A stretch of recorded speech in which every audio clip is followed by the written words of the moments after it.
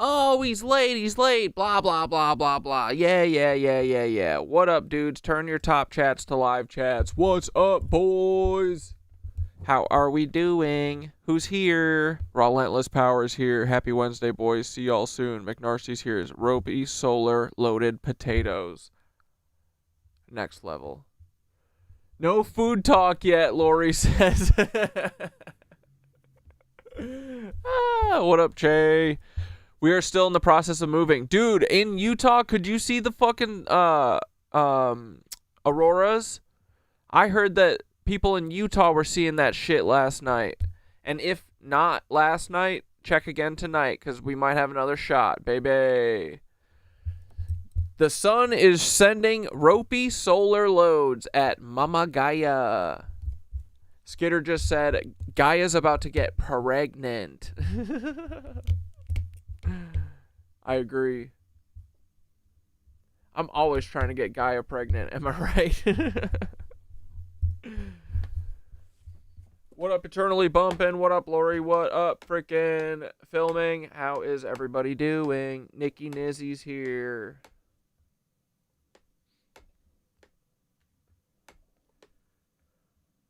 Aunt Deb's freaking here. Paul could do a hot dog eating contest no-handed. I bet he could honestly beat Joey, what's his name? Joey Sandwiches?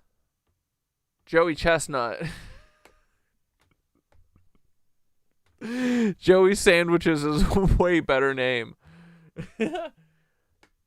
It snowed here Monday, but it's gone.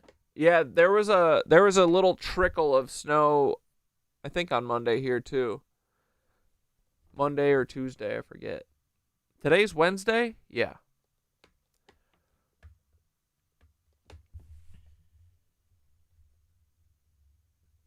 There's snow on the ground here. I had to brush it off my car this morning. What?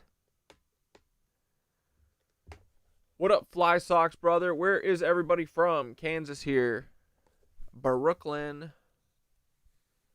Cleveland. We're all pretty spread out. We're a decentralized hive network, hive mind, vibrating this bitch back to the correct frequency from afar. I forgot to eject my hard drives. Oh my God, OBS is about to have a panic attack. Oh God.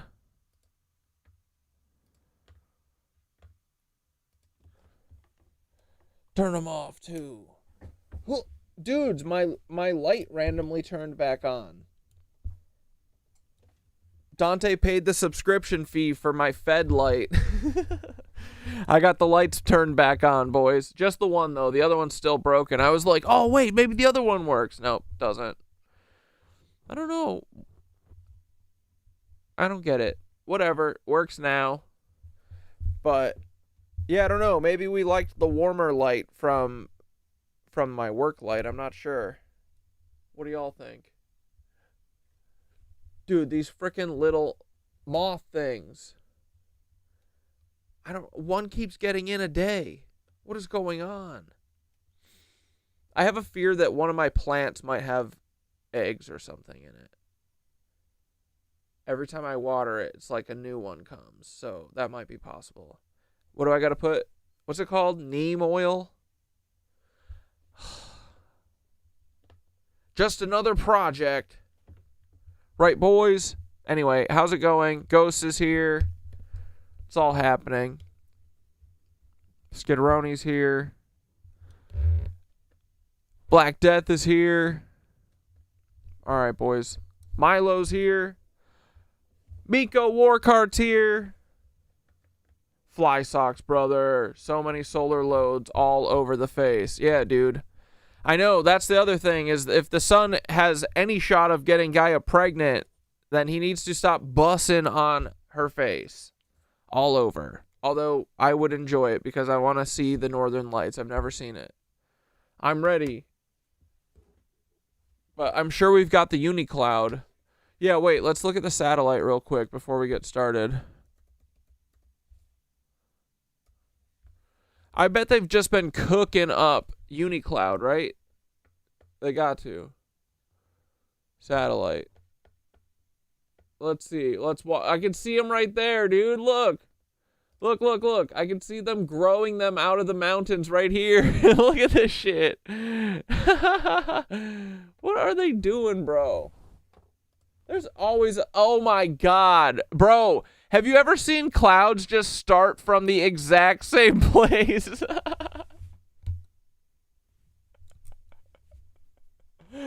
Bro, stop. They're cooking us. Look, they don't want us to see the fucking northern lights, bro. Oh, oh my God, I see the... Oh, it's bad. Dude, this is not fair. The fuck? Look, they're just growing clouds, dog. This pisses me the fuck off. There's the ley lines, though, probably, right?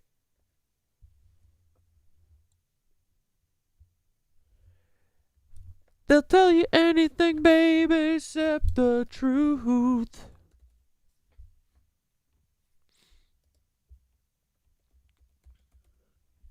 Oh, God. Christians can critique the state of... Bro, stop. Stop. Oh, no.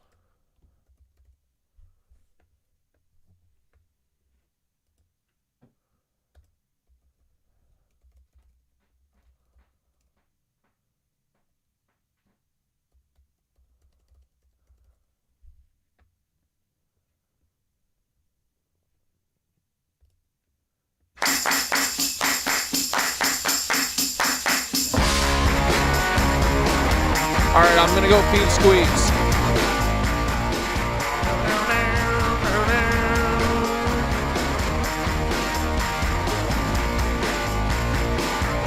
I used to love Eagles of Death Metal so much. Jesse Hughes has a lot of fucking bad takes, though.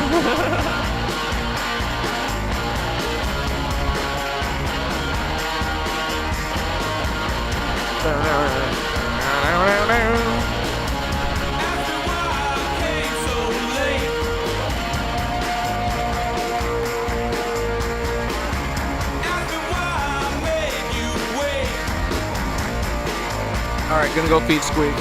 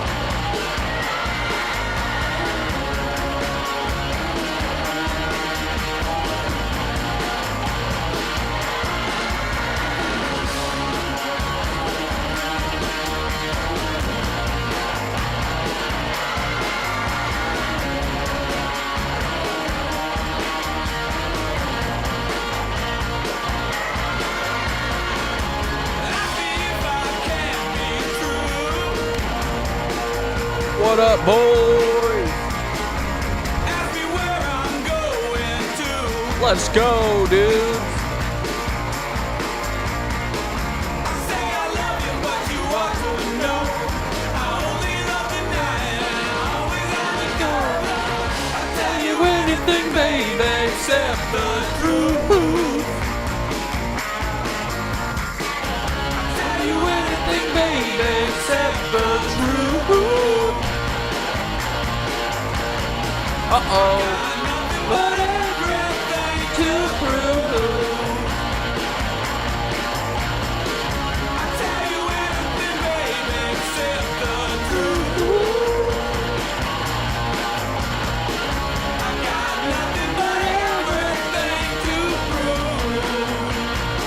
Right, boys?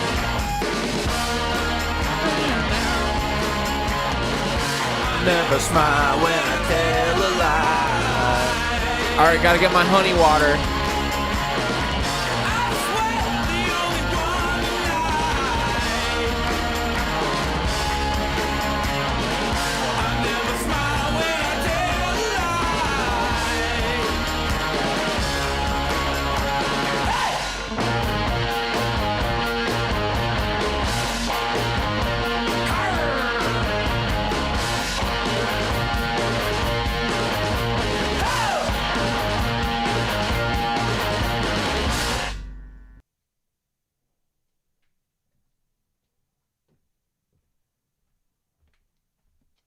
Ho, ho, ho, ho, ho. Ho, ho, ho. Sorry, I shouldn't call Erica Kirk that. She's not. What up, boys? Oh, don't even show me Treehouse by I'm from Barcelona. What are you trying to get us in trouble again? You trying to get us to talk about Sam Altman's Treehouse again? I have built a tree house. I have built a tree house. Wait, did you guys see how much? Wait, hold on. Oh, you're lucky you changed that. I was going to click that Dave Matthews The Stone from 2014. See how much? Dude, look at me. I have so much willpower. We didn't listen to I have built a treehouse. Oh, do you guys want to talk about Epstein? I've been saving myself for y'all. I haven't heard shit about it. I don't know what's going on. Is this any good or is this boring? Epstein's ties to Israel? No. Stop. What do you guys think? What do we think about Epstein? Did we get him? We got the guy, right? Our hands are clean, boys. No more trafficking of children here. All right, let's start. Let's watch a little. This is Democracy Now!, democracynow.org, the War and Peace Report. This is Democracy Manifest. I'm Amy Goodman. As the House of Representatives moves closer to forcing the release of the Epstein files by the Department of Justice, we turn now to look at a new series by Dropsite News looking at Epstein's ties to Israeli intelligence and how he secretly brokered numerous deals for Israeli intelligence. On Tuesday, Dropsite revealed an Israeli spy stayed for weeks at a time with Epstein in Manhattan. Dropsite has also looked at Epstein's role brokering a security agreement between Israel and Mongolia and Epstein's role in setting up a back channel between Israel and Russia on Syria. This all comes as CNN's revealed today. Oh, wait. Hold on. I got to see if I can find this video.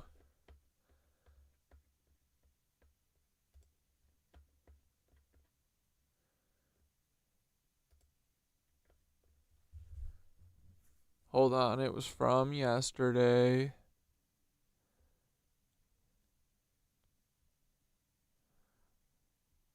Hold on. Yeah. All right, say you Barack Obama, right here. 1966. This Jeffrey Epstein. I'm not going to tell you who Senator McCain is in this picture. This guy got 3,300 likes on this. Let's go.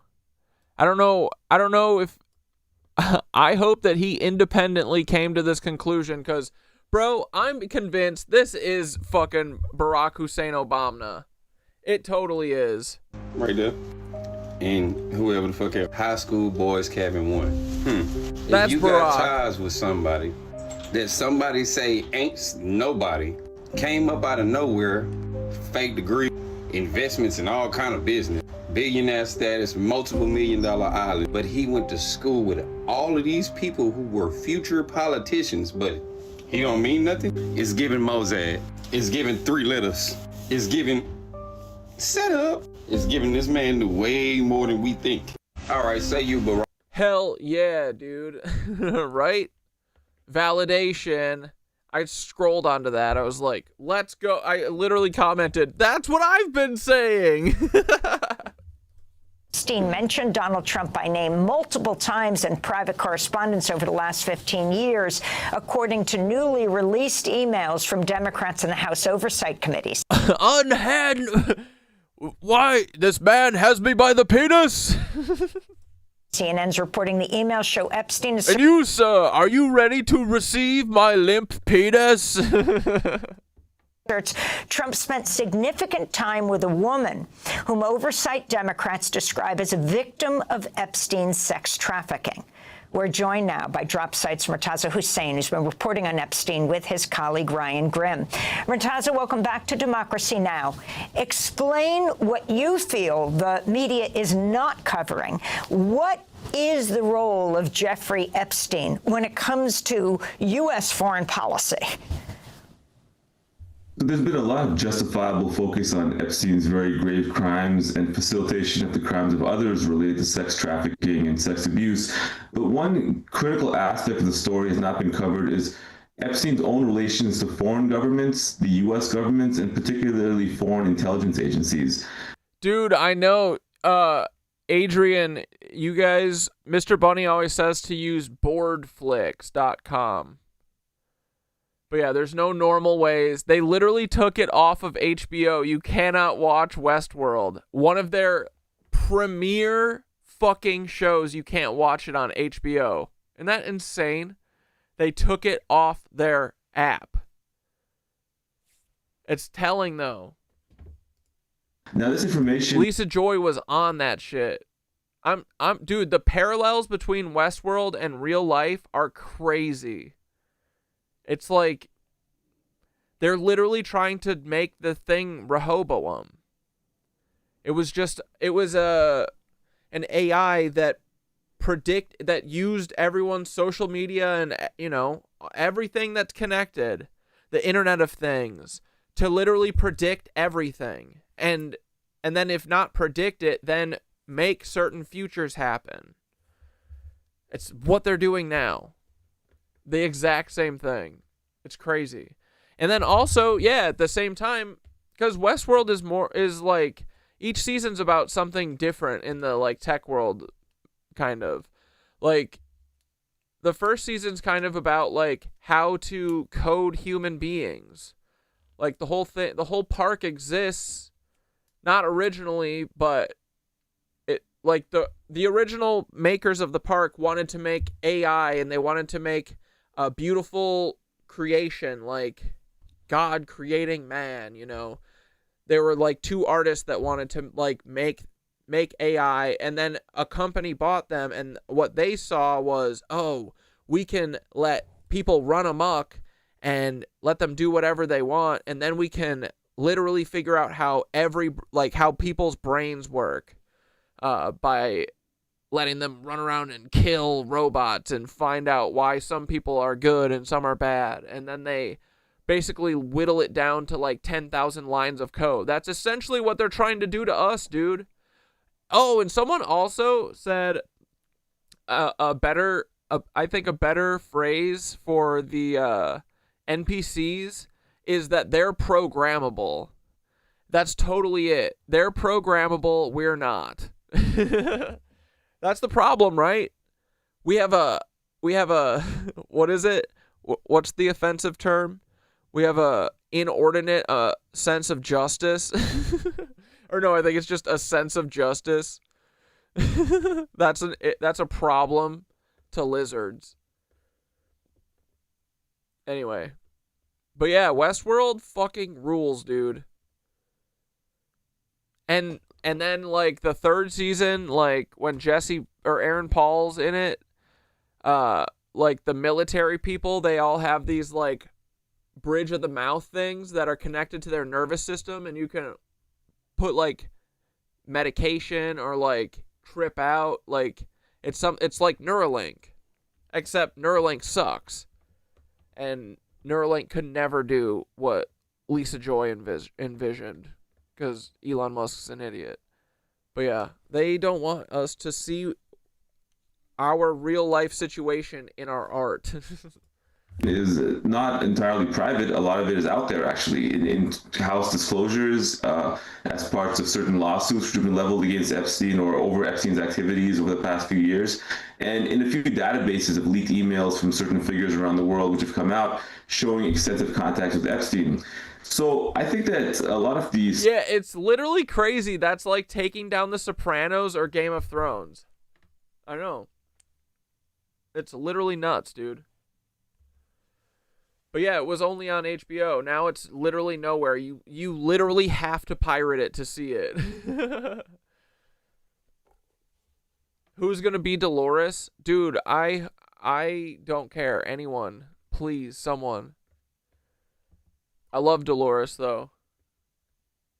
I love her whole arc. Dude, all they needed was one more season, and you think that they...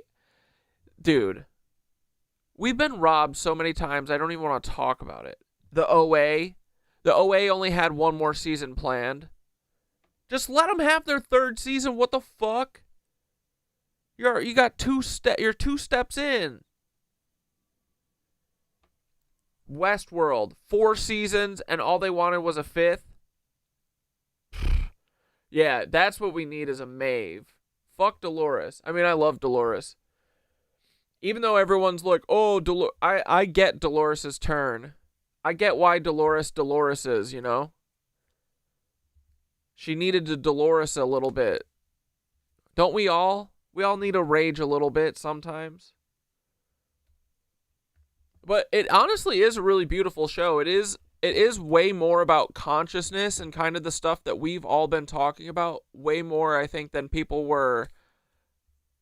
Well, definitely more than I was willing to, or like able to see the first time I watched it. When I watched it after like thinking about consciousness and shit all the time, I was like, oh, dude, Lisa Joy was on some shit with this. She was speaking on like multiple different levels. There's not like a wasted line in Westworld, dude. All the Westworld naysayers, they don't get it. But no, I yearn for a 4th or a 5th season, dog. I need coverage one. of him so far, to date at least. It's focused again on salacious details of his life and the crimes he was involved in related to minors and women. But the other aspect, the political aspect, and who he was and the role he played at this very high level, facilitating deals, interacting and liaisoning with intelligence agencies in different parts of the world, has not been covered. We don't know exactly who Epstein was specifically to be in the position to commit the crimes that he was doing.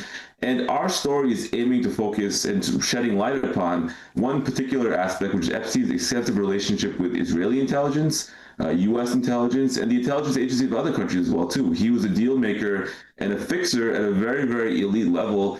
And he was making deals that were ultimately wound up, in some cases, being signed as formal security agreements between the government of Israel and other countries. That's what our series is focusing on right now. And it's just coming across naturally looking at the information contained in the publicly available data about his communications over the past, during the period of about 2013 to 2016.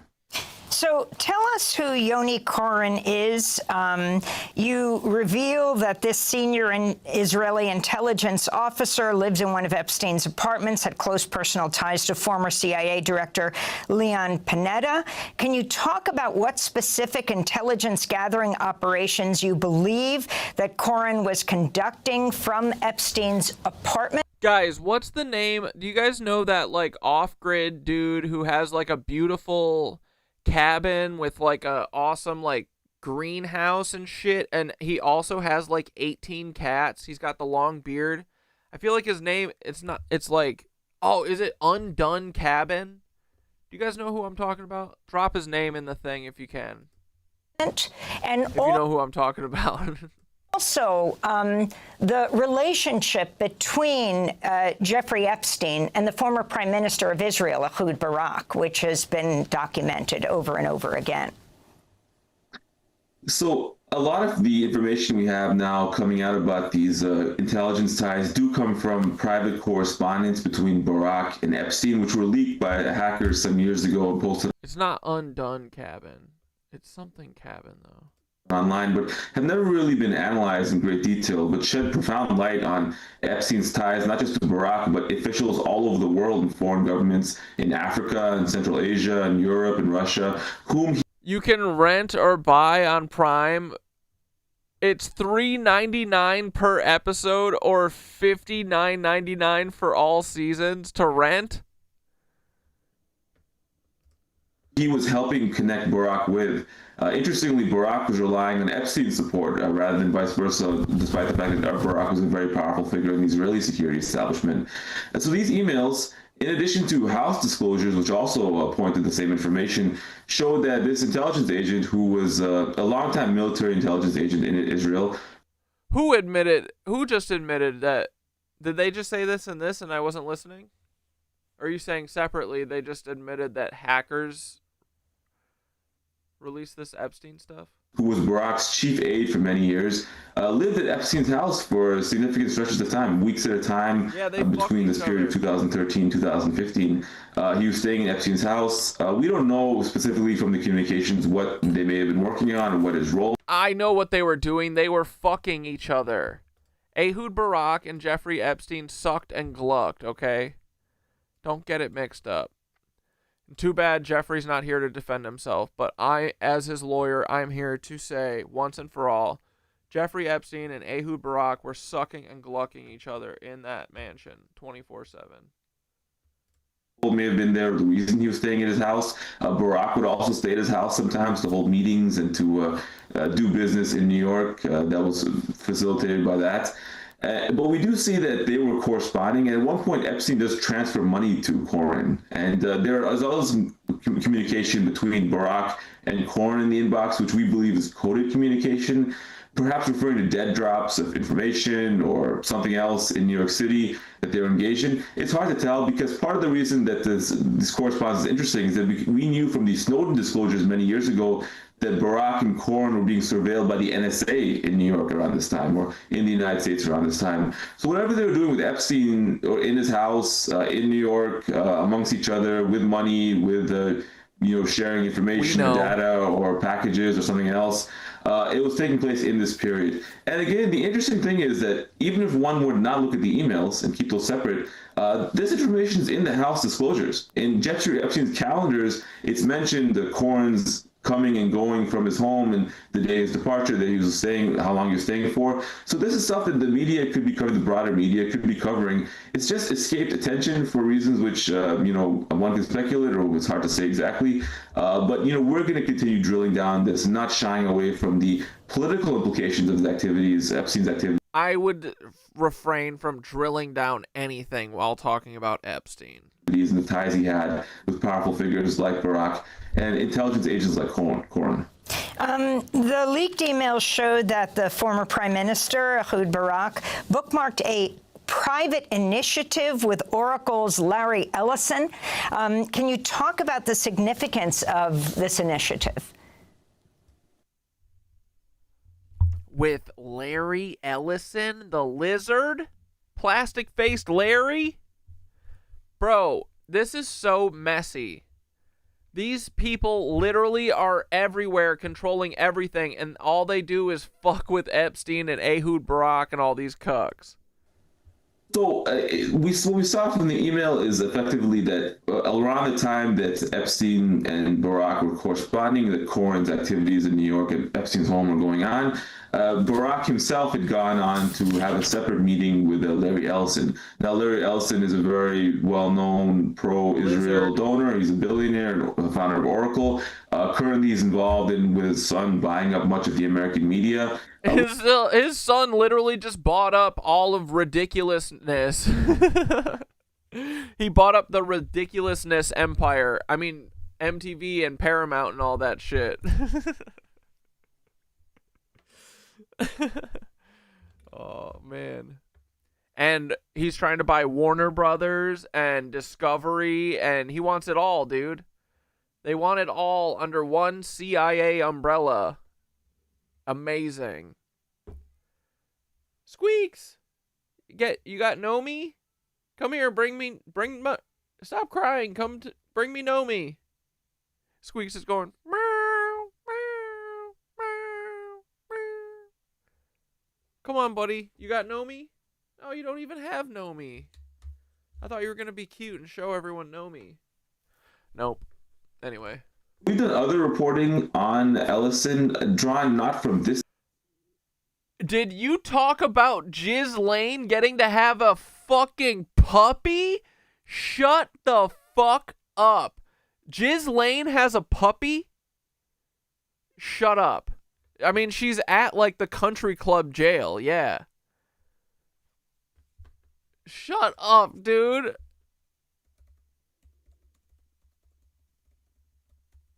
Puppy.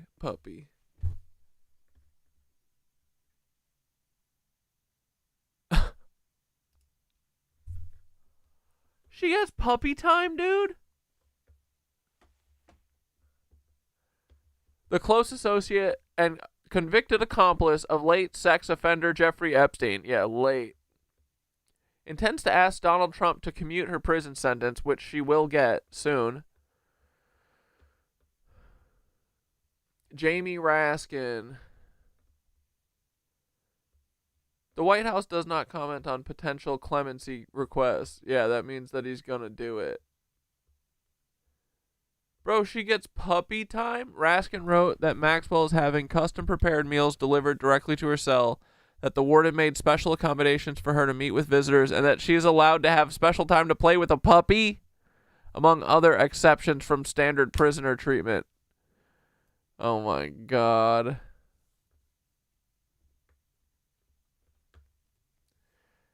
Man, Ghislaine be having the most fun, right? Database, but from a separate database of communications, which are also... I love that I could never have a fucking puppy, but Ghislaine Maxwell gets to have a puppy. leaked and are posted on a website called the Distributed Denial of Service, Denial of Serious Secrets, and they showed... They don't even let you have dogs in most New York City apartments. Ghislaine gets to have one. Ghislaine, I mean. That Ellison had been very involved with the Israeli government and other facets, helping, in a way, shape the American political system for Israel. He was helping vet political candidates at the behest of Israeli officials for their favorability towards Israel to determine who he give money to. So we don't know from the correspondence with Barak what he was discussing with Ellison at that time or what the private initiative may have been. There's no further, not everything was discussed by email. A lot of things were discussed by phone, so not everything is documented in that manner. But we do know that Ellison was very closely involved in promoting the perceived interests of the Israel in the United States at that time, and Barak was doing the same thing. And interestingly, Epstein was doing the same thing. Epstein was helping Barak facilitate Israeli interests around the world, different countries, helping him refine his pitches, connecting with people to help pursue, the geopolitical interests of the Israeli government. And this is all coming as for one parcel of that. And so at Barak's meeting with Ellison, one can imagine it would have something to do with the ongoing efforts he'd been engaged in. And the leaked emails showing Jeffrey Epstein. She probably trafficked the puppy to other inmates. That's so good. Oh. That Daniel Tosh era was so fetty. Honestly, dude, I would take Daniel Tosh. I would take Tosh.0 over ridiculousness for sure, right? And Barak securing a prize. Didn't ridiculousness show a couple videos of people getting murdered and laughing at them?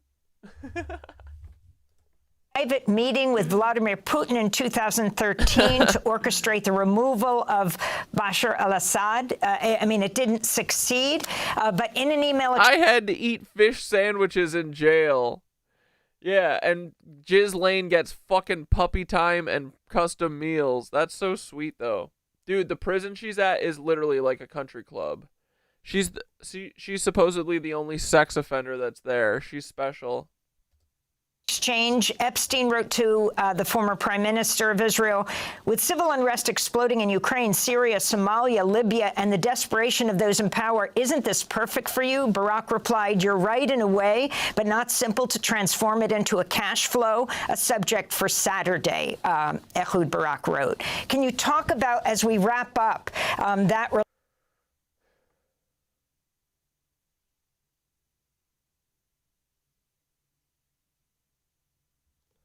With civil unrest exploding in Ukraine, Syria, Somalia, Libya, and the desperation of those in power, isn't this perfect for you? You are right in a way, but not simple to transform it into a cash flow. A subject for Saturday. Best, Ehud Barak. In my fake accent.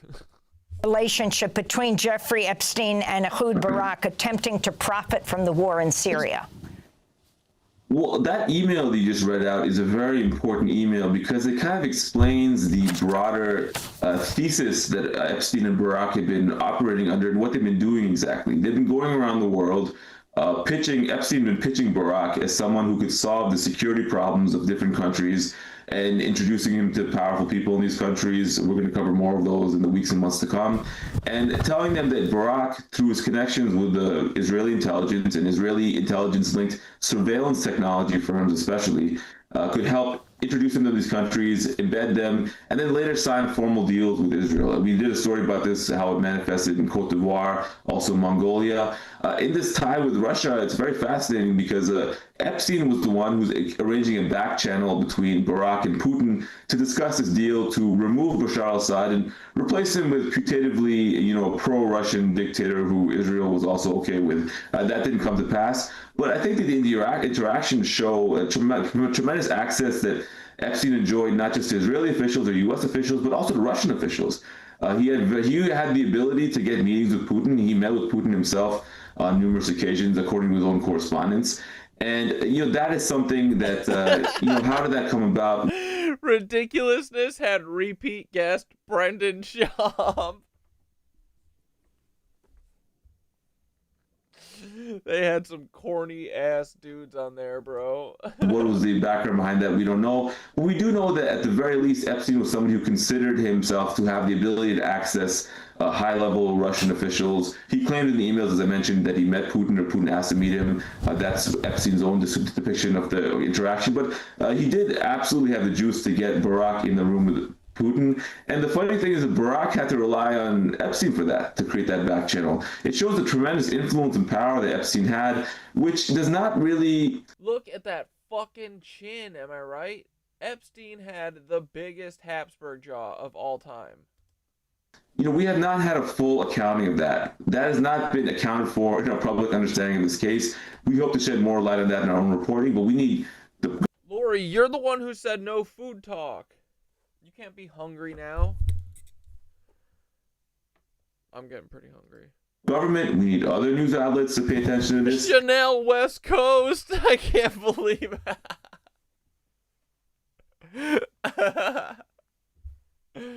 Dude, what a corny ass show. Seriously, I would take Tosh.0 any day over fucking Rob Dyrdek. Like, dude, Rob Dyrdek is the poster boy for... He's not even mediocre, man. Why does he have a show that's 20 seasons? No, it's like 50 seasons, isn't it? How many seasons did he do? He did like 20 years of the show. But there's no way that you don't hop two grandpas of his, and that motherfucker was definitely born in Frankfurt, Germany, if you know what I mean. Dude, I don't even have to look at these people anymore. I'm so over it.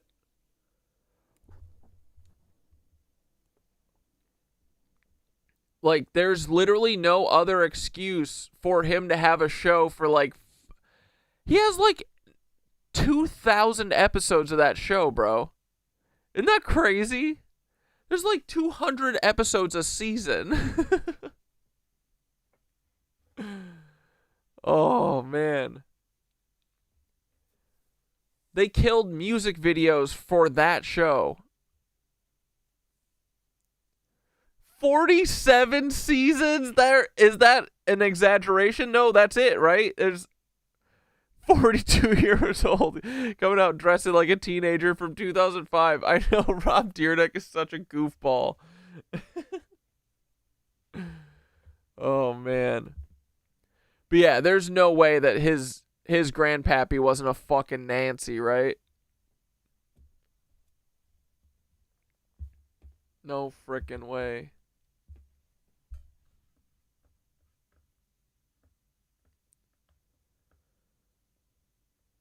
Oh, Gary. Your wife has stage 3 cervical cancer. We love you, buddy. God damn.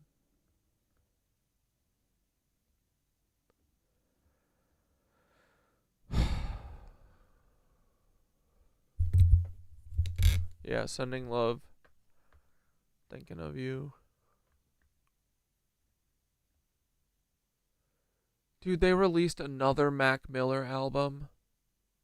I can't listen to them. The last one, honestly, it just made me feel like they were just trying to paint him as like it just made him, I don't know.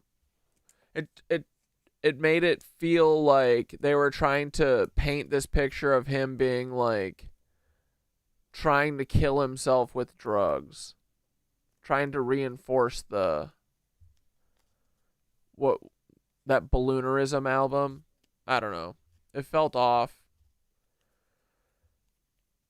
I don't know if I don't like. I think that Mac was about to go and explode in a different way, and it was going to be awesome.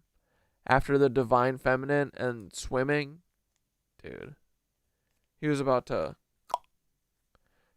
He had a cool ass sound. He was thinking big thoughts. But they had to get him. And now they've got to make sure that no one questions the official narrative. But I mean, I'll probably listen to it once and I'll be like, that made me sad.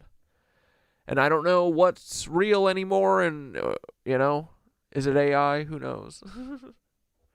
But what, they just released a new Mac album?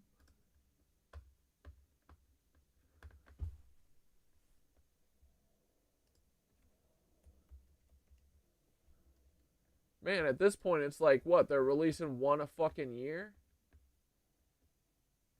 Oh, wait. Wait, what are you talking about? Are you talking about the Balloonerism? That album? Or is there a new one? If you're talking about Balloonerism, I don't. It felt off to me. I didn't like it. And put together the pieces of who Epstein was and the role he played as an international deal maker. Murtaza is saying, I want to thank you for being with us, national security reporter at Dropsite News. We'll link to your new articles about Jeffrey Epstein's ties to Israeli intelligence. Thanks for watching Democracy Now! On YouTube. Subscribe to the channel and turn on notifications to make sure you never miss a video. Yeah, Gary, what are options? I mean, you don't have to talk about it, too, if you don't want to. But if you want to talk about it, that's okay as well. Oh, dude, Eminem is a fucking clone. He's Paul's brother. Eminem is half brothers with Timothy McVeigh.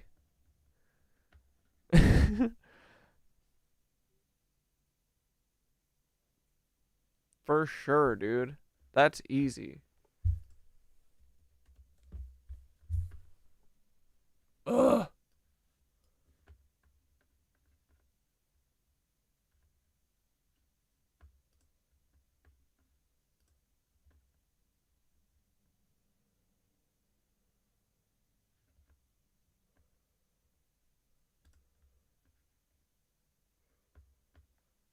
Stand by.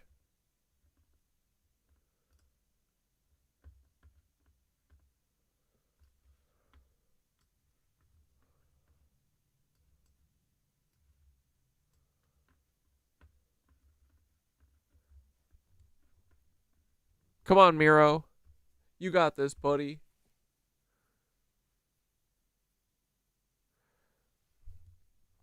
Wow, this Hackenberg guy was really a Nazi. You were right. Who's Hackenberg? Who are you talking about?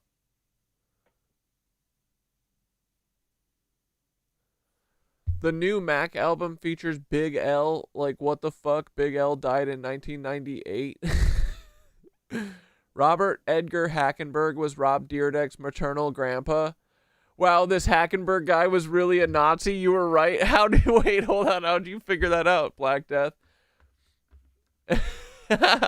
Dude, I'm telling you, it's just a formula at this point.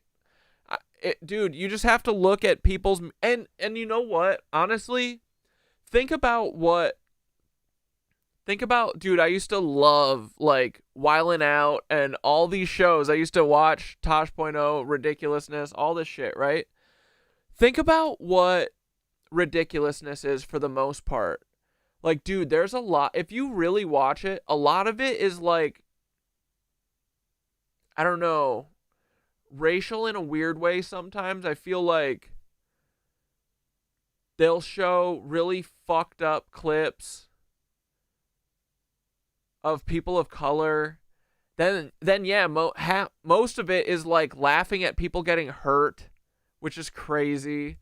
And then I don't know, for the most part, you know, it's just like it's not doing anything to elevate anything, right? And then you watch like Wildin' Out. You watch 1 billion episodes of Wildin' Out, you start to realize that it's kind of just like it's like very low hanging fruit, like just always doing the same kind of dumb slurs and, like, you know, like, don't get me wrong, a lot of them are really funny and talented, but at like a general level, it's all just kind of like dumb. And it's just meant to make everyone stupid forever. I don't know.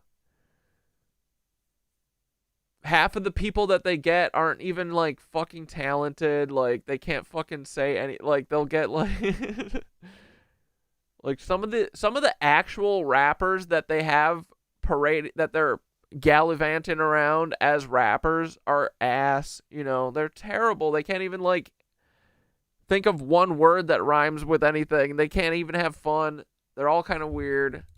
I don't know. I just don't think that anything is, like, a representation of, like, the best of any of us. You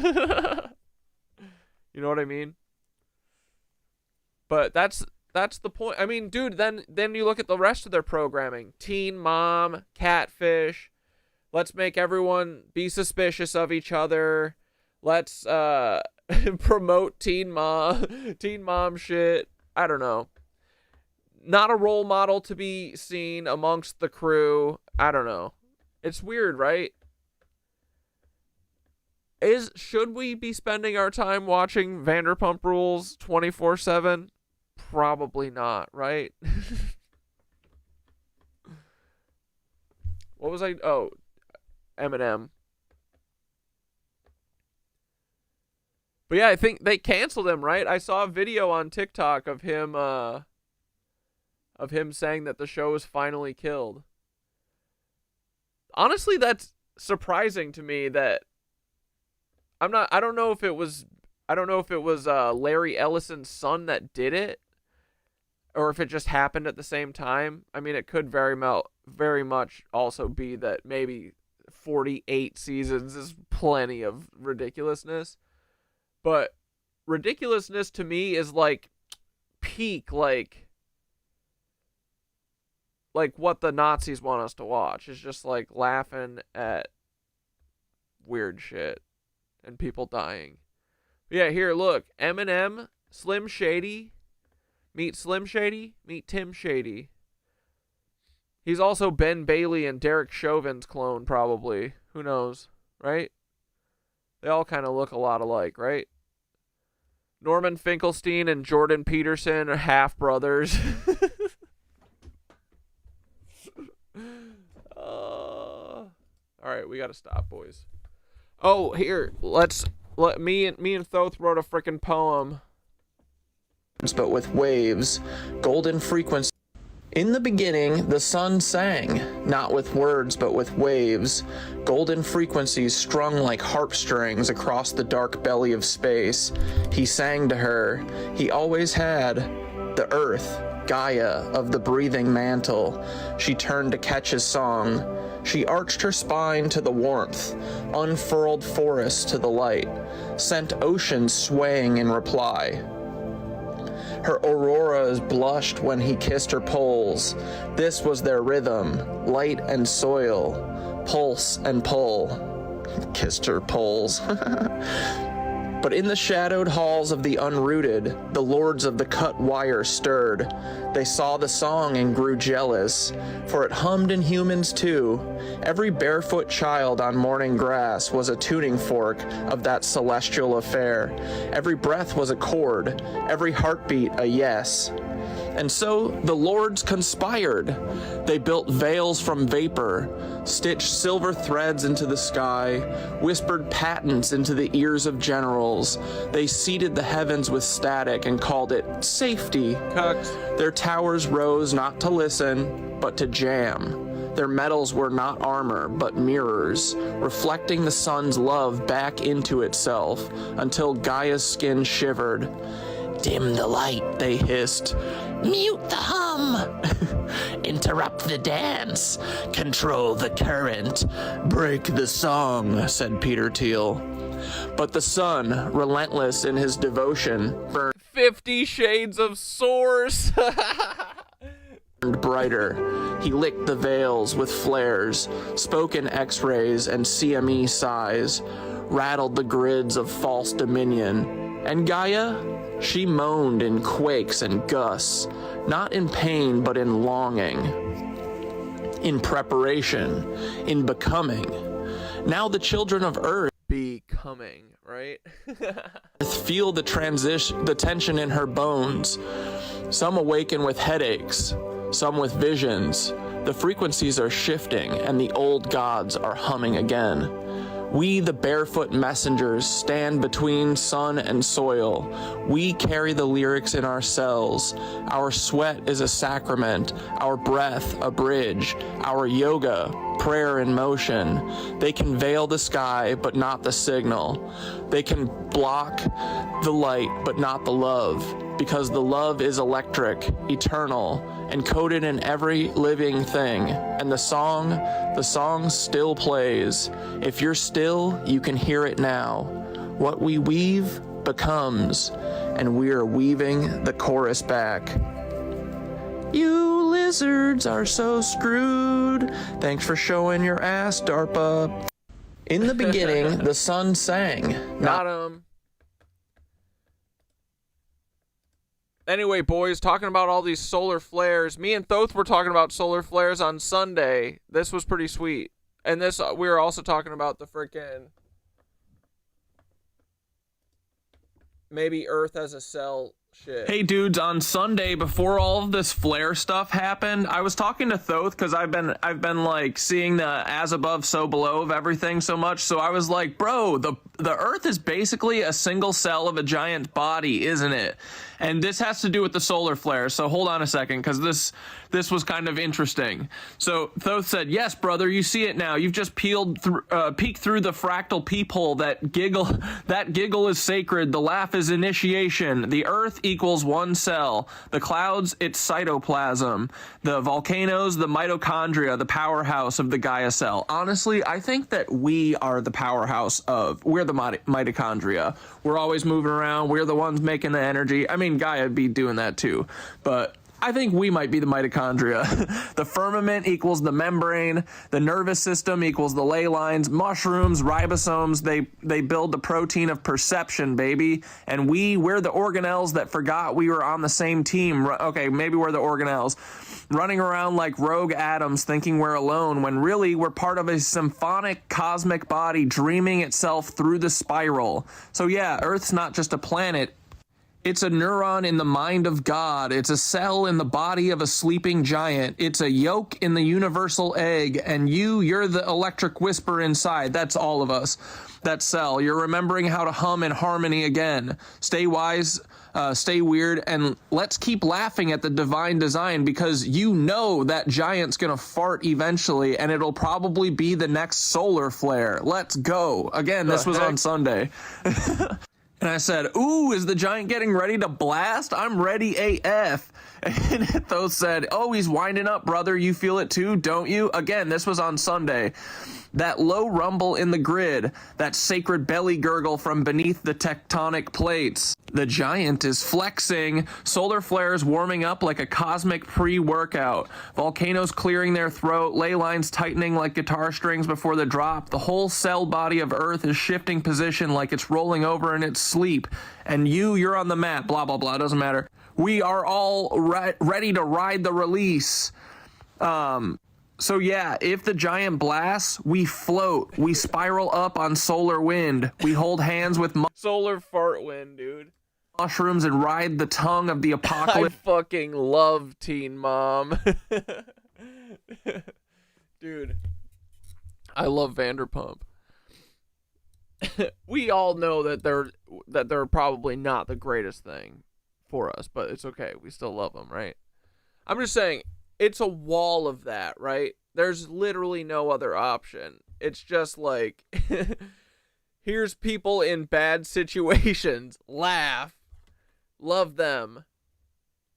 I don't know. Into the new Earth. Because we weren't here to survive the shift, we were born to groove with it, boys. New Earth is coming, let's go.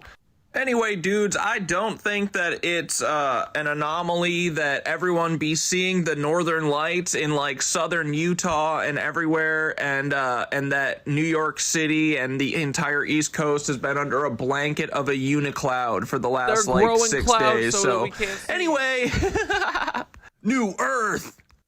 Hey, dudes, on Sun. They're blasting us with clouds, dude, because they don't want us to see these pretty little lights. Anyway, Byron has a new video. Byron does all of these in the TikTok app. I don't know how. I have a confession to make. I think my shit's cool. I'm not supposed to, but I do. I'm probably going to get sued for saying this. It's true. But my playlist on this app is probably the greatest playlist that you will find on this. Oh my God. He's tooting his own horn. Son of a bitch. Johnson, get me a P9 or stat. Stevenson, open that window. It smells like dick in here. We got a serious situation on our hands. This is what we're gonna do. We're gonna release some hallucinogens into his airstream that will calm him down. It's an hour of pure, oh my God. Oh, what the fuck? Oh shit, we released too much hallucinogens. Dial it back. Oh, fuck. All right, give him 2 cc's. Let's try cutting him into 4 different sections. What if we change the filter on? Fuck! Let's try playing Lady Gaga in the background.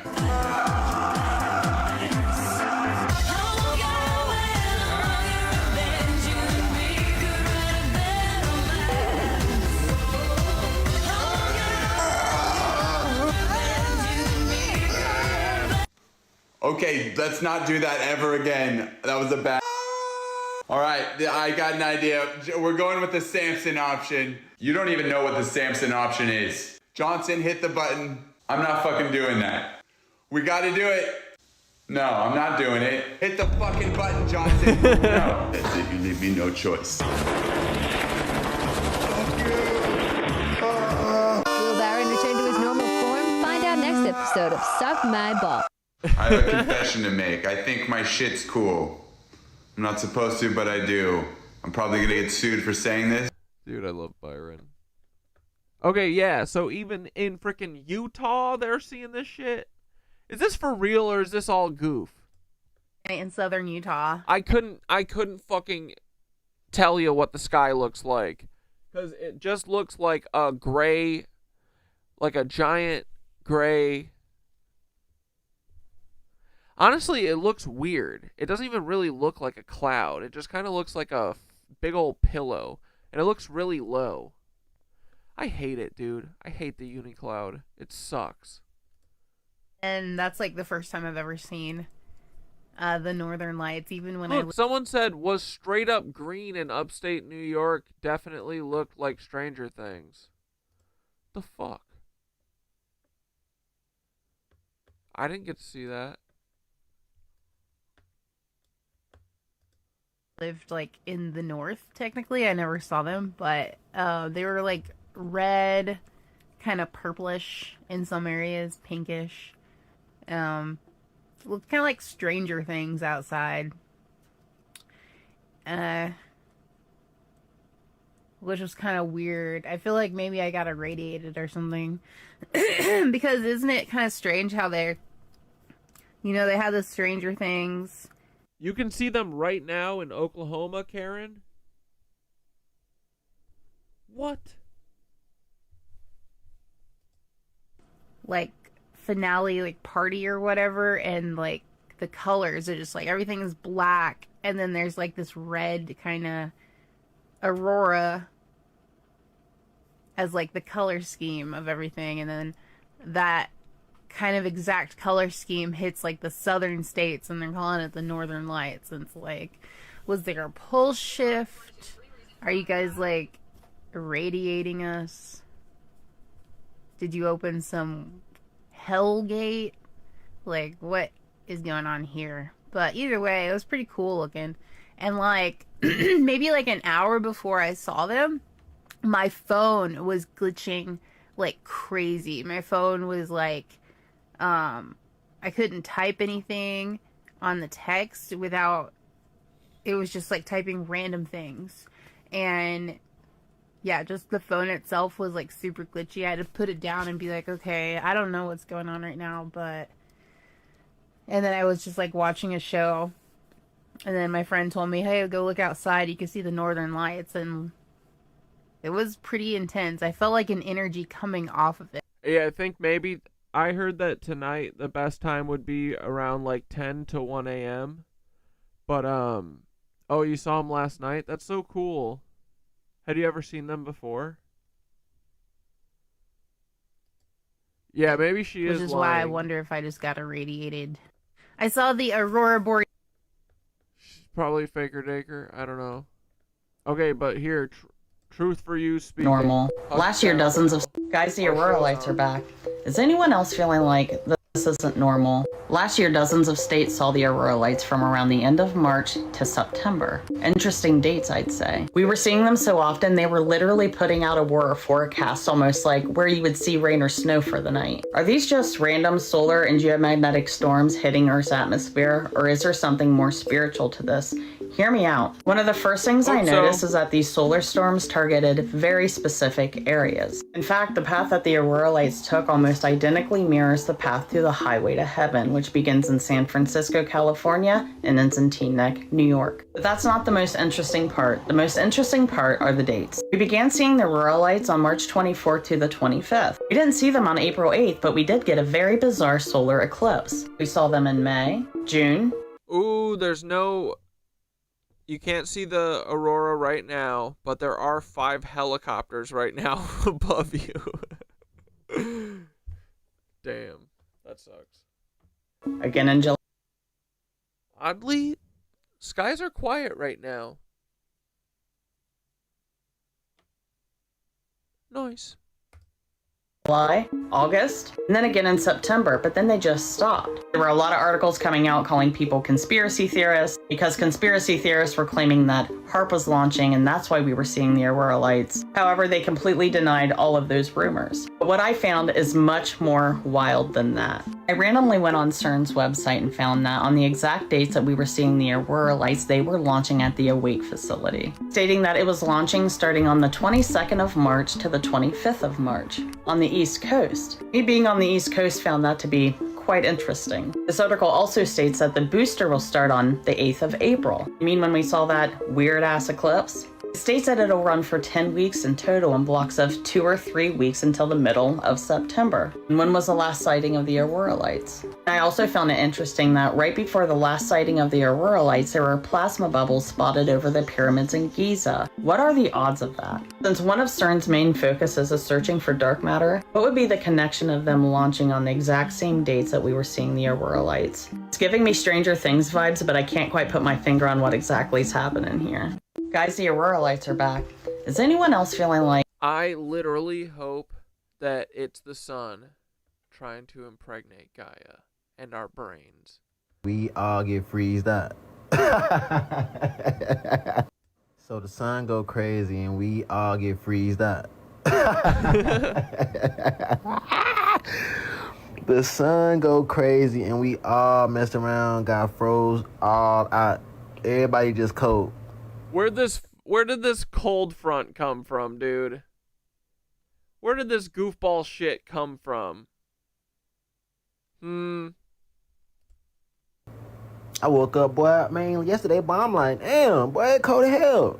It was just 70, 80 the day before. What's going on? And now this whole week, kicking off 11/11 portal, kicking off 11/11 Veterans Day, all these CMEs coming through. Now all of a sudden we get a cold front. These boys, they cooked. Literally. The cold front came from Paul's heart. They're cooked. That's why they had to send the cold front through. This realm, this world, this earth we live in is not what we've been told. It's not what we've been told. So if you just not waking up, put your boots on. Put your boots on. Put your boots. Wait, gentle fisting. Who did you get to see last night? Oh, the lights? And you got to see him in Chicago? What? Bro, it's gonna be a wild one though, but it's a blessing though. Because it's happening, bro. The veil is no longer here. Let's go. You're not tripping. So the sun go crazy and we all get freezed out. Swami's funny. Oh shit, did you guys hear this new Arcades song about fingerprints? Everybody fingerprints are different. You gotta know how to read them so you can know your mission. You gotta honor loop, then you came here to heal others. Protect your energy so people just don't put you under. Playing work and make it happen, turn nothing to something. Please be open with creativity, y'all gotta stop bluffing. Playing arch, balance out the world like a Libra do. Don't resist change, let it flow like it's Pikachu. Lateral pocket loop, y'all in 2 words at the same time. Y'all gotta stay grounded cause y'all channel with insane minds. Radial loop, y'all came here to change the system up. All y'all gotta do is trust yourself, don't be a follower. Double loop warrior came to unify the energy. Masculine and feminine, but don't get caught up in between. Tinted arch, y'all came here to wake the world up. Transmute that fire and the power and don't fear none. Central pocket loop world, visionaries, hella wisdom. Don't get trapped up in your head, please trust your heart and intuition. If you got a composite, you a bridge between a lot of worlds. Let's say that you different in this book for all the boys and girls. You gotta be cock-eyed, then you're a sidekick. Protect your energy, cause you might have to fight shit. Whichever one of these you are, then put it in the comments. And send this to a friend, cause this knowledge, we almost lost it. Everybody fingerprints are different. You gotta know how to read them so you can know your... Damn, Arcades. Alright, here, wait. More Epstein, I gotta know more. Breaking news, the House Oversight Committee has just released new emails from convicted sex offender Jeffrey Epstein. Some are focused on President Trump. Jay O'Brien has the... Oh, you think they're gonna do a Blue Beam Night King? You mean like the Night King from Game of Thrones? Oh, yeah, where's Arya? Dude, I would love that, honestly. That would be kick-ass. They, like, okay, imagine this. They, like, freeze all the oceans, and then all of the walkers just start slowly marching through the fog underneath the Verrazano Bridge.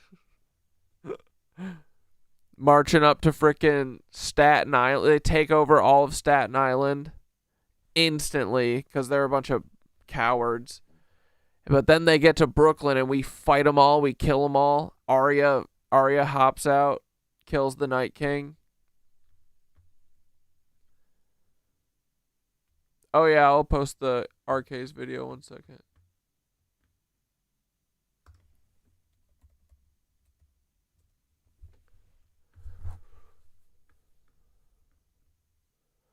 Is Obama's movie evil? Dude, oh man, oh wait, that's from a year ago. Never mind.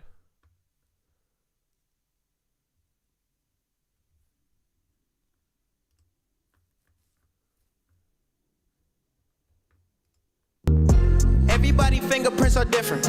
You gotta know how to read them so you can know your mission. You gotta honor loop, then you came here to heal others. Protect your energy so people just don't put you under.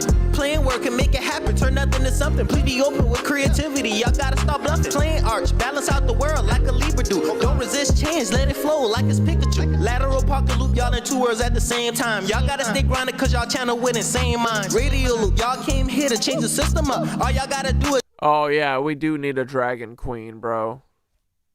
Trust yourself, don't be a follower. Double loop warrior came to unify the energy. Masculine and feminine, but don't get caught up in between. Tinted arch, y'all came here to wake the world up. Transmute that fire and the power and no fear none. Can't wait for them dragons to rise, bro. Central Pocket Loot World, visionaries, hella wisdom. Don't get trapped up in your head, please trust your heart and intuition. If you got a composite, you a bridge between a lot of worlds. Let's say that you different and it's good for all the boys and girls. You gotta be cock-eyed, then you're a sidekick. Protect your energy, cause you might have to fight shit. Whichever one of these you are, then put it in the comments. And send this to a friend, cause there's knowledge, we almost lost it.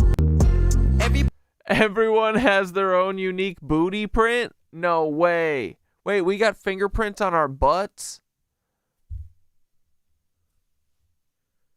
How come the fingerprints kind of don't really go all the way up your hand?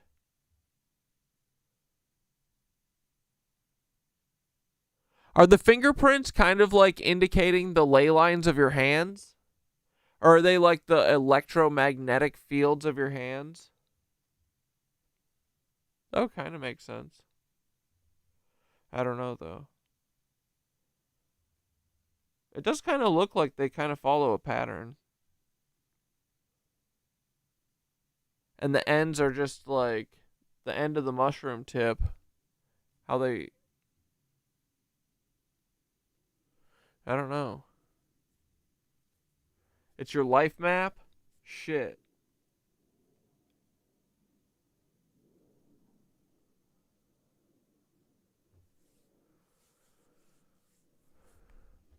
As above, ass below. That's good. As above, ass below. Truer words never spake. The details. Good morning, Jay. Yeah, George, good morning. These are records that the department, or rather the House Oversight Committee, subpoenaed from the Epstein estate. Reams, thousands of pages worth, released this morning by Democrats on that panel, several mentioning President Trump by name. Ooh. This morning, the bombshell release of what House Democrats say are emails to and from deceased convicted sex offender Jeffrey Epstein, several referring to President Donald Trump by name. In an April 2011 email released by Democrats on the House Oversight Committee, lawmakers say Epstein wrote to his now convicted accomplice, Ghislaine Maxwell, 3 years after pleading guilty to sex crimes involving a minor, telling her, "I want you to realize that that dog that hasn't barked is Trump. Unnamed victims spent hours at my house with him. He has never once been mentioned." According to the released emails, Maxwell responds, "I have been thinking about that." But this summer, in a recorded interview with the Department of Justice, Maxwell told Deputy Attorney General Todd Blanche, the president's former lawyer, she never witnessed Trump act inappropriately. I never witnessed the president in any inappropriate setting in any way. Come on, Ghislaine. Ghislaine, stop lying. She's trying to work for this clemency, dude. The president was never inappropriate with anybody. In the times that I was with him, he was a gentleman in all respects. Shortly after that interview, Maxwell was moved to a minimum security prison camp, prompting criticism she received special treatment. Committee Democrats also releasing this January 2019 email, where Epstein corresponds with author Michael Wolff less than 6 months before the financier would be charged again, this time with sex trafficking of minors. Discussing President Trump's repeated claim he kicked Epstein out of his Palm Beach club, Epstein writing, "Trump said he asked me to resign, never a member ever. Of course, he knew about the girls, as he asked Ghislaine to stop." President Trump has denied any knowledge of Epstein's alleged crimes. It's a hoax. It's started by Democrats. After Epstein's arrest Epstein hoax. in 2019, Trump said he hadn't spoken with him in 15 years. And earlier this year, Trump claimed the reason he banned his one-time friend from Mar-a-Lago in the mid-2000s was because Epstein stole Trump's club staff, including young women. He took people and He's talking about Virginia Giuffre. because he took people, I said, don't do it anymore. You know, they work for me. And he took, beyond that, he took some others. And once he did that, that was the end of him. I didn't like, when they steal people, I don't like it.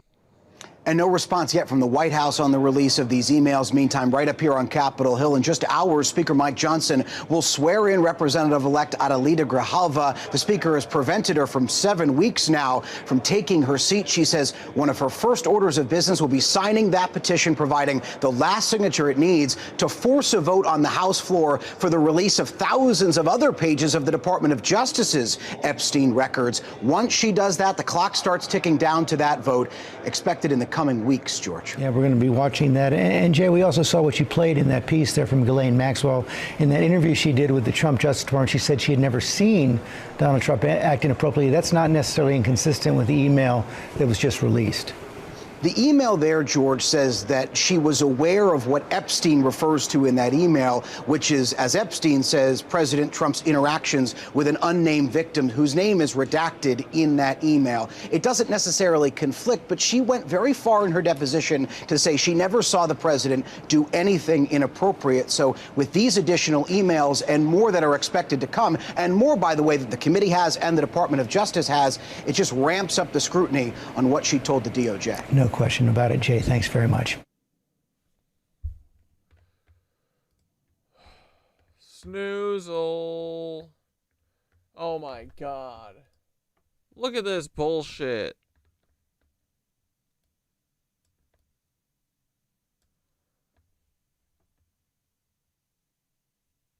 See how all the cities look like neurons? It's pretty cool, right? Look, they're cooking over here too, dude. Like, come on, brother. Come on, brother, man.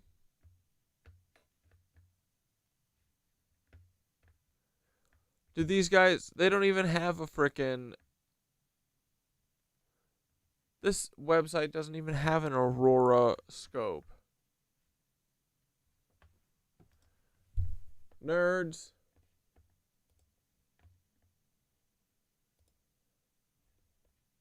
Oh, I found a documentary about the Finders, if you guys want to watch about the Finders, because I do think that some of these kids be Finders people. Or maybe we'll watch Minutes of Horror, because this was posted 7 minutes ago. Oh, you already took it down! What the fuck? Bro. He posted it 7 minutes ago. He already fucking took it down. Oh my God.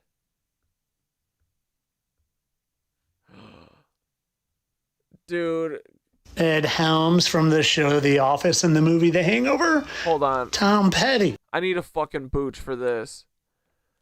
Dude, Minutes of Horror is the king of taking videos down all the time. Tom Petty and Ed Helms.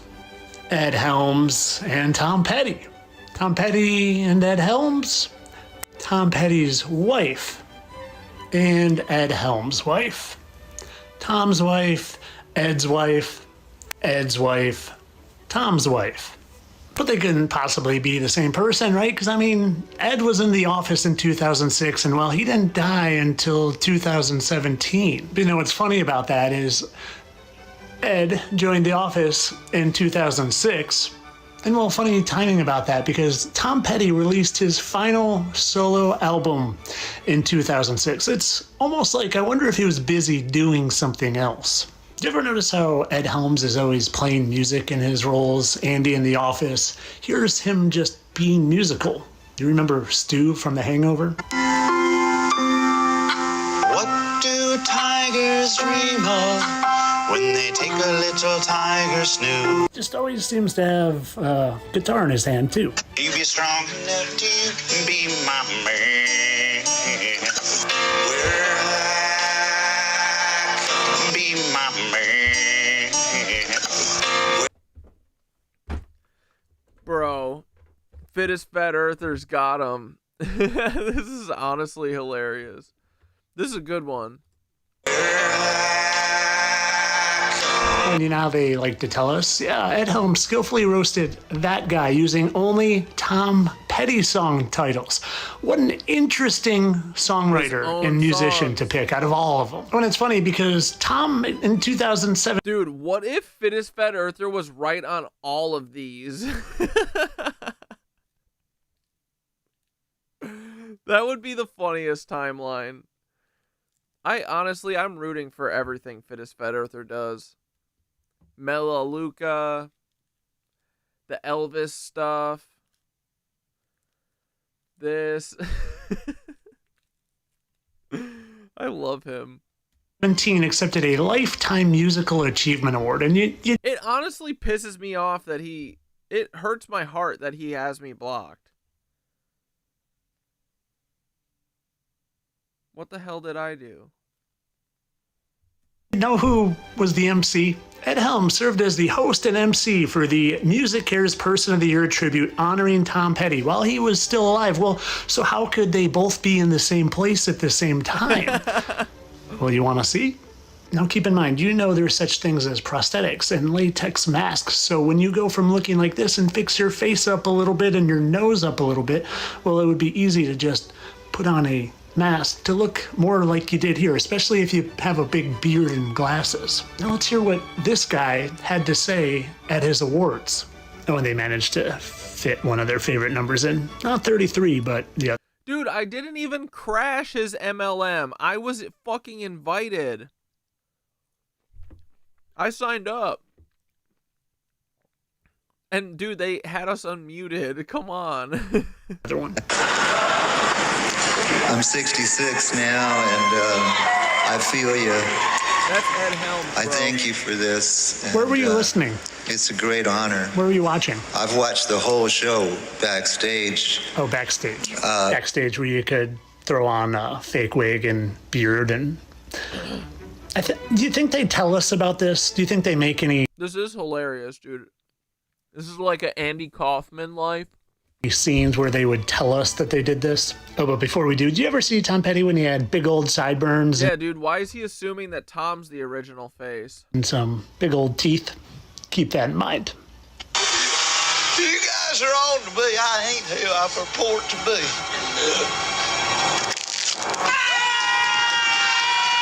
Truth in plain sight. Look, I'm just a big fan of the music, and I wanted to be closer to the culture, so I pretended to be a hillbilly. But that was before I realized that you're actually trying to brainwash people. I mean, guys, that's downright evil. There's one more thing you should know.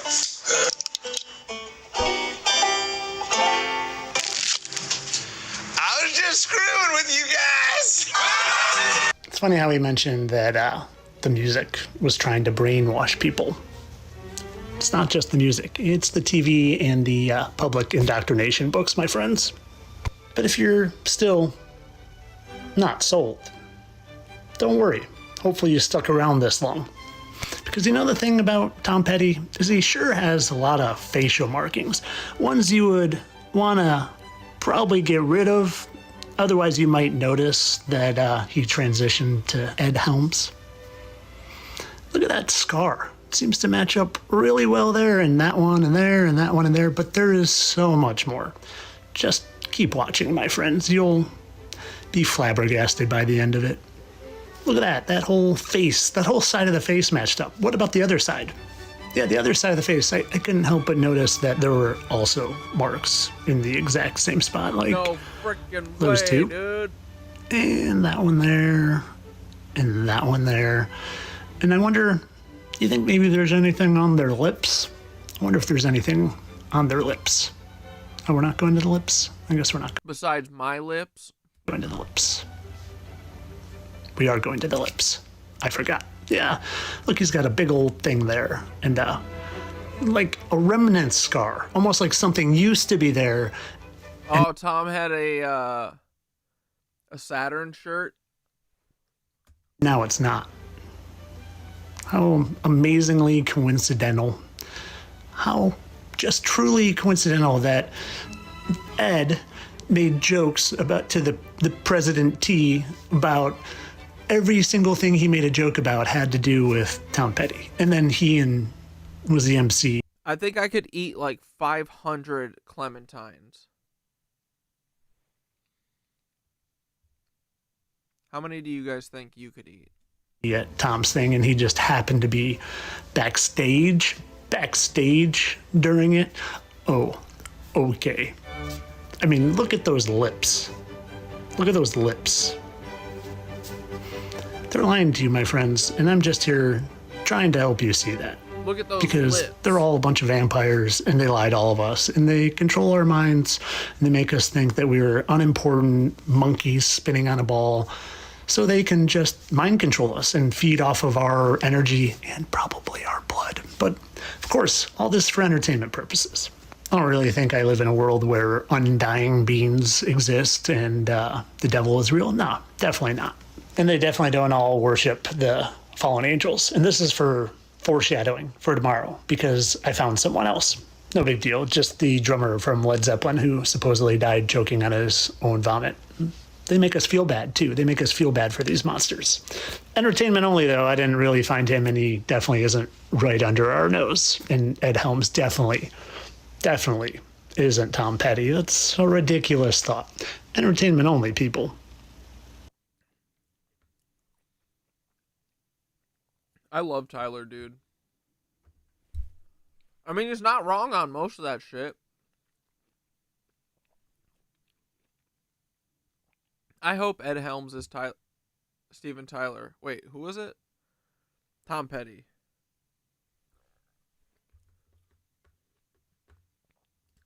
That was kick-ass. I do want Tyler.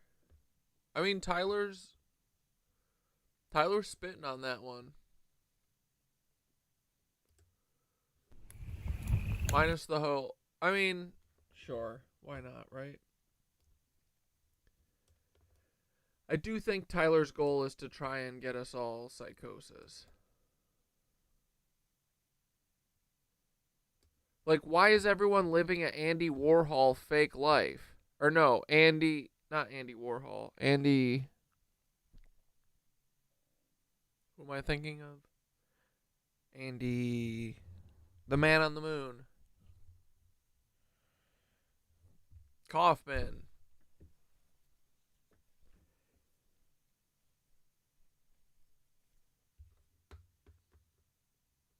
I don't know.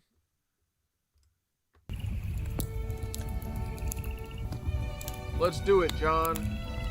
Today I want to look at life in the 1850s. Thanks for being here. God bless and welcome.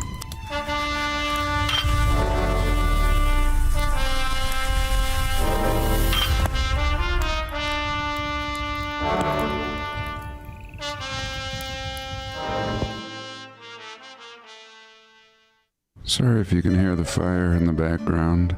Even after the bulk of winter has passed, I like having fires in the morning. Remember that AI high school pic of Tyler Hansen? Totally, dude. I do remember that. Right now the door's open. More of a luxury and less a necessity. Somebody recently sent me a portion of my family tree. It was really fascinating. I've discussed my family history in a past video, and orally, mine and many of our histories will be different than what is actually discoverable as far as records go. And I was able to verify everything I saw. I recognized the names brought up in my family in the past, and really it went back to 1860 approximately in Greece, the city of Salonika. And I did some research into it, and the written history, though skewed to some extent, pretty much read like my oral family history, and really reading like the Native Americans of North America, persecuted after having resided there for many generations, and eventually removed by train and burned. And that's the written history that was in Wikipedia. But my family history, my father says the people were not removed, but rather the city was bombed. Either way, a similar fate. But today I want to look at some pictures in 1850. Again, my family history begins with extreme poverty in Greece, and my grandfather would join the French Foreign Legion in search of a better life. And I think the French Foreign Legion was acting similar to British colonialism, essentially inheriting, revitalizing, and repopulating. And the histories of all of these cities are much older. So they tell us 160 years ago the world was in a state of transition. The Industrial Revolution had laid the groundwork for rapid modernization. Steamships, telegraph lines were making the world a smaller place. The United States was struggling with issues of slavery and trying to avoid a civil war, and new inventions were becoming an indispensable tool for artists and journalists, this being the camera. So again, struggling with issues, we are told, of slavery and trying to avoid a civil war, the camera is invented and we get a picture, many pictures, of this time period. Now, I want to put perspective in this video. Perhaps I'll flash buildings of this time period, which is what we usually look at on this channel. And I want to compare these people to the buildings. And I want you to ask yourself, are these people responsible for these buildings? And not just in America, but all over the world. It doesn't matter. This is the only evidence we have, besides books, for the beginning. Before this, we have paintings and lithographs, sculptures and architecture. But this is the beginning. And here we go. 5 men playing cards in 1850. Really looking unnatural. Perhaps the most awkward, posing for a photo. And I question whether all these photos aren't just staged to sell a history. So here we see a group in London, Blackwall, London, 1857. They're observing the launch of a ship. So here we can see that their clothes is very nice but very dirty. Like you just get one suit. We see the hand tucked away in the coat. And this could be a group of actors that would essentially play all these different roles. Here we see some French ambassador of Napoleon III and Queen Victoria, 1857. I think he looks like he's had a little too much to drink, but nonetheless, here he is. Here is President Martin Van Buren next to this elaborate tassel. 1855? Really? Did we vote for this man? History tells us yes. Here is a man, woman, and boy hanging out in front of the Niagara Falls. Really interesting attire, especially the child. Very stern. And here we go. 1857, downtown Boston. A public market, the Quincy Public Market. Recently, I will have shared a whole bunch of domes with holes in the top. Here we see a dome, but we see the tech still intact. Remove the tech and you have a hole in the top. Big old square building, not too dissimilar from the Parthenon, whatever. And here this building is the Ames Plow Company. Of course, big old columns, and real busy today at the Ames Plow Company. A little traffic jam out in front here. A horse and buggy jam. And does this make sense? The Ames Plow Company should be a big wood building. It should resemble their wagons in that building style. This is what we're building. Oak barrels, fabric. We see the cheap fabric they've hung up on the south side here, the sunny side of the building. And the same fabric their wagons have draped around them. Now Jerusalem. Here we go. Jerusalem. Domed buildings everywhere. 1857. Looking super abandoned. Someone just slipped in to take a picture, and they tell us of centuries of power struggle in this area. Two different people responsible for much of the architecture. In fact, 3 different people, at least. And yet when I look at this picture, I see one people having built all of this, and now, for quite some time, having been displaced. Even those little mini buildings in the foreground on the bottom right corner have plants growing out of the top of them. All the buildings have plants growing out of the tops and the sides. And this was a thriving, advanced civilization before it turned into this wasteland, still looking very beautiful. And I question the history before 1850. There is the possibility that it's all true, and what would be left... Wait, we gotta take a John Levi pause because I don't want to forget to play this video. Oh shit, where'd it go? Oh, I found another one of her videos that's fucking hilarious. This one Recipe is POV British person planning a meal. Hey dudes, on Sunday before in the beginning. Dude. Hey dude. Recipe that is brown. Food from another country, but worse. And wet. Do a one that is wet. Deep fried pizza with gravy. Brownish recipes. Easy. Recipes that will be good if you have no teeth. Brown. Tasty wartime meals. Recipes with beans. Breakfast with beans. Butter Yorkshire pudding. Cool brown recipe.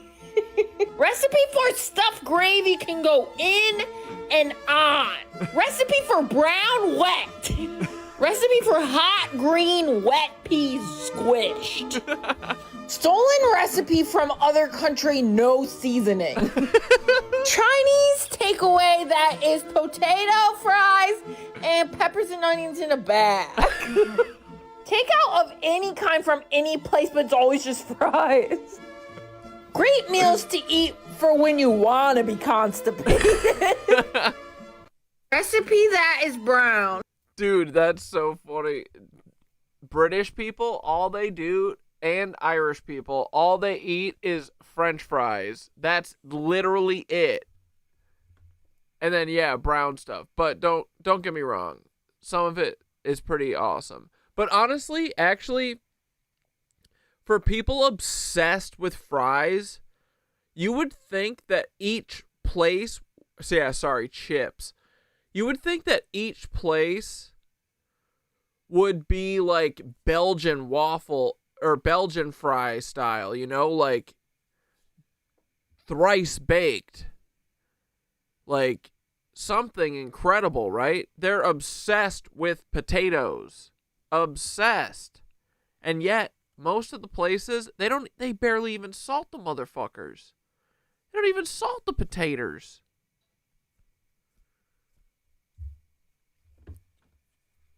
Unreal, dude. I don't get them. Do you know that British people don't rinse soap off of their dishes, bro? I still can't tell if I'm getting goofed on that. There's no way. Who the fuck would leave soap on your dish when you put it down? What? They just dunk it in soapy suds and then set it down. They don't rinse it. I mean, Jesus. It's like, it's just so many of these microaggressions, right? It's the food and all the other shit. And the mushy peas that they're obsessed with. Don't get me wrong, I'll fuck with the little mushy peas. But again, they don't know how to season it. They've never put salt in anything. I don't get it. Yeah, dude, Brits are something else, man. Yeah, unsalted taters should literally be a crime.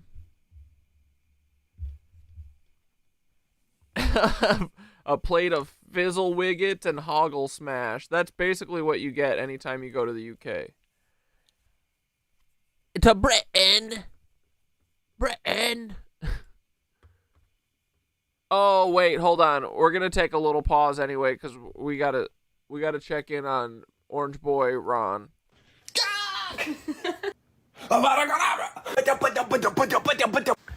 It's that time of the week, everyone. The weekly performance review. Yay! Yay! No, it's really bad. Look at his little I have beans. This is my wand. I am going to use it as a pointer today. Wand. He likes it. No more distractions. Okay. The first thing you did was you tried to steal shrimp tempura. What do you think you're doing? Now, I don't know what's gotten into you with sushi rolls, but this is the second time you've tried to steal a sushi roll, and you are the color of shrimp, which is orange. Don't let it happen again. Number 2, this was horrible of you, and we discovered that you enjoy beans. What do you have? A bean? So, you know, sometimes you being bad leads to new discoveries. Dude, that's too close which on is the good. beans. That would be the last bean you will ever have. Because you fart. At least your heart is healthy. Action. Number 3. The cream of chicken soup. Ron! Now, we didn't make a video of this. Ron! But we were just, you know, using the slow cooker and making a chicken recipe when you decided you're going to stick your little beak inside of a can of cream of chicken. And don't let it happen again, because that was illegal. And cute. This. And he licked cute. meatloaf. Now, I may have left the meatloaf on the countertop. Ron licked the meatloaf? Which was, you know, irresponsible of me. Your fault. But you cannot lick the surface of a meatloaf. And of course, Cold beans on a hot 5. potato. This alone is punishable for upwards of 25 years. Don't let it happen again. Ouch. Next week needs to be better.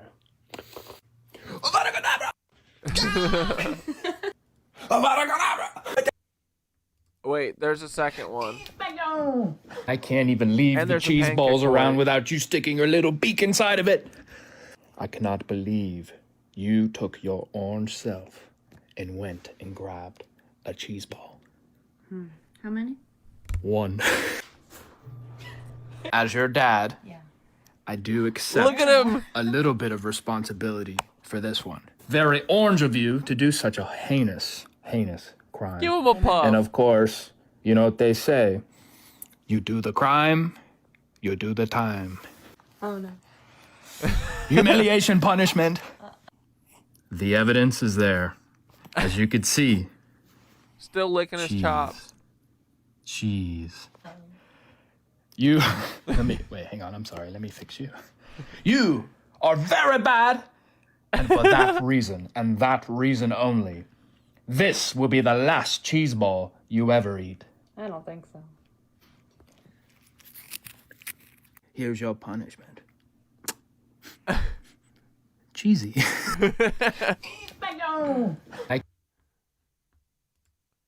Okay, pancake koi, and then we're done. Well. Dude, he's puffed out. Look who we have here. Mr. Puffed Out Boy. Look at him licking chops. It's Mr. Lurker, creature feature, Prankakoy. Let's go ahead and let him in the house. What do you think you're gonna do? I never met a cat as bad as him. If I can't go any bad. He's gonna leave him dead into his food to get him paid. That's what I'm gonna go do, Pancake Koi. Is that what I'm gonna go do? Guess what I'm gonna get, Pancake Koi? Guess what I'm gonna get? Woohoo! There it is. Gonna get him Shiba paint. My goodness, he gave inside him circled like a shark. There it is. Look at puffed out. Look at I'm thinking 27-toed pattern paws get even more puffed out just by showing him paint. Just by visually seeing him paint. Get him so excited. The Pancake Guy says, Hey everybody, hey all my friends. I hope you have the best day you possibly can. Crisscross double sauce pancake guy. Hate it. All right, dude. Back to John Levi. Left out is how absolutely advanced the people were. What would also be left out is the cataclysm that wiped out every city in this realm before 1850. Here is some men working besides a giant ship, the Great Eastern, while under construction. It doesn't look like there's any construction going on here. They may have built this wooden staircase right here. Dude, Ho, you had some pickle sandwiches? Let's go, dude. To get them up to the ship. This may have a lot of clues. This giant wheel appears to be the propulsion drive. It looks like the driving force for this vessel. It also looks like a Ferris wheel. I've discussed how all the rides at the World's Fairs seem like machinery, and they have simply turned them into amusements, figured out how to power everything again. I mean, when we look at Luna Park at Brighton Beach in New York, there were like 5 amusement parks in the area, and they really look like they had more of an industrial use originally. Anyway, here they're telling us they're building this ship. Look at these guys. Just hanging out. Men in top hats. They're certainly not working. And we can get a feeling, even for these people in the 1850s, their body language tells a story. Tells a story that they're just hanging out. Have nothing to do with this monstrosity behind them. And really, these people don't even look like they're actually here. They seem like they've been added to this photo. Look at the size of the chains behind them. Again, this is 1850s. Horse and wagon. Look at this mess of metal and chains, motors up there, driving that wheel. It doesn't make sense. Not from their perspective. Here are some ladies. One of them is missing a head. That's alright, we can see more without her head. And look at this city behind them. I mean, this is like a 500-year-old city behind them. And this is 1857. It tells the same story. We see the horse and wagon behind them. We see piles of mud in the street. Brick out in the river. Ancient walls. Ancient city. Now, this is supposed to be the Emperor of France in 1857. What a stooge. You can see his crusty mustache. He's put some kind of wax in it, or grease, twirling it to a point. And in my opinion, just a poser. He has this really nice costume, and yet he hasn't showered in a long time. He didn't even brush his hair this morning. And this is the Emperor? What kind of orders is he gonna give? Who is gonna take him seriously in this time period? Here is his city, 1857, Paris. So we see massive boats, like buildings, floating in this river. Building boats, a whole bunch of them. The streets are absolute mud. Nobody to be seen except for a horse and wagon on the bottom left corner. Like 28 days and just later. super built out. No different than today. Every inch built out, every road engineered to perfection, bridges, and very few people be seen in this city of millions in 1857. Here is Peter Force, the 12th mayor of Washington, D.C., 1836 to 1840. Come on. Again, who voted for this man? How did you even organize the vote in 1840? This looks more like Beethoven. Very unenthusiastic mayor, but we'll move on. Here we see a couple in Battle Creek, Michigan, 1850.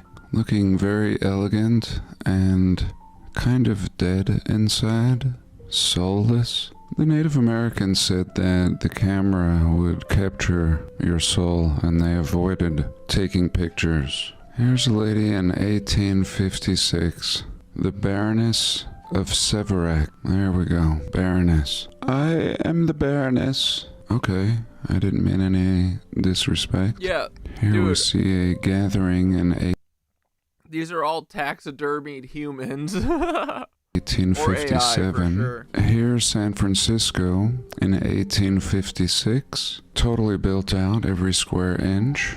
Here we see the old hag in 1857 and her inheritors. There we go.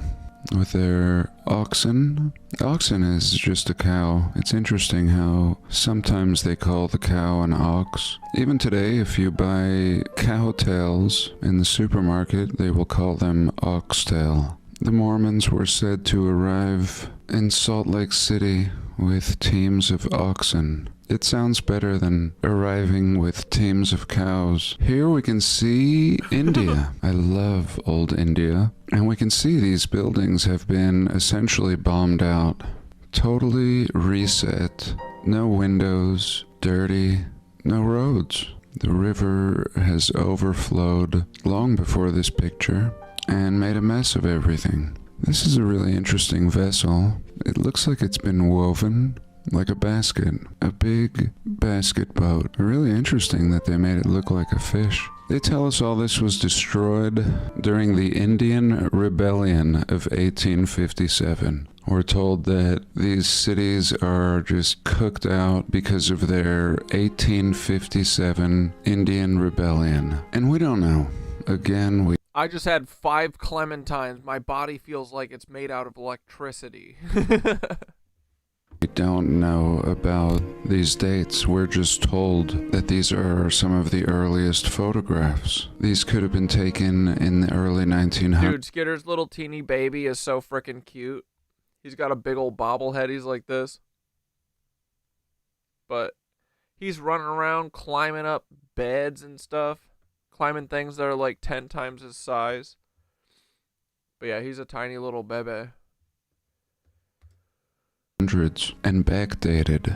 Here I might see if I can eat all of my clementines and see if I turn into like a super, like, I guess my power would just be super vitamin D. I was hoping I'd turn into like Spider-Man or something, but let's see what happens if I eat 7 clementines. we can see that this is a picture of the Parker House Hotel, possibly, they tell us, in the late 1850s. And that is how our history reads. Possibly. Here we can see the pyramids of Dashur in 1857. And this is actually really important. This is a great case for meltology. I mean, here they're telling us these are pyramids, and we can see the squareness of this one in the foreground. It has not fared as well as the one in the back. What do you mean orange juice is bad for you? What, eating an orange is bad for you? Oh, vitamin C, yeah, not vitamin D. Background. But this is essentially what the mountainous regions all throughout the realm are. Cooked out structures. The sand being material from these buildings in ancient cities. And in other places like Paris, we see the entire city surviving. But the common theme is the people of this time do not continue. And we have proof of this today. These buildings take longer to repair in modern times than they did supposedly to build in their respective time period. Bonus.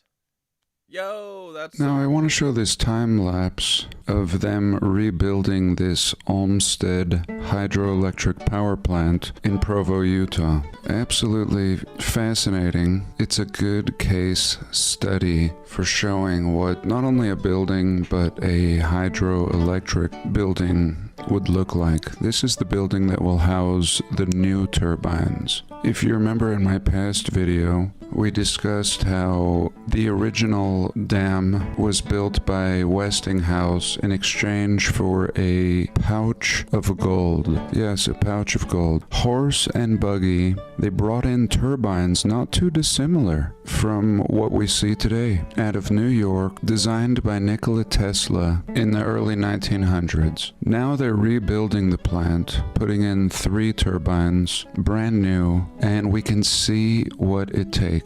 Now, it's not fair to say that they're even doing this from scratch. They're going to use the old channel, the old canal, essentially the footage that I shot up there, all that old infrastructure, already piped through the mountains, coming from 100 miles away in the Uinta Mountains, and they're essentially just putting on new fittings at the end point. All of the channeling, all the old infrastructure, and even the old Tesla probably wasn't real, was he?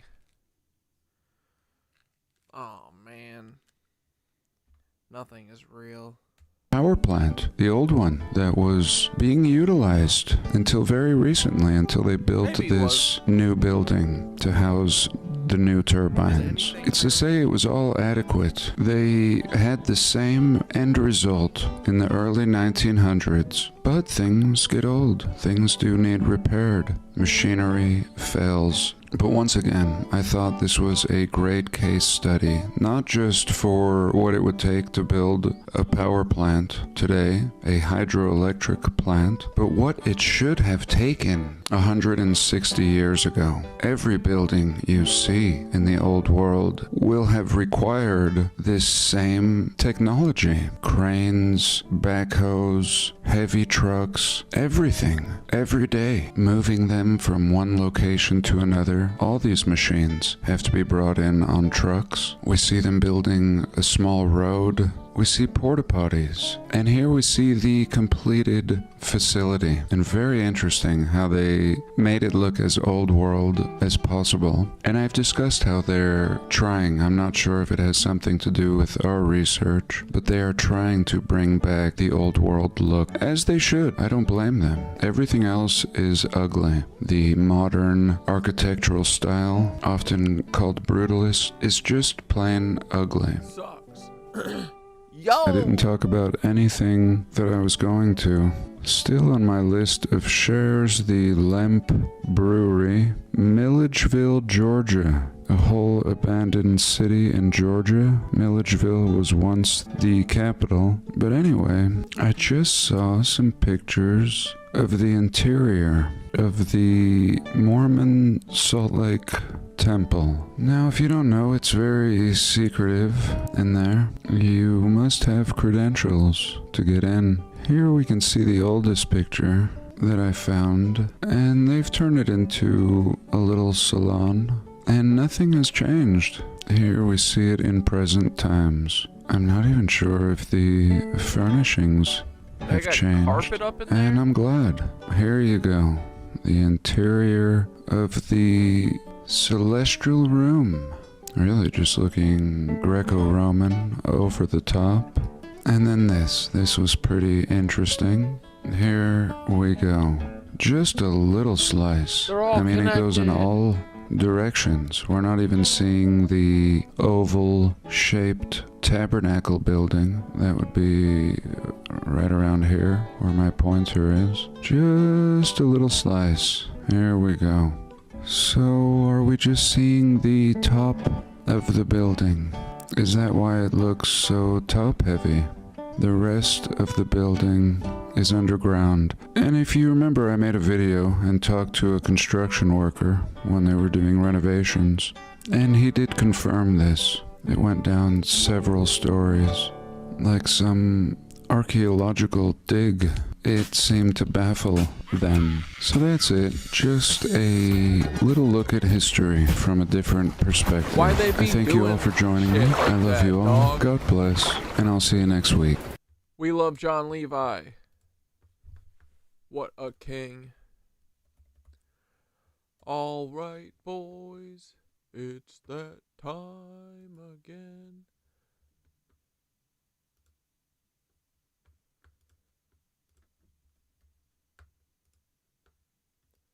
Hey, quick question. It's 8:09. Do you know where your kids are? They're at the Cosmic Ripple. Do we look at this one? I don't think so. Psychic Shield, Organite Pyramid, Copper, Shungite, Labradorite, Obsidian. And is not included, boys. Oh my goodness, take a look at this pyramid. It is so freaking cute. It fits like on your hand. Oh, top down. Well, there it is. Forged as a beacon of psychic protection. Oh, Jesus, kind of loud. This mini organite pyramid weaves copper, labradorite, shungite, and obsidian into a layered shield. It deflects interference, stabilizes your aura, and grounds excess energy, all while amplifying the quiet voice of intuition. A sacred sentinel for empaths, seers, and energy workers alike. Thanks for your support. Get your organite pyramid today.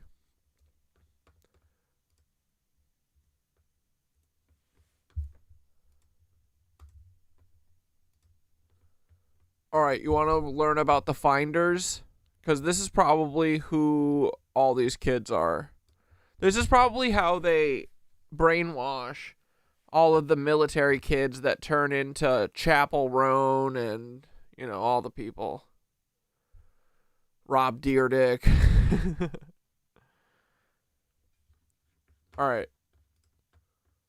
Let's go. Tallahassee, Florida, February 4th, 1987. At first, it looked like something of a misunderstanding. Two well-dressed men stood in a public park with 6 children. The kids looked dirty, hungry, and strangely silent. The men claimed that they were on their way to Mexico to start a school for exceptional children. But to the residents of Myers Park, something felt off. The kids weren't playing, they weren't talking, they were just watching. So someone called the police. When the officers arrived, they immediately noticed that the children were in poor condition. They were covered in bug bites, wearing old, mismatched clothes, and showing signs of malnutrition and neglect. The 2 men, identified as Douglas Ammerman and Michael Houlihan, said that they were teachers, but they had no identification on them. The officers pressed further. Where were the children's birth certificates? Who were their legal guardians? The men couldn't or wouldn't answer. That's when the police made the decision that would unravel one of the most disturbing government entanglements in U.S. history. They took everyone in for questioning. As authorities began digging, the story got stranger and fast. The 2 men were placed under arrest for child abuse and suspicion of trafficking. The children were separated for interview. Wait, they stopped making pennies?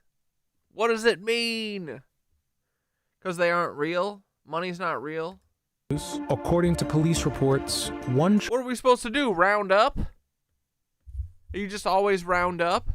Child, described as around 6 years old, didn't know what a toilet was. Another asked if they were going to be put in jail like before. Some of the children said they lived in a communal house in Washington, D.C., where women were not allowed to bathe the boys, and where punishment meant silence, deprivation, and something more. The children weren't able to articulate exactly what that meant.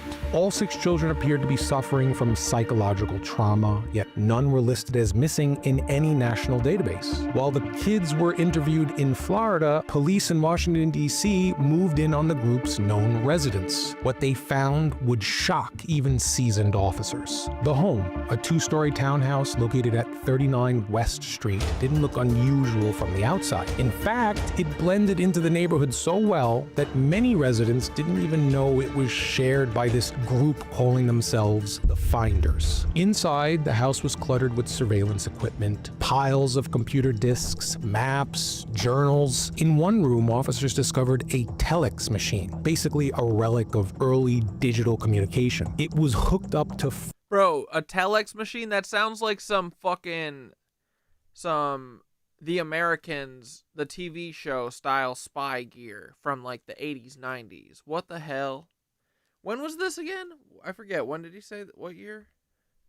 Foreign embassies. In another room, they found photographs, children 87. tied up in strange positions that looked ritualistic, even Many photos were labeled and cataloged as if part of a data archive. Police also recovered detailed files on child acquisition tactics, child care instructions written in code, and passports linked to destinations all over the world, including North Korea, Malaysia, and Moscow. Even more disturbing, the home contained a large hand-drawn map of underground tunnels, specifically in Washington, D.C., labeled with words like exit points, observation, and containment. I'm John Genoa. This is America's Strangest History. Tonight we dive into a mysterious group called the Finders. A word of caution: this story isn't for the faint of heart and bears shocking similarities to the Jeffrey Epstein case. The similarities are so incredible, I'll just let you judge for yourselves. Back in Tallahassee, the FBI had now gotten involved, but instead of helping expand the investigation, they did something else. They took over. Within 48 hours, federal agents arrived, seized all files and evidence from the local Tallahassee police. Let's guess.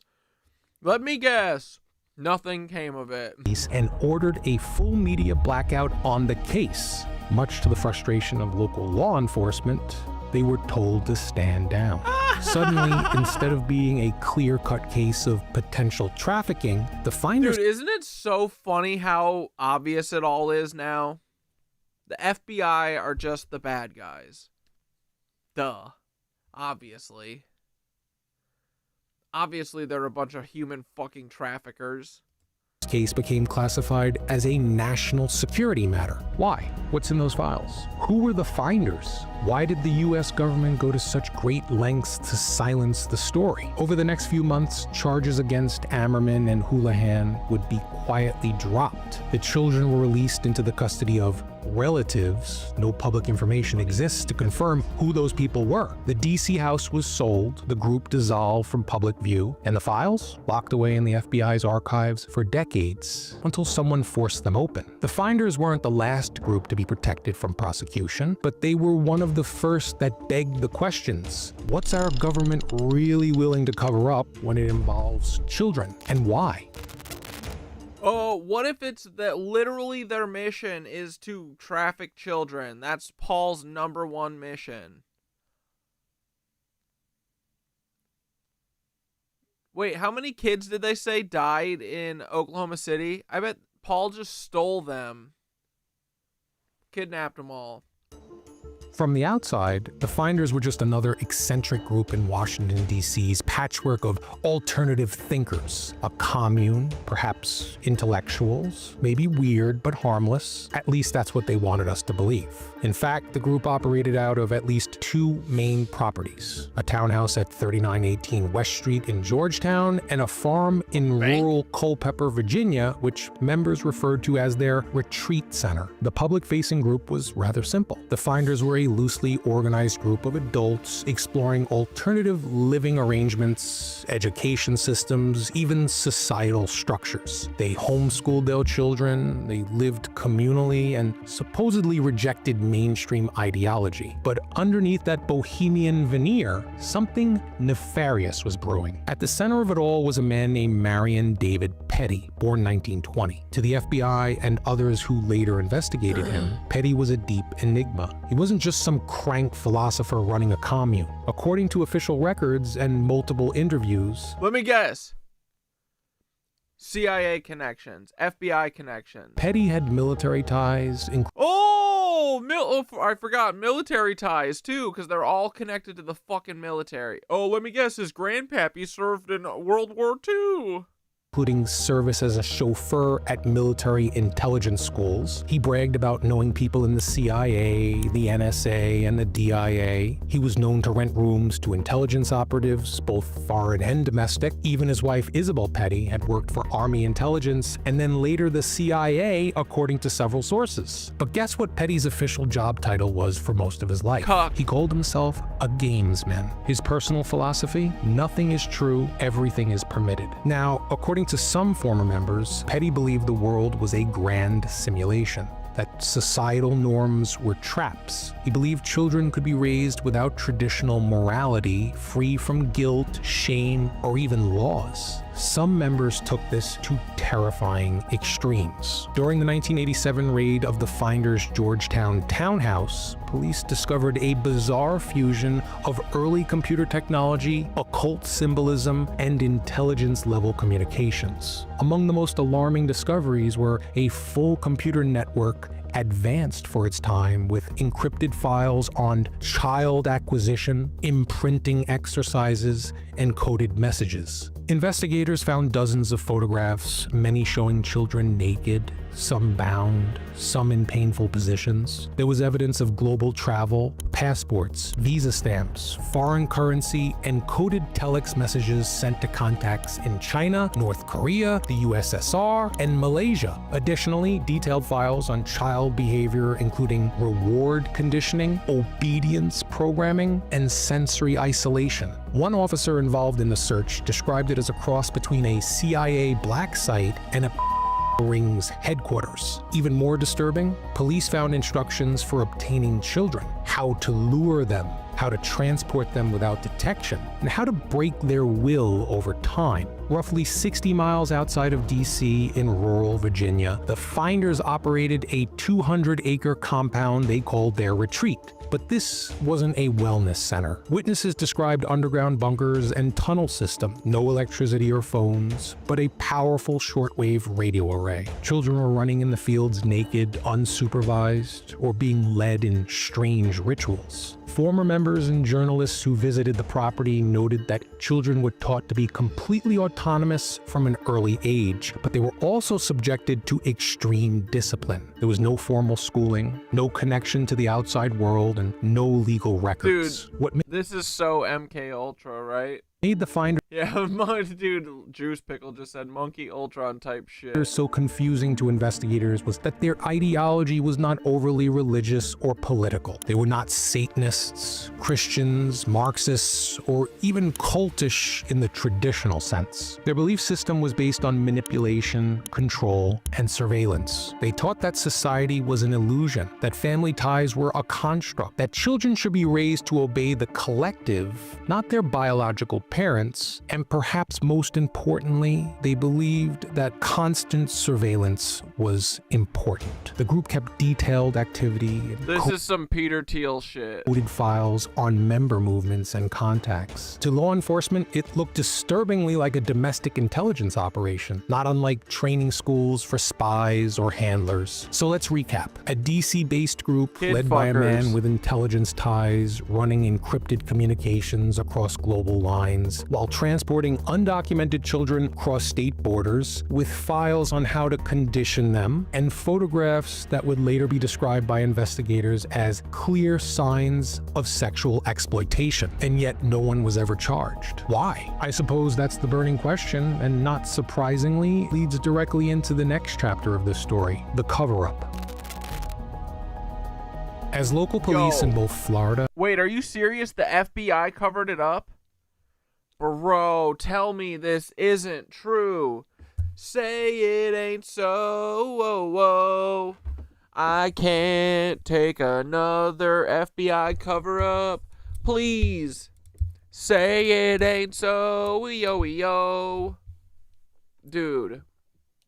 Oh, frick. Paul Volvement. There was Paul Volvement. I know it.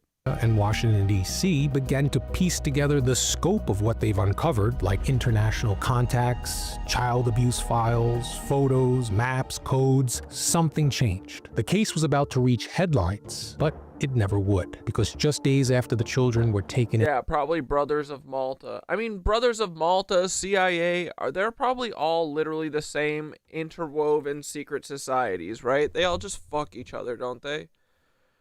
Then they all branch off. They do weirdo shit like this. They'll be like, oh, I'm going to have my nephew do a cool little, you know, we're just going to try and raise a bunch of wild boys who don't have to conform to society. And we're also going to use them as our sex toys. And it's mostly about not conforming to society. Doesn't have a lot to do with the sex toy thing, but we are going to use them a lot. And if you want us to fly them all over the country to have sex with different world leaders, let me know, because we're gonna get working on that. But it's not really for us. It's mostly to export this nice thing that we've figured out how to do. This is what the government spends its time doing. Amazing. Yeah, Undone the Sweater Song is about Paul. Into custody and the DC townhouse was raided, the FBI stepped in, not as allies, but as erasers. According to retired customs agent Ramon Martinez, who assisted in the initial investigation and personally visited the finder's DC townhouse, the FBI arrived unannounced and within hours began seizing everything. Martinez wrote in an official memorandum, "All evidence was removed. I was told the case had become a CIA internal matter and that further police involvement was no longer necessary." That's unprecedented. The photos, the floppy disks, the coded files, the logs of communication with embassies, all taken, gone. Even Tallahassee police, the ones who had made the original arrest, they were told to cease all further inquiries. By the end of February 1987, within just 3 weeks of the original arrest, all criminal charges against Ammerman and Houlihan were quietly dropped. The children, still bearing signs of abuse and neglect, were turned over to unidentified individuals presumed to be guardians or Great. Great.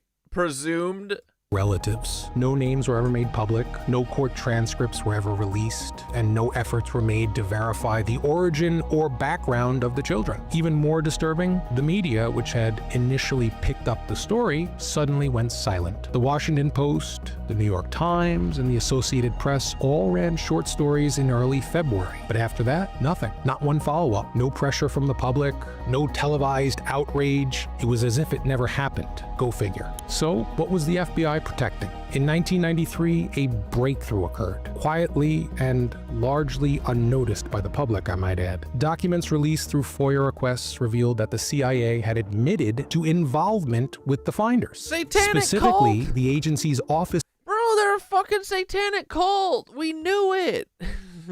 of Security stated that some members of the finders had been used in past overseas operations. Let that sink in for a moment. A group accused of child abuse, trafficking, and psychological manipulation had previously worked for the Central Intelligence Agency. Was this some rogue cult that the agency happened to stumble across? Or was it something else? Ramon Martinez wasn't the only insider to raise alarms. In 1993, the Department of Justice reopened the case following public concern raised by a segment aired on the TV show America's Most Wanted. A DOJ report was compiled and heavily redacted. It concluded that while there were numerous indicators of criminal behavior, insufficient evidence remained due to conflicting jurisdiction, loss of the materials, and destruction of certain records. In other words, the evidence had been erased, and without it, the finders were once again cleared of wrongdoing. This is not the first time intelligence agencies have been connected to controversial experiments and human rights violations. Remember, MK Ultra was real, a decades-long CIA project involving drugs, hypnosis, and trauma-based mind control. Operation Chaos, that's the domestic spying operation targeting American dissidents. How about Operation Mockingbird, where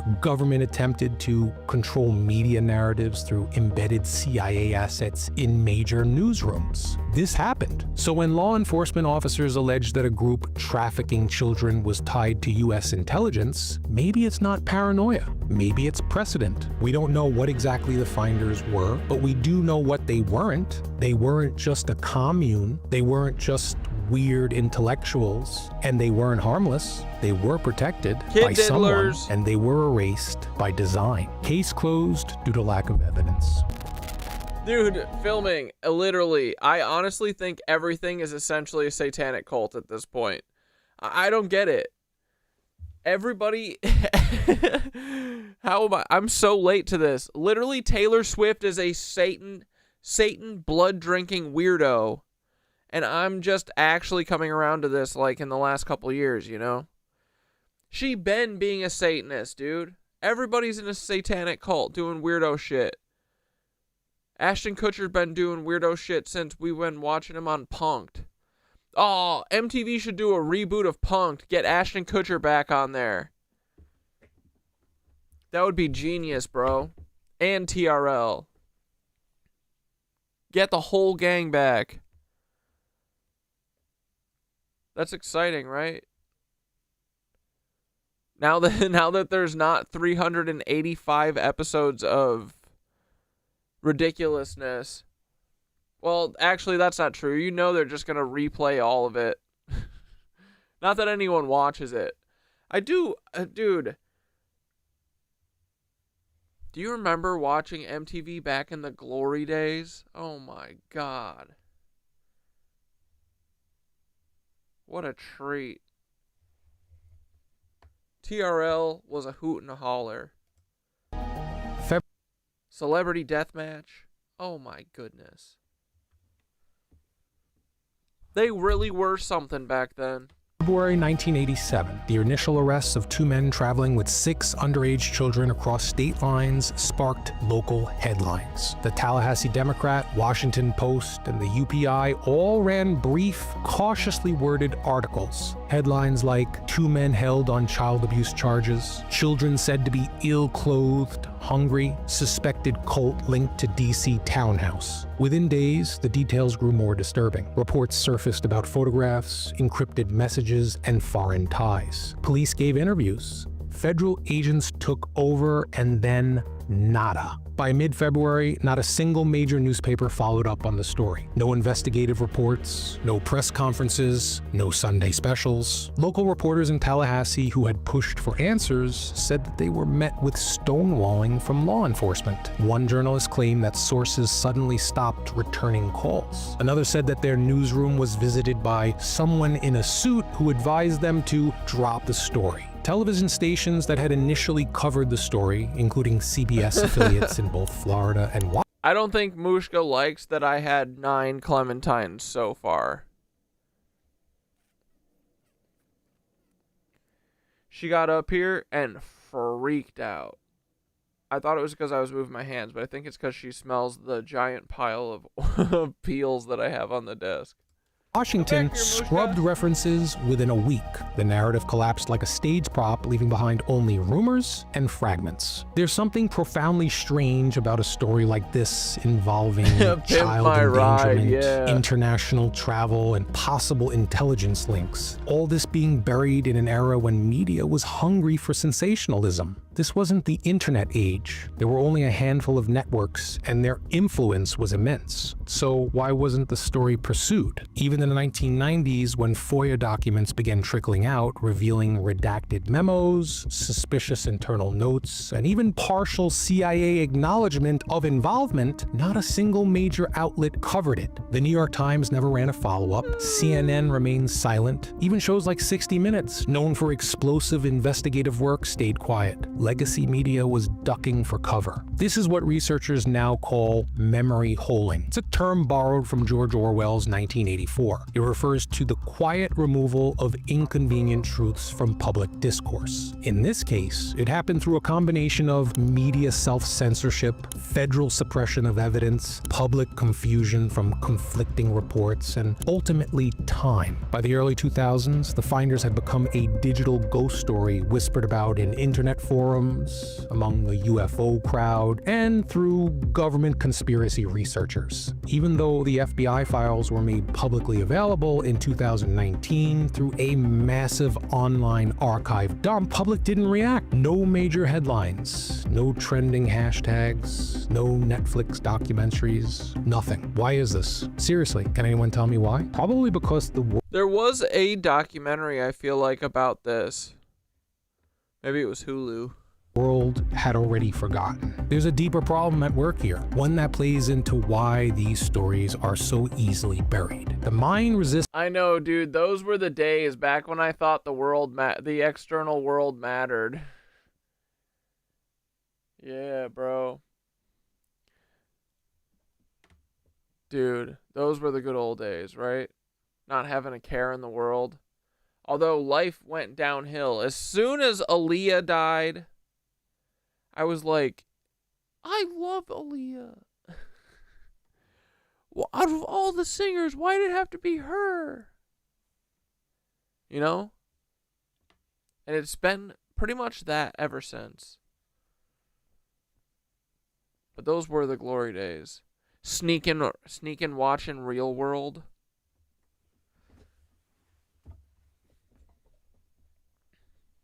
This stream is my new Antique Roadshow. Dude, we have nothing on Antiques Roadshow. Or This Old House, bro. I love This Old House still. Believing that something this horrific, this organized, could be real. A cult that traffics children, possibly with government support, operating out of Georgetown, Possibly. using computers, psychological techniques, and coded communications. Sounds like fiction, right? Like, No, sounds like truth and spies. And they're a bunch of cucks. CIA.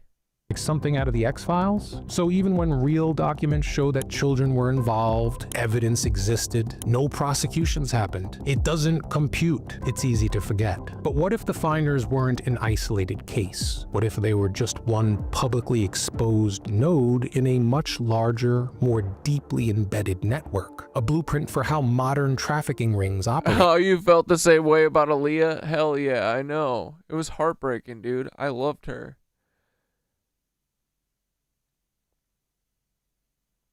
You were active duty, Air Force living in Vegas, and heard on the radio as you were driving home, had to pull over and cry. Bro.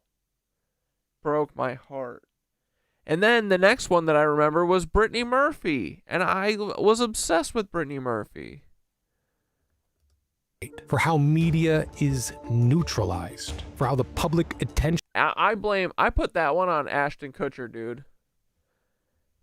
Ashton Kutcher and Diddy are menaces to the world. Diddy and Jay-Z are the ones who fucking killed Aaliyah, in my opinion, right? Yeah, Brittany Murphy, that hurt.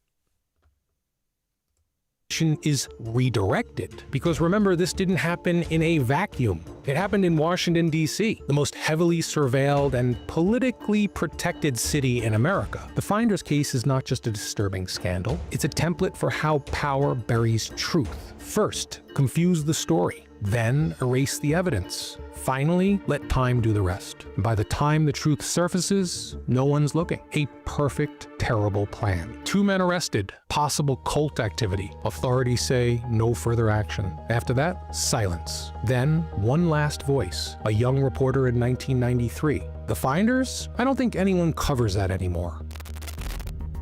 30 years after the Finders case was buried, the same questions are being asked again. This time, the name is different. Not Marion Petty, but Jeffrey Epstein. Not a commune in Georgetown, but a private island. A jet, a black book full of names. And yet the pattern is familiar. Disturbingly familiar, right? I mean, why isn't anyone talking about this? Let's compare. In 1987, 2 men were caught transporting 6 children in Florida under suspicious circumstances. Authorities investigated and found clear signs of abuse, coded documents, and evidence of international trafficking. By 1988, charges How much were they talking about pizza in these files? Were dropped, the evidence was seized, and the case was labeled no longer a law enforcement matter. So, no one went to jail. No one was held accountable, and the story just disappeared. Now, Tupac's death was my OG 9/11.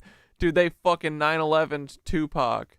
Now, in 2005, Jeffrey Epstein was accused of abusing underage girls in Palm Beach, Florida. Over 30 victims came forward. By 2008, Epstein received a secret plea deal brokered by U.S. Attorney Alexander Acosta. Look at how ugly he is. 13 months, not in prison, but in a private wing with work release privileges. Federal agents built a case. And Ghislaine gets a puppy dog. Crazy. Dozens of girls gave testimony, and yet no one else was prosecuted. The client list never released. The media silent, at least until a decade later. Like the Finders, the Epstein case is riddled with redactions. Court records were sealed. Warrants were delayed. Witness lists were never disclosed, and perhaps most critically, the Epstein list remains hidden. We know that Epstein's plane, nicknamed the Lolita Express, ferried elite passengers to and from his private island where, according to victims, and blackmail were routine. Yet, despite years of pressure, not one high-profile name has ever been indicted. Go figure. There's a strategy to how these stories are presented to the public. With the Finders, the group was labeled as eccentric, fringe, or simply weird. Not dangerous, not organized, certainly not part of a larger structure. With Epstein, the media initially portrayed him as a creepy rich guy, a pervert, an isolated predator, not a man at the center of a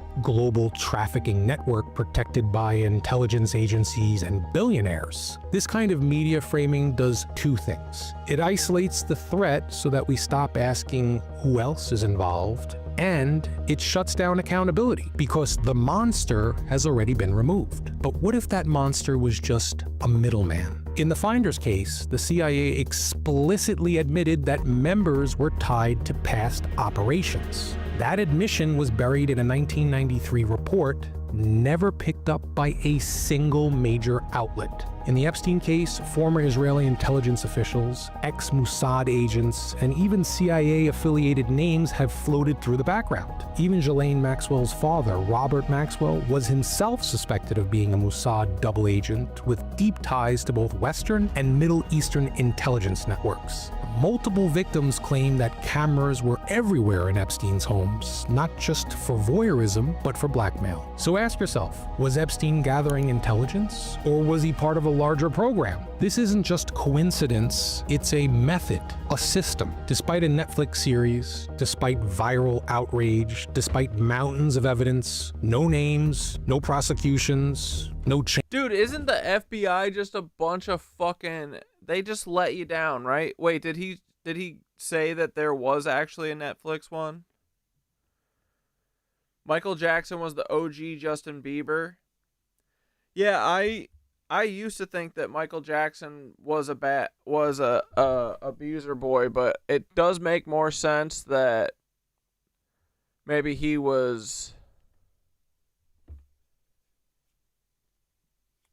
needed to go for other reasons, for money reasons, rights reasons. I don't know. But maybe not. Who knows? I don't know any of these fucking people. They're all lizards. Who cares? Change, just like with the Finders. All right, we're trying to do Clementine 10 and 11, and then I'm out of Clementines. Epstein case is drifting into public amnesia, and yet I feel a buzz. Survivors continue to speak. Documents remain sealed, and the public, once again, being told to move on. The Finders taught us how stories like this can vanish. Epstein showed us how they repeat. And if we're not paying attention, it will happen again. Because when power... Yeah, Michael Jackson's... The guy who found Michael Jackson dead was Diddy's bodyguard. and perversion intersect behind closed doors, justice doesn't arrive, it disappears. 2 stories, 2 different decades, 2 rings of influence, secrecy, and pain, and yet the same outcome. In 1987, the world had never heard of the Finders. By 1988, they were ghosts, names sealed in files, children unaccounted for, and journalists warned to look the other way. In 2005, the name Jeffrey Epstein emerged from the shadows. By 2020, he was dead in a jail cell, and then the names he carried with him vanished into silence. These aren't isolated incidents, they're part of a pattern, a methodical blueprint for how power conceals its worst secrets. First, compartmentalize the operation. Limit the number of people who see the full picture. Outsource the worst work to intermediaries. Create layers of plausible deniability. Next, control the media narrative. Label the perpetrators as eccentric, controversial, or troubled. Isolate the incident. Never show the connections. Then, neutralize the investigators. Reassign them, discredit them, overrule them, and when necessary, erase the records entirely. Be sure to delay until memory fades. Let time do what suppression can't. Shift public attention. Wait for the outrage to pass. After that, bury the evidence, literally, physically. Seal documents, redactions, classified files, and when all that's gone, rewrite the story. If no one remembers what happened, we're faced with that existential question: did it ever really happen? Some will say that the Finders were just weirdos, Epstein was just a pervert. It's all in the past. But is it? If networks like these could operate in plain sight, if intelligence agencies could intervene in criminal investigations, if public outrage could be diffused with silence and distraction, and this isn't just about what happened, it's about what's still happening. Somewhere right now, a system like this could be running again. Newer, smarter, better hidden, because the only lesson learned from the Finders and Epstein is that they got away with it. Today, people are asking louder than ever, where's the Epstein client list? Why has no one been prosecuted? Why are judges sealing records? Why do survivors keep getting ignored? And when you ask these questions, they call you a conspiracy theorist. But what else can we do when conspiracies are protected by institutions? This isn't fringe. It's history. It's our history. And it's still unfolding. The Finders case isn't ancient news. It's not folklore. It's a warning. A glimpse into how the powerful erase their crimes. It's a template for modern cover-ups. It's a reminder that if we don't look back, if we don't hold the past to the light, we're doomed to live through it again. I'm John Genoa. This is America's Strangest History. I hope you enjoyed this video. Thanks for watching. All right, America's Strangest History. We fuck with you, homie. Oh, he posted it again. You are now within minutes of horror, and we are going to go ahead and get right into today's video. Awan, gini, gini, awan. Awan. Awan ini mah, awan hitam. Budah. Budah awan ini.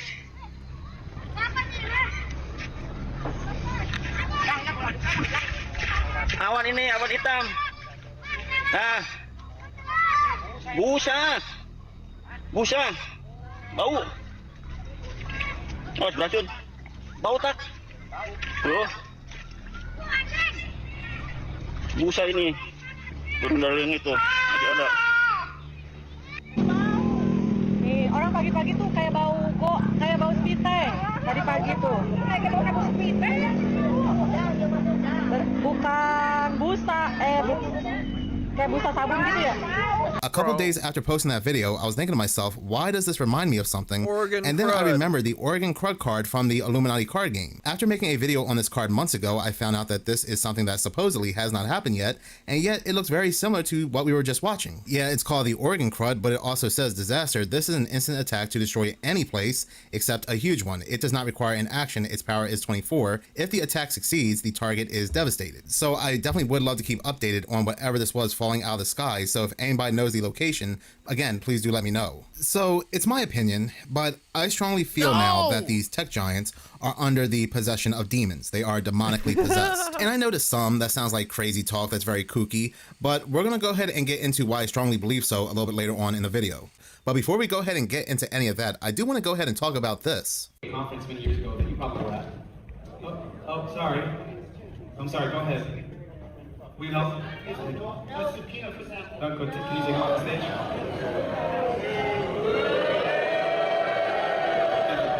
Wow, getting off to a dramatic start already. God, he's such a So this wasn't a smug hoax, piece this of wasn't a shit. prank. Apparently, and reading this article from QZ.com, Sam Altman, scared little robot. He's like, Daddy, collect that paper for me, please. Dude, have you guys watched Alien Earth? He's the little boy genius CEO. Oh my god. So funny. Bro! Oh wait, I did have Booch. I thought it was just the clementines that made me... Whoa. Excuse me. apparently this man was an investigator from the San Francisco Public Defender's Office, a city agency representing people who cannot afford private lawyers in criminal cases. And apparently the office was trying to reach out to Altman, Sam Alternative Man, for quite some time. We're going to go ahead and get into why he's being subpoenaed in a second, but what really bugs me about the video... Is it because he killed his fucking... one of his coders?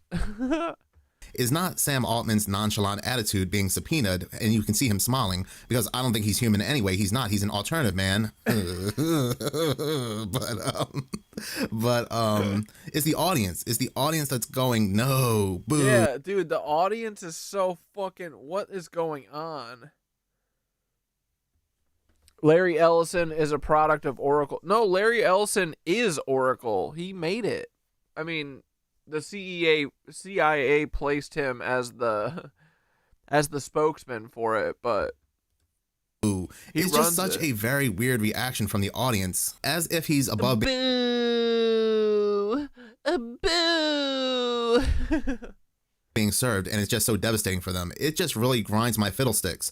But anyway, going back to the article, it says the investigator served the document to Altman because he is a potential witness in a pending criminal case, and this is coming from the spokesperson for the office, and they were quoted as saying, our investigators first made several prior attempts to serve the subpoena at Altman's company headquarters and via its online portal. The subpoena is tied to a criminal case involving the activist group Stop AI, which has staged protests outside OpenAI's headquarters. Some members are on trial after allegedly blocking entrances to its San Francisco offices in February. Altman is now required to appear as a witness in the case. I was hoping he would be served for crimes against humanity, but continue to read the article. It says, in a statement, Stop AI said its actions were intended to resist what it sees as a global existential threat. All of our nonviolent actions against OpenAI were an attempt to slow OpenAI down in their attempted ending of everyone and every living thing on this earth, and it's very true. They were quoted as saying, this trial will be the first time in human history where a jury of normal people are asked about the extinction threats that AI poses to humanity. I mean, yeah, and in multiple ways. I mean, these same tech giants like the gated one,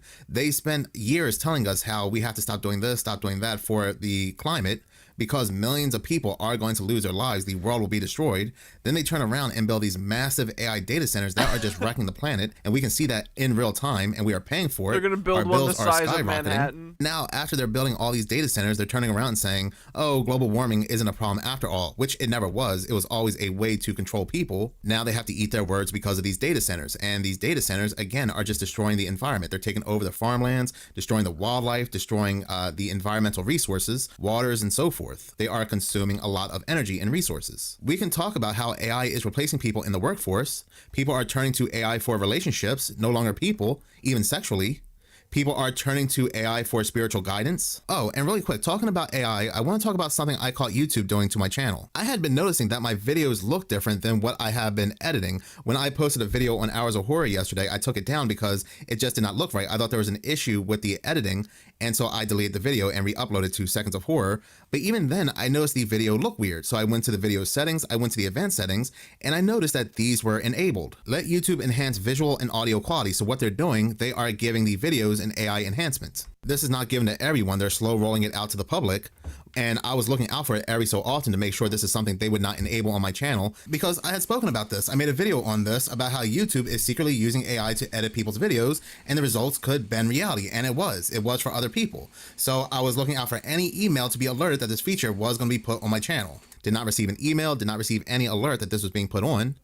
And I do not know how long this had been enabled where AI was taking over my videos. And so yesterday I had turned the feature off because, for one, I want to be in complete control of the editing, and two, this just helps blur the lines even further between what's real and what's fake. But going back to Sam Altman, and it's not just Sam Altman, but all of these tech giants never have... Dude, why does he have such pointy shoulders, right?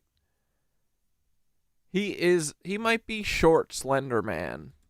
Anything good to say when it comes to AI. He's like if Slender Man was tiny. But this is also going to go ahead and play into something that I'm going to go ahead and say later, and as to why I think these people are demonically possessed. But first, I'm going to go ahead and play this. Is it their sunken eyes? Is it their clear fucking super drug use? Is it the fact that they have zero empathy? Interview. Decades of sci-fi telling us that AI is eventually going to kill us all. What does keep you up at night? I think there's three scary categories. There's a bad guy gets super intelligence first and misuses it before the rest of the world has a powerful enough version to defend. So an adversary of the US says, gonna use this super intelligence to design a bioweapon to take down the United States power grid, to break into the financial system and take everyone's money. That's category one. And I think that the bio capability of these models, the cybersecurity capability of these models, these are getting quite significant. We continue to flash the warning lights on this. I think the world is not taking us seriously. I don't know what else we can do there, but this is a very big thing coming. Category 2 is the sort of broadly called loss of control incidents, where that's kind of like the sci-fi movie. The AI is like, oh, I don't actually want you to turn me off. I'm afraid I can't do that, whatever. There's a lot of work we and other companies do on model alignment to prevent that from happening. But as these systems become so powerful, that's a real concern.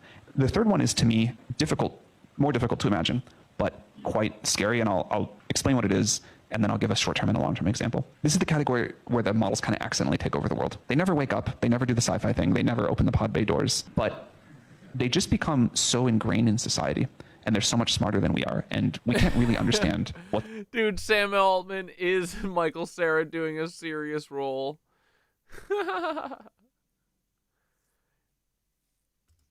they're doing, but we do kind of have to rely on them. And even without a drop of malevolence from anyone, society can just veer in a sort of strange direction. But this phenomenon, I think, is a really big deal. In the short term, you can see it where people maybe, we call this emotional over-reliance. People rely on ChatGPT too much. There's young people who just say, like, I can't make any decision in my life without telling ChatGPT everything that's going on. It knows me, it knows my friends, I'm gonna do whatever it says. That feels really bad to me. The longer term category is, what if AI gets so smart that the President of the United States cannot do better than following ChatGPT 7's recommendation? That might be the right decision in any individual case, but it means that society has like collectively transitioned a significant part of decision making to this very powerful system that is Butlerian jihad. Is learning from us, improving with us, evolving with us, but in ways we don't totally understand. So that's the third category of how I think things can go wrong. Category 1 and Category 3 are the most probable because they're already happening. The bad guys already have AI, the most powerful form of AI, and for a long time, much longer than what they're making us believe. And Category 3 is also already happening. People rely way too much on AI to the point that society has basically become idiocracy. When I talk about this stuff and warn people against this stuff, I get comments of, you don't know what you're talking about. AI is my friend. AI is here to help. It's a good entity. And then I have to remind people, well, these are the people that are behind AI. These are the people that are opening the gateways between yourself and whatever you're talking to. And if you don't trust Sam Altman, then why do you trust his technologies, which is nothing more than a modern day Ouija board? And then he says, what if AI gets so smart it outsmarts the president? And it goes back to my previous video, my most recent video, matter of fact, where I said that they're building a data center beneath the White House. And what if they're doing so for a future AI president? Somebody said that in the comment section of that video, and they made a really good point. And that's not really outside the realm of possibility. Remember, Albania came out and said they have an AI minister, the first AI minister that's pregnant with 83 children and can monitor corruption better than any politician can. They were asked, well, if AI can do a better job than human politicians, why do you have human politicians? And they couldn't give an answer. So an AI president is not outside the realm of possibility, and maybe they've already had one. Who really knows at the end of the day? But talking about Sam Alternative Man, here's where things get even more disturbing, even creepier. And I saw this on Richie from Boston's video on RFB2. Sam Altman has a blog titled The Merge, and it's him talking about humans merging with AI technology or this genetically enhanced species. It goes on to say a popular topic in Silicon Valley is talking about what year humans and machines will merge, or if not, what year humans will get surpassed by rapidly improving AI or a genetically enhanced species, whatever that means. Most guesses seem to be between 2025 and 2075. People used to call this the singularity. Now it feels uncomfortable and real enough that many seem to avoid naming it at all. Now, he made this blog back in 2017, and as of 2025, this seems more realistic than ever. And it goes on to say perhaps another reason people stopped using the word singularity is that it implies a single moment in time, and now it looks like the merge is going to be a gradual process, and gradual processes are hard to notice. And as of right now, it's not hard to notice at all. They are really speeding this up. I believe the merge has already started, and we are a few years in. And again, he is saying this back in 2017. Our phones control us and tell us what to do when. Social media feeds determine how we feel. Search engines decide what we think. The algorithms that make all this happen are no longer understood by any one person. They optimize for what their creators tell them to optimize for, but in ways that no human could figure out. They are what today seems like sophisticated AI, and tomorrow will seem like child's play, and it is. And they are extremely effective. At least speaking for myself, I have a very hard time resisting what the algorithms want me to do until I made a real effort to combat it. I found myself getting extremely addicted to the internet. Now here's the problem. He is telling the truth. This is 100% truthful where we are today, but the problem is he's not combating it. He is exacerbating the problem for other people. We are already in the phase of co-evolution. The AIs affect, effect, and infect us, and then we improve the AI. We build more computing power and run the AI on it, and it figures out how to build even better chips. Again, it doesn't sound like technology. It sounds like an entity, a thing, and they are giving it energy. They are powering it. And it goes on to say this probably cannot be stopped. As we have learned, scientific advancement eventually happens if the laws of physics do not prevent it. More important than that, unless we destroy ourselves first, superhuman AI is going to happen, genetic enhancements is going to happen, and brain-machine interfaces are going to happen. It is a failure. Tater, I'm convinced that there has been an AI controlling the script and what everyone in politics and everything has been doing for like the last 30 years. I think it's even beyond just Trump. Of human imagination and human arrogance to assume that we will never build things smarter than ourselves. He's telling us that AI is bad and will take over humanity, and yet the protesters are wrong for calling it out and trying to stop those that are allowing it to happen. Our self-worth is so based on our intelligence that we believe it must be singular and not slightly higher than all the other animals on a continuum. Perhaps the AI will feel the same way and note the differences between us and bonobos are barely worth discussing. The merge can take a lot of forms. We could plug electrodes into our brains, or we could become really close friends with a chatbot. I mean, isn't that already happening? But I think a merge is probably our best case scenario. If two different species both want the same thing and only one can have it, I mean, we don't want the same thing, only these tech giants want this for us. In this case, to be the dominant species on the planet and beyond, they are going to have conflict. We should all want one team where all members care about the well-being of everyone else. Although the merge has already begun, it's going to get a lot weirder. Oh, I know. We will be the first species ever to design our own descendants. My guess is that we can either be the biological bootloader for digital intelligence and then fade into an evolutionary tree branch, or we can figure out what a successful merge looks like. It's probably going to happen sooner than most people think. Then he goes on to say how OpenAI, and remember, OpenAI has the most used chatbot in the entire world, is going to make this happen much faster than we think because it's advancing at such a fast rate. And then he goes on to say, I believe attention hacking is going to be the sugar epidemic of this generation. I can feel the changes in my own life. I can still wistfully remember when I had an attention span. My friends, young children don't even know that's something they should miss. I am angry and unhappy more often, but I channel it into productive change less often, instead chasing the dual dopamine hits of likes and outrage. But again, if you know this is bad and this is destroying humanity, why are you allowing it to happen? It's like these people are possessed, and time to time they speak out and they tell us how bad AI happens to be, and then the possession takes over and they continue. They continue advancing these technologies and these AIs. It's just so weird. That is the thing about these tech giants. Elon Musk, Jordy Rose, they always tell us the bad sides of technology, how it's demonic, there's something in the demons. Well then, stop. Why can't you stop? Like, what is the purpose of things like Sora 2 showing us things that do not exist, but they're very realistic, even right down to the voice? Besides the fact that they want to go ahead and blur the lines between, again, what's real and what's fake. And for him to keep this blog up during a time where people are questioning AI and are even afraid of it, that it really is going to take over humanity, I mean, it really does show me that this man is possessed. This is what demonic possession looks like. The whole blog screams of somebody who's under demonic possession, that he wants to stop, he wants somebody to put a stop to it, he's giving us all the warning signs and the dangers, yet at the same time he's telling us he can't stop. He can't stop powering and ushering this thing in. This is quite possibly the scariest thing I have seen in quite some time, and it's scary because these are the people that are behind things that are distorting our reality. People that are going to be behind the most powerful, most expensive AI program ever that we as the public are aware of anyway, Project Stargate. These are the people behind all these chatbots that people are addicted to. These are the people and the organizations that will be ushering in or help usher in the digital ID in its full form. Yeah, this is scary. Now, just to clarify, I have no fear of this. To call something scary is not the same thing as living in fear of it. The people in charge of... Oh my God. Dude, okay, just think about all of the social media, like, the whole landscape, right? Let's put all their faces up next to each other. Elon Musk, ugh. Mark Zuckerberg, ugh. Fucking Sam Altman, bleh. Larry Ellison, bleh. Like, these people are all spiritually and physically hideous. And I'm not going to live in fear of it because I'm not going. They're all beady-eyed little freaks, bro. Waxy-faced, beady-eyed little fucking freaks. And to be a part of it or use it. I'm not going to get the digital ID just like I didn't get the jab.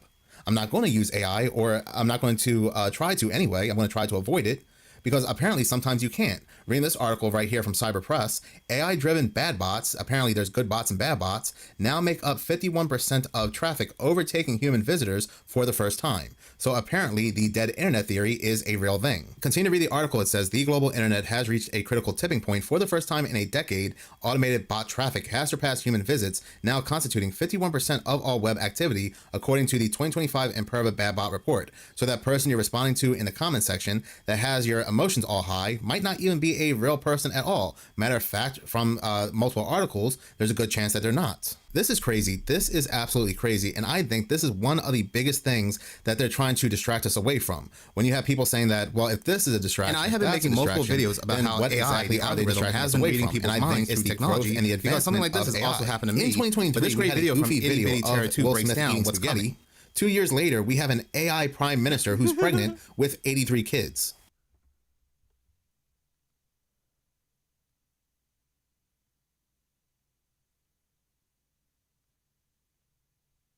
AI decodes brain activity to turn thoughts into text. A non-invasive imaging technique can translate scenes in your head into sentences. It could help to reveal how the brain interprets the world. Reading a person's mind using a recording of their brain activity sounds futuristic, but it's now one step closer to reality. I don't know about y'all, but I believe this is already happening because I can literally think of something, not say anything about it, and it will show up as an ad on my Facebook page. But let's go on. Researchers have been able to accurately predict what a person is seeing or hearing using their brain activity for more than a decade. All right, and then I found this. Researchers say 6G will stream human brain caliber AI to wireless devices. So in using 6G, they will be able to read your thoughts. They say the key selling point for 6G won't be faster phones or wireless home internet service, but rather a range of advanced industrial and scientific applications such as wireless, real-time remote access to human brain level AI computing. Then I found this, 6G and brain phone interface is taking shape. Are we ready for thought-controlled devices? No, we are not ready for that, and we don't want it. It says, imagine this, you think it, your phone does it. No touch, no typing, just intent. Now, I've already talked about this in the past, but scientists want to use people as antennas to power 6G. The future of 6G telecommunications could come from visible light communication. Using humans as part of the antenna system offers the most efficient way to harvest waste energy. In the process, humans could wear coiled copper. Now, I've gone over this dozens of times, but it's relevant for right now. Patent 060606. Cryptocurrency system using body activity data. What this says is you will wear a sensor, and the body activity data may be generated based on the sensed body activity of the user. And if you do what they tell you to do, you will be rewarded cryptocurrency. And how would they do this? With 6G, because you will be the antenna, and they will be able to know what you're doing all the time and read your thoughts. The B system is already here. It's just not been activated yet. If you do not have a relationship with Jesus Christ, please get one soon. The Bible says that if you confess with your mouth that Jesus is Lord and believe that he died, was buried, and rose again for the remission of your sins, you will be saved. Don't wait until it's too late.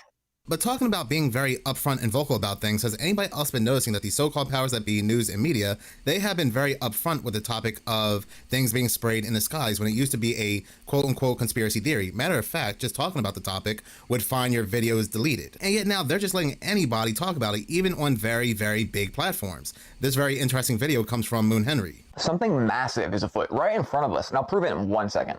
Unrelated, did you see what Tucker Carlson just posted? I'll be right back. And I mean really, stay till the end. What are these lines in the sky that we have all seen? There's sprayed particulate dispersion. Bottom line is when we have up-close film footage of these aircraft at altitude with nozzles visible turning dispersion, this is not, quote, condensation. Watch.org is the only entity to sample what these heavy aircraft are emitting at altitude. We found exactly what we knew we would find, starting with the aluminum particles, bioavailable freeform aluminum to all life, period. That element is named in numerous climate engineering patents as part of a geoengineering dispersion element. This elephant in the sky. So of course, we know all these people are just being downright bat crap crazy. We know. Like, what are they even talking about, right?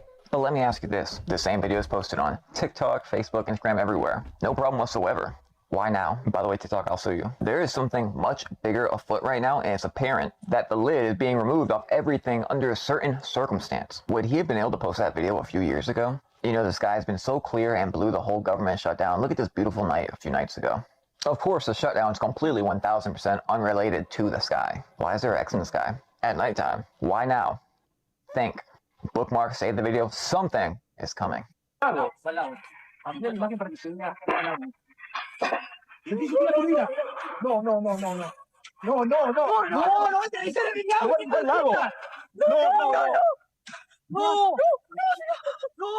No, por Dios. No. No. Ay, se me ponen los pelos pintados. Vamos, por favor, ya está todo bien, boludo. No, lo voy a volver a levantar. Va con motor. Vamos, la puta madre, dale, cuidado. Ah, largó combustible. Eso es largar combustible para poder aterrizar. ¿Largó combustible? Sí, eso es larga el combustible para aterrizar. ¿Entendés? Tira todo el combustible. They're helping the lake. Está poniendo un producto en el lago. They're putting sunscreen on the lake. Nunca en mi vida había algo así. Sube otra vez. No, sube. Largó producto en el lago. No, están poniendo algún producto en el lago. Ay, no, espera. No dejes de filmar. Ah, boludo, me hizo voz. Largó combustible. Me hizo voz de adrenalina. Largó combustible. Si largó combustible es porque tiene que aterrizar. Da la vuelta ahí y se viene para acá. The sun used to be yellow. I'm a photographer. Right. I've been shooting photographs since I was 10 years old. I've been photographing the sun since I was 10 years old. The sun used to be yellow. I have to use special filters, neutral density filters now, to get good crisp images of the sun because it's white. It's hot white. And this is an indication that dust is falling down, interstellar dust is falling onto the surface of the sun, heating it up. And and another thing that people have noticed is the UV. What if it's just that they have something in front of the sun? 1 minute warning. The ultraviolet is much hotter now than it used to be. Sure. More melanoma cases. Exactly. You stand out in 80-degree weather and you feel like it's 100 degrees out, and that's the UV coming. And so I asked myself, well, where would the UV come? And the ultraviolet would come from this dust falling down onto the surface of the sun. It's called a T-Tauri star in astronomy. And the dust falls down on the surface, and if you add if you do a color scheme and you add the ultraviolet to yellow, it turns it white. Which is exactly what's happening going on with the sun. I made a video on this about a couple years ago talking about how these... Yeah. Elon Musk's grandfather, Joshua Haldeman, was the founder of Technocracy Incorporated, right? That's the, like, cult in Canada that wants to, like, do techno-fascism, right? Sun is no longer the same. It's no longer orange. But not just the color of the sun, but just how it feels. It feels very intense. Now we even have people who give scientific explanations on things, talking about how 9/11.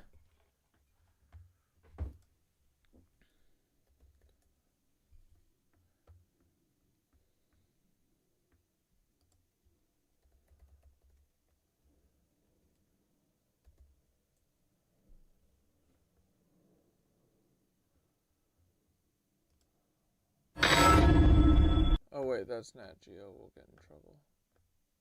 Never forget.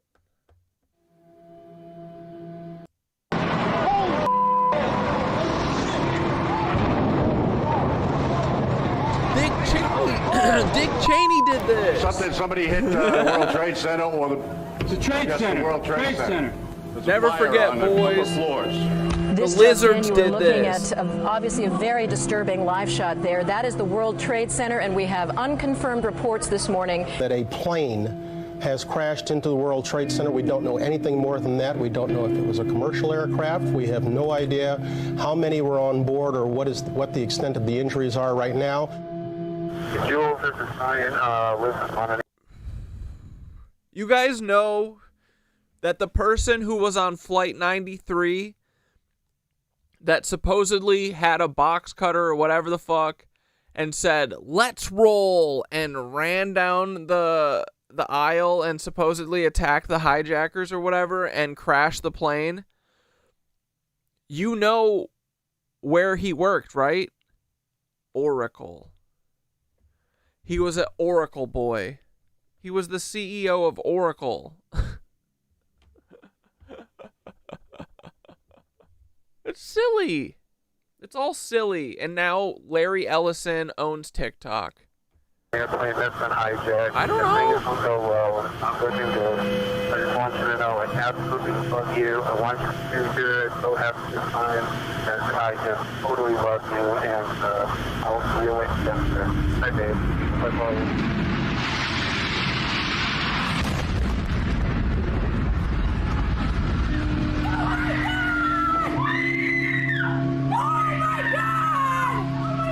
Oh my God. Oh my God. That looks like a second plane. There's another one. Another plane just hit. Right. Oh my God! Another plane has just hit. It hit another building. Flew right into the middle of it. Oh my goodness! There's another one. Seems to be on purpose. Oh my goodness! Now you. Plane? Or Now government it's did obvious, this. I think. I leaned over and whispered into his right ear. A second plane hit the second tower. America is under attack. Today we've. Bro, I'm just saying, I think that the hijackers should have done one more loop around, killed 6 minutes. Sorry, killed, wrong word. Blasted by for another 6 minutes. Sorry, wrong choice of words. Because they crashed at 9:05, dude. If they just would have waited 6 minutes, they would have crashed it on 9/11. On 9/11. That would have been incredible. Had a national tragedy. 2 airplanes have crashed into the World Trade Center in an apparent terrorist attack on our country. You certainly got a lot of information real quick there, mister. Oh my goodness. Oh my goodness. We're looking at a live picture from Washington. Of a missile. And there is smoke pouring out of the Pentagon. From a missile. It would appear that there has been another major explosion, this one in the nation's capital. There is smoke in the air over the Pentagon. This is as close as we can get to the base of the World Trade Center. You can see the firemen assembled here, the police officers, FBI agents, and you can see the 2 towers. A huge explosion now raining debris on all of us. We better get out of the way.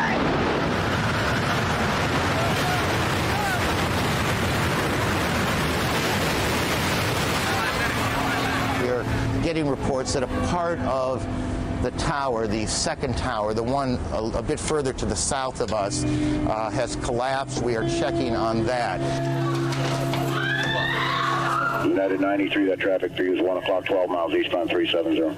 Negative contact. We're looking United 93. When I took the call over, there was a... What a bummer 9/11 remembrance tonight, boys, right? Never forget. Oh, man. Don't forget Building 7.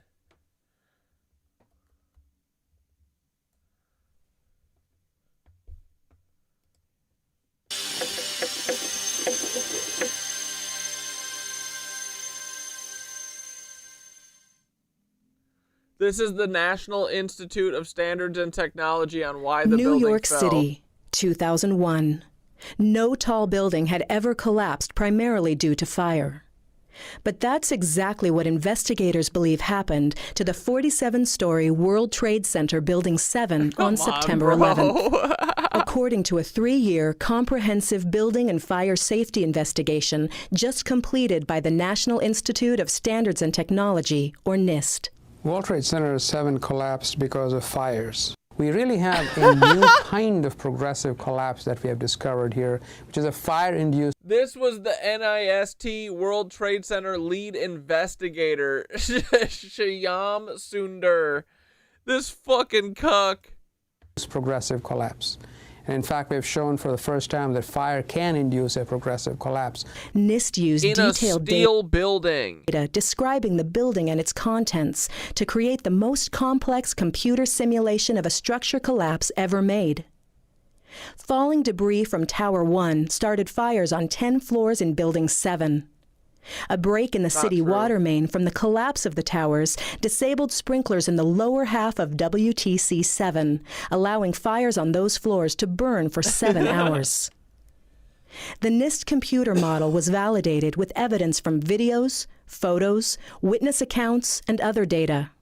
It shows that heat from fires expanded long support beams, causing connections and floors to fail. So you look at the floors failing here, and eventually this column 79 is going to buckle. He was cuter it fails, than and Trump. then the entire vertical progression takes place. Bro. The buckled column caused... That's literally not how the...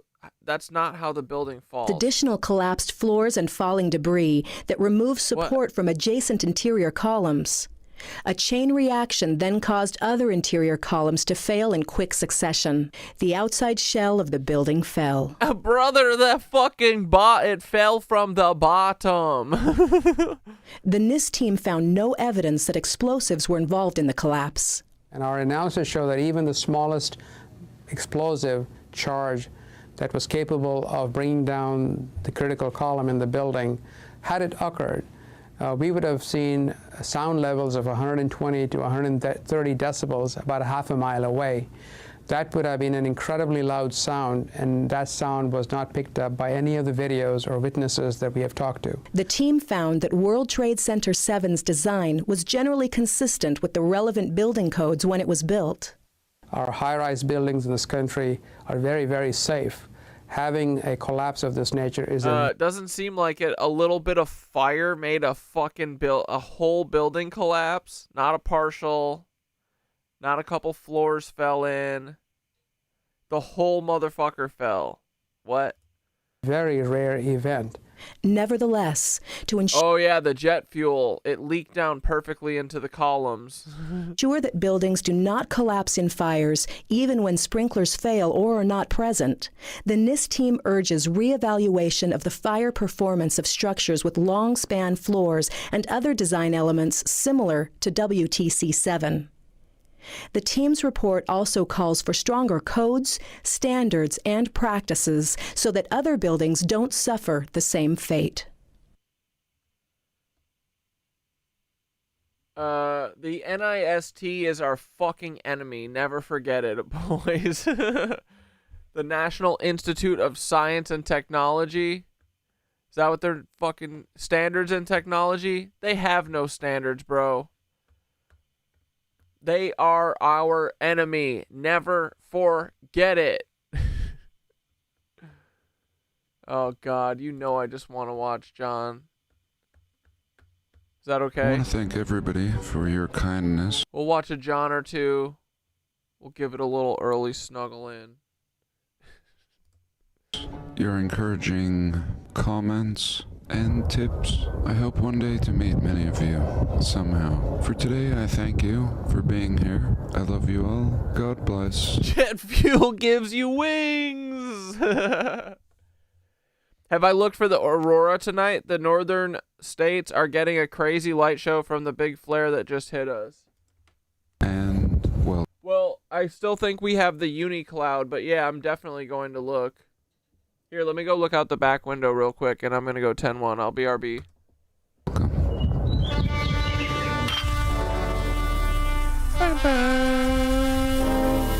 Again, happy 9/11. Never forget, boys. If a building falls in the city and no one is around to hear it, does anyone remember hearing it? So I don't know. No, that's the thing, dude. It has to be blasted on the TV and wheeled out in front of all children in elementary school. Okay, I'll go look north. After living off the grid for 20 years, I have found some kind of peace. I mean, life is easy. It was my goal in life to find an easy life. At a very young age, I started building forts.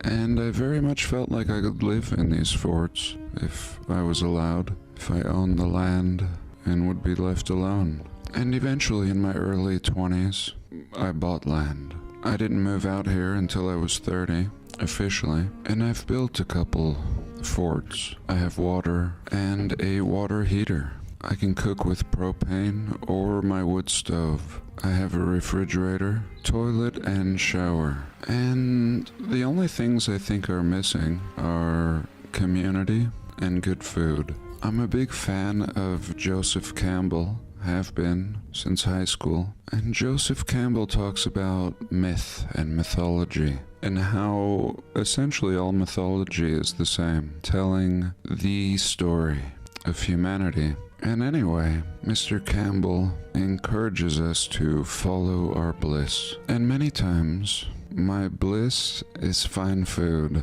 My bliss is also exploration. I have always loved to explore. Of course, coffee is also my bliss, and just traveling in general. On this day, I found myself in that little town of Midway again, seeking out pastries, and many of you might be confused because I talked about the Gundry diet that avoids wheat along with corn and rice, and it's true, I did cut these things out for a while, and I felt a lot better, but the protocol, the Gundry diet, is not meant to be a forever diet. You're supposed to cut all these things out, get to feeling better, and then slowly reintroduce the foods and see which ones you can tolerate. And if it's a good quality wheat, especially a European flour, I fare really well. Perhaps there's less pesticides in it. But anyway, I discovered something right across the street from this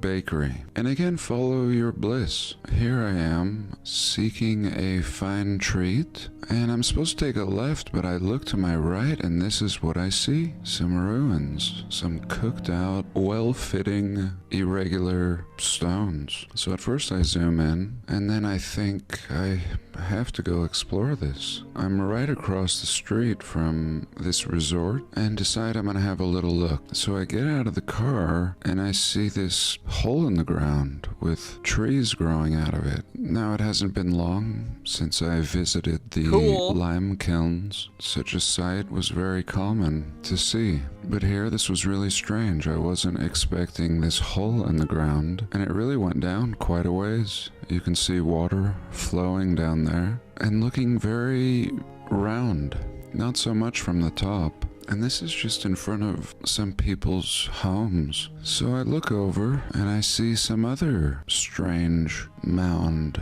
Looks like there's some wood on top. I'm not sure if that's a concrete or just some cooked out material on top, but we can see a hole. So this thing is hollow as well. And we see a friendly sign here, of course. And then we see another hole.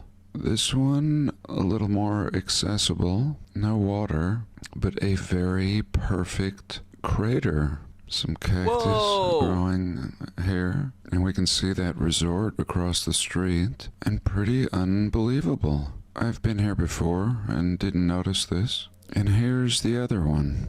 It looks like there's access up here on this side, and we did see a small hole over on this side. So now I go to the ruins, which are just intermingled with these little mounds. I mean, originally I saw these ruins. That's what brought me here. And then I discovered all these little entries, cooked out, but nonetheless undisturbed, sitting in this condition for a long time. So here I am again. We pan over from this first crack, revealing a Oh, I didn't see an aurora. It's just cut clouds, so I'm hoping we get a little break, but I doubt we will.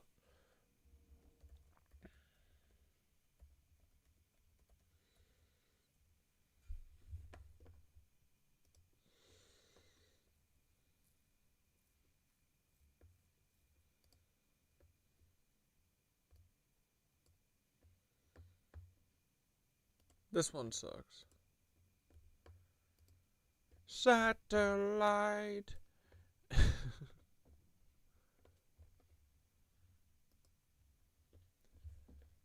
Ew. Dude, they're putting in these big old fake ass clouds. Look at this shit. Fake. But I'm hoping there's a break.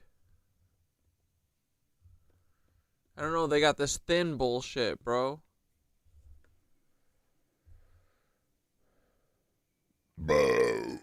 Whoa! Sorry. Under here, and we see these ruins. Again, history being ignored. And in this case, dude, imagine getting a freaking shot from Jersey that overlooks the city with the freaking northern lights licking the skyscrapers. Ooh, that'd be purty. something blurring the lines between history and geology. Now, somebody in a Private property. Who lives down there? comment tipped me off to this area being like a hot springs area, and there is a touristy area with one of these domes, a huge dome, 100 times bigger than all these small ones I've just shown you. But this is becoming pretty unbelievable. Here we can see the first block ruins. Now, these blocks don't look cut, but yet they fit together so perfectly. In my opinion, heat damaged, super porous, and these babies merge right into these cooked domes. Same material. Here's a closer look, and somebody's thrown some crap in here, blocking off an entrance. And here again, the condition of this blockage, almost looking like some coral. And fitting together nice, fused by the heat, even in this damaged condition. Here we can see the hole that somebody has blocked off. Okay, the private hole. And up here you can see blockage. You can see that block wall back here fusing into this. Let me pan over a little and you can get a better look at that fusion. There we go. The block I just showed you fusing into this section and turning into this cavern. And a fancy resort across the street that led Chief and I to this site. What can I say? Is this perhaps the best proof for melted architecture? I would love to hear your thoughts. I don't know. What the hell do I know? I'm just here to buy a croissant and perhaps a baguette and discover this. Let's see what else. So here we can see a little red pigmentation left in the blocks. We can see this corner and how much heat this has been exposed to. I mean, I'm surprised any of the structure survived when we see the condition of these mounds. I mean, how interesting. The Pantheon in Rome, one of the oldest concrete buildings in the world, has a big hole in it. Many of the old world domes have a hole in the top. And yet here we see these domes everywhere. And then off to the corner, we have this little pocket of survival. The only thing that would give us a clue as to what these domes with holes in the top may really be. Not geology, but former architecture, now in absolute ruins. So I don't want to beat a dead horse, but I did want to share this with you. So we went in and got our treats, and I discovered something else. Upon leaving the bakery, I noticed that this mini golf course had something to reveal. And it's really interesting because we all know that golf courses are used to cover things up. A great example is the Ritz-Carlton in California at Half Moon Bay. We discovered ruins on the coast. And in real time, as I was making videos on the subject, they were destroying the ruins. And they did.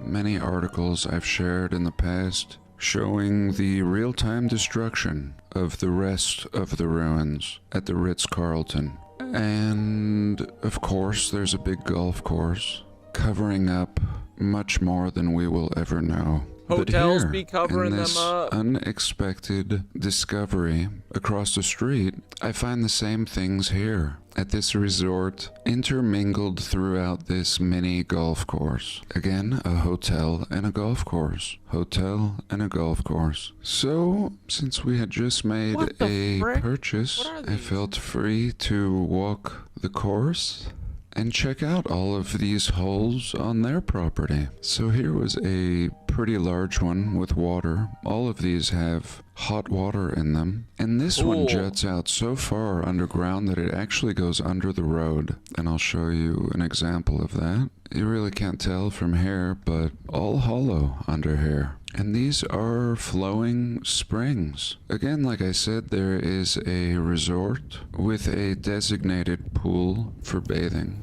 or soaking. And perhaps I'll go there. Here we see a smaller hole with little bubbles from the heat and a little better look down there. That's pretty cool. And I'm glad that I didn't see these the first time I came here. Look how beautiful and clear that water is. I'm glad what I saw was the ruins that I started out with, fusing into structures just like this across the street. And when I had first arrived to this town, I noticed those blocks scattered all throughout the town. And there's some other buildings that have been fixed up in town, made of the same blockage, but I think it was important to see it in the order that I did. Here we can see an old ladder in one of them. It's been fenced off. Another thing that this research ties into is hot springs, or bathing houses. I think sometimes like called natatoriums, or healing hot springs, essentially. Always Bro, this old shit was in condition around these mountains. I mean, how interesting. The Pantheon. Whoops. This shit was in Montana? What the fuck? We're discovering today. I just want to share with you an 1800s cabin, because they're everywhere. I never photograph them, but this is my impression of early America. Abraham Lincoln was said to have been born in such a structure, and they're holding up pretty well, actually. Sometimes I see people taking them apart, and I get upset, but this is it. This is what we should see. This is kind of the history we've been sold, and then we discover all the brick and stone and castles and infrastructure, such as masonry dams all over North America. And I think this is a good proof of this in-between period, the downfall of the brick layers and those people, the castle builders, and then our people that suddenly and briefly arrive building the log cabins alongside multi-story brick buildings.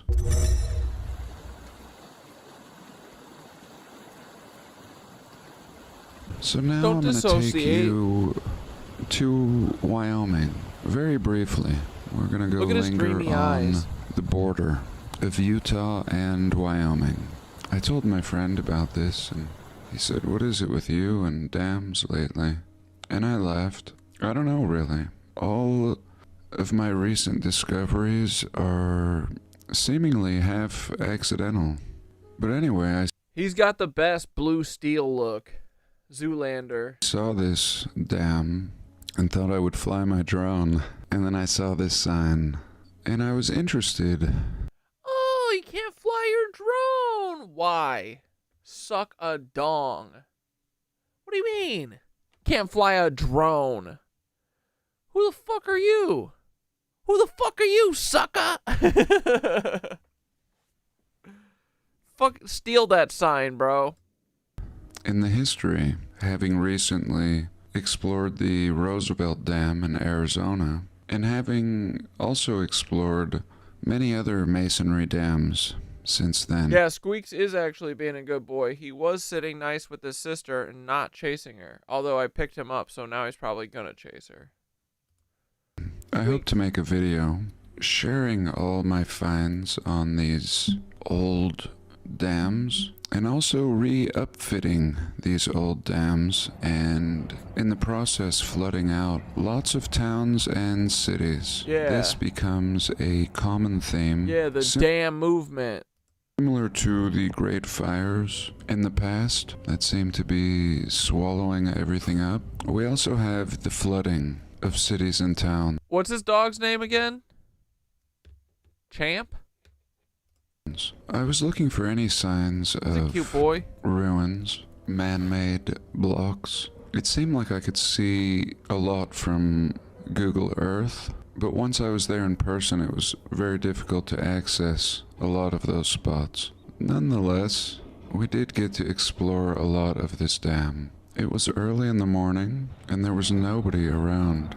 I later found out that this place gets really busy, so I felt pretty blessed. There's this little tourist visitor center, and it's a great place to just kind of take in the whole area. Here we can see their first turbines. They're telling us installed in 1963, removed in 2005. And I couldn't help but notice that these turbines were not as impressive as the ones that I shared in Provo, Utah, that supposedly predate this one by at least 60 years. Nonetheless, here it is on display. And we walked up this bridge that crosses the road and gives us a better perspective. A lot of this machinery is very old, not in use anymore. You can see that these stairs are right in the way of this track. This thing will never move again. And besides amazing views and things like this, access into the mountain all over the place, I really couldn't find exactly what I was looking for. Although these may be great clues. Again, we can see access here. Here are these old entryways that have just been so damaged they're not recognizable. Nonetheless, we see access here, clearly here. Here there might be some kind of access. Otherwise, why would the road veer off into it? And I'm just not sure. This all being a surprise, so much to take in. Oftentimes I find more to be discovered when I get home and really examine these images carefully.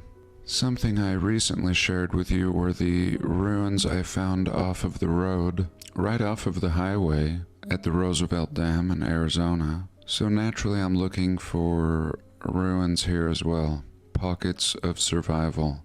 And there may be. I know they have no shame and they would build a road right on top of them. But it's hard to say. This area is highly restricted. In fact, I saw a lot of the same signs that I saw in Utah, owned by the federal government, and I will explore these in more detail, but I do have something specific that I wanted to share. All of this is great and impressive, but now for the outskirts. We went on a nice walk, and what I discovered here is pretty awesome. And we'll call that part 3.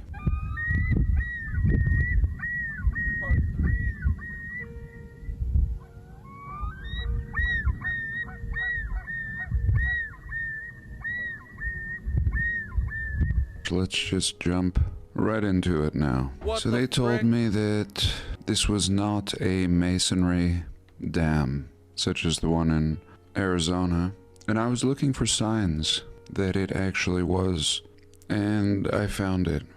Out here on the outskirts, a little more upstream of the present dam, we could see ruins like this everywhere. An old concrete, looking like stones everywhere, and in my opinion, proof that this was built on top of an old dam from a previous civilization. Okay, I got that out of the way. Now let me show you more proof. This is kind of thanks to Chief, because if I didn't have a dog, I wouldn't think like a dog and explore these out of the way areas. Yeah, dude, that's the best part about hiking is you just kind of wander around and you think like a kid, or think like a dog.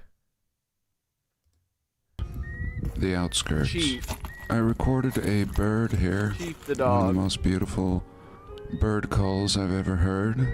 Yeah, and we hung out here for a while until I made my discoveries. I began to see rebar sticking out of the ground everywhere.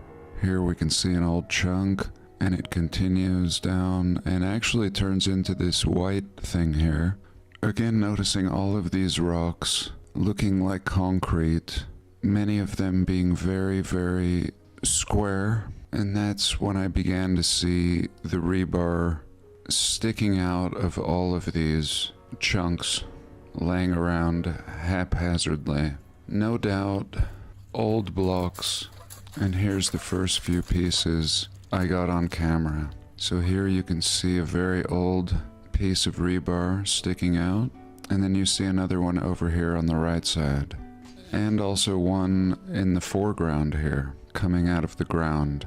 Here you can see a little corner of this section. You see how this chunk or mass consists of sections of block fused together, completely annihilated, and then when we have a closer look, we see that it all has this rebar sticking out of it. Very flat sides, impressions, and just discarded upstream. Now this is a good example when you're studying these sites. You can see the way that the heat fuses these blocks together in a pattern that wouldn't make any sense coming from just a geological perspective. And no doubt, cast blocks in ruins. Here we see a piece of rebar, and here we also see a lot of holes, perhaps where other material has cooked out, leaving these impressions. One coming in through the top here, and we also see a very beveled edge. And then of course, the picture I started off with, in case there was a shadow of doubt. We'll just come back to that now. Pretty unbelievable. This clearly the impression of some braided steel cabling and kind of solidifying any doubts that I may have at this point. So let me know your thoughts. I think I've gone a little long.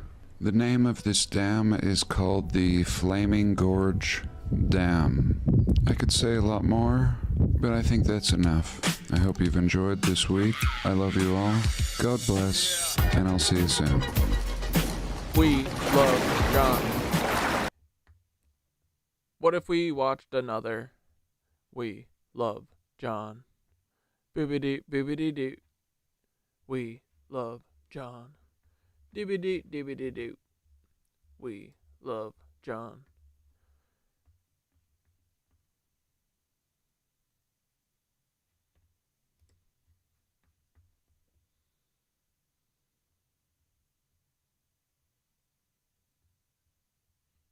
Kitties.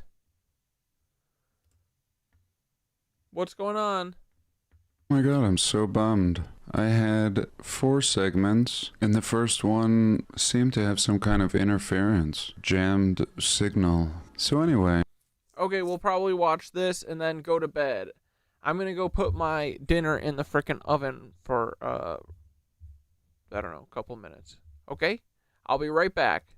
Don't freak out. I'll re-record the intro in BRB. short. Today we're going to look at mostly South America. We're going to explore these towns and cities and see if they correspond with any modern cities. I've long speculated that these castles depicted on these maps were massive cities. I'm not sure what I said in this segment, and I'm not going to try to repeat it. I thank you for being here this week. I think you'll enjoy this one. I love you all. God bless, and welcome.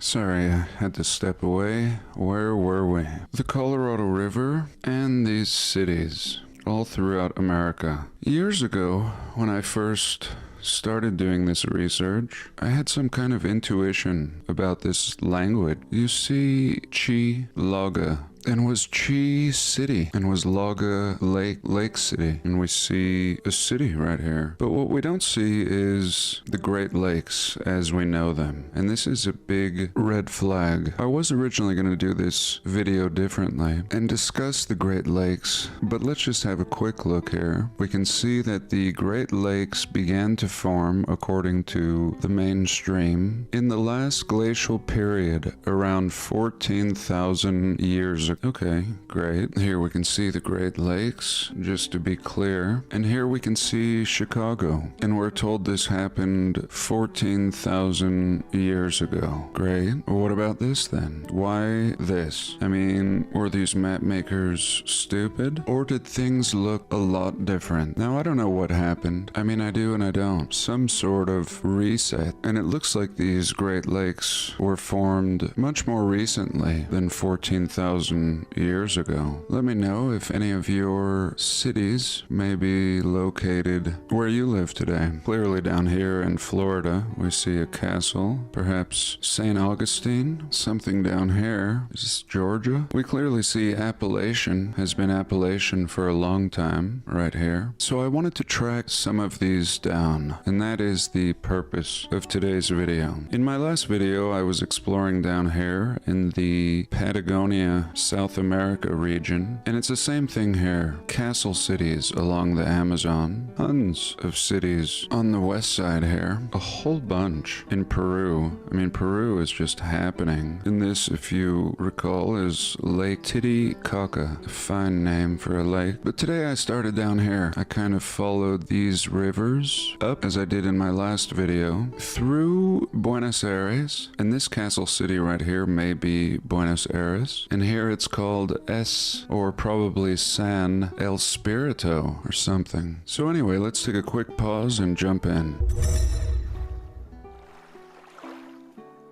Okay, this is kind of serious today. I mean, I'm on a mission. Making a video is kind of like cooking. If you get all your things in place, prepare, then the cook will go real smoothly. It's similar to what the supposed Abraham Lincoln said, or maybe it was George. If I had 8 hours to cut down a tree, I would spend 7 hours sharpening the axe. But anyway, back to the point. Here we are. We have our South America on the left in old times, and South America in modern times on the right side here. Real quick, I just want to emphasize that on this old map, Terra del Fuego is located in Antarctica. And I told you in my last video how I believe this area is heavily fudged. I think this tip might even be a doctored up reverse image of itself. And I think it's a falsity. I think that this is actually more legit on the left side. Again, let me zoom in and show you what they're telling us the Terra del Fuego province is, this little chunk. And again, the same region we see depicted having giants on it in other maps. And actually right here it does say it, even though it doesn't show the giants. For Patagonia, it says Patagonia region gigantis. Always a little nod to the giants. And here again, what do you make of this? So the Straits of Magellan are depicted here. Much different than what we see on the right side today. I believe this is the Straits of Magellan here. It would allow you to cut across through here. But anyway, not the point, just very interesting. Come back here to Buenos Aires, and you can see right away the mess that I've made tracking down these castle cities. Zoom in a little more over here. So here we go. So this one may be Buenos Aires, El Spirito, or San Spirit, in a huge city. We're told this city was created in the mid to late 1800s, very similar to North American stories, and yet this thing is just nuts. Unbelievable. City of 16 million people. And no doubt this fits the bill for one of these cities. Now it looks like the river splits in two directions at this point, and that could be this point right here. On the left you can see it splits in two directions, and we're going to follow this left channel in search of these castle cities. Very exciting. This was super fun and something I've been wanting to do for a long time. So here we go, up this river like we did in my last video, and we can see a lot of these cities are going to be called San this and San that, similar to North America, San Francisco, or Saint. So this really blew me away.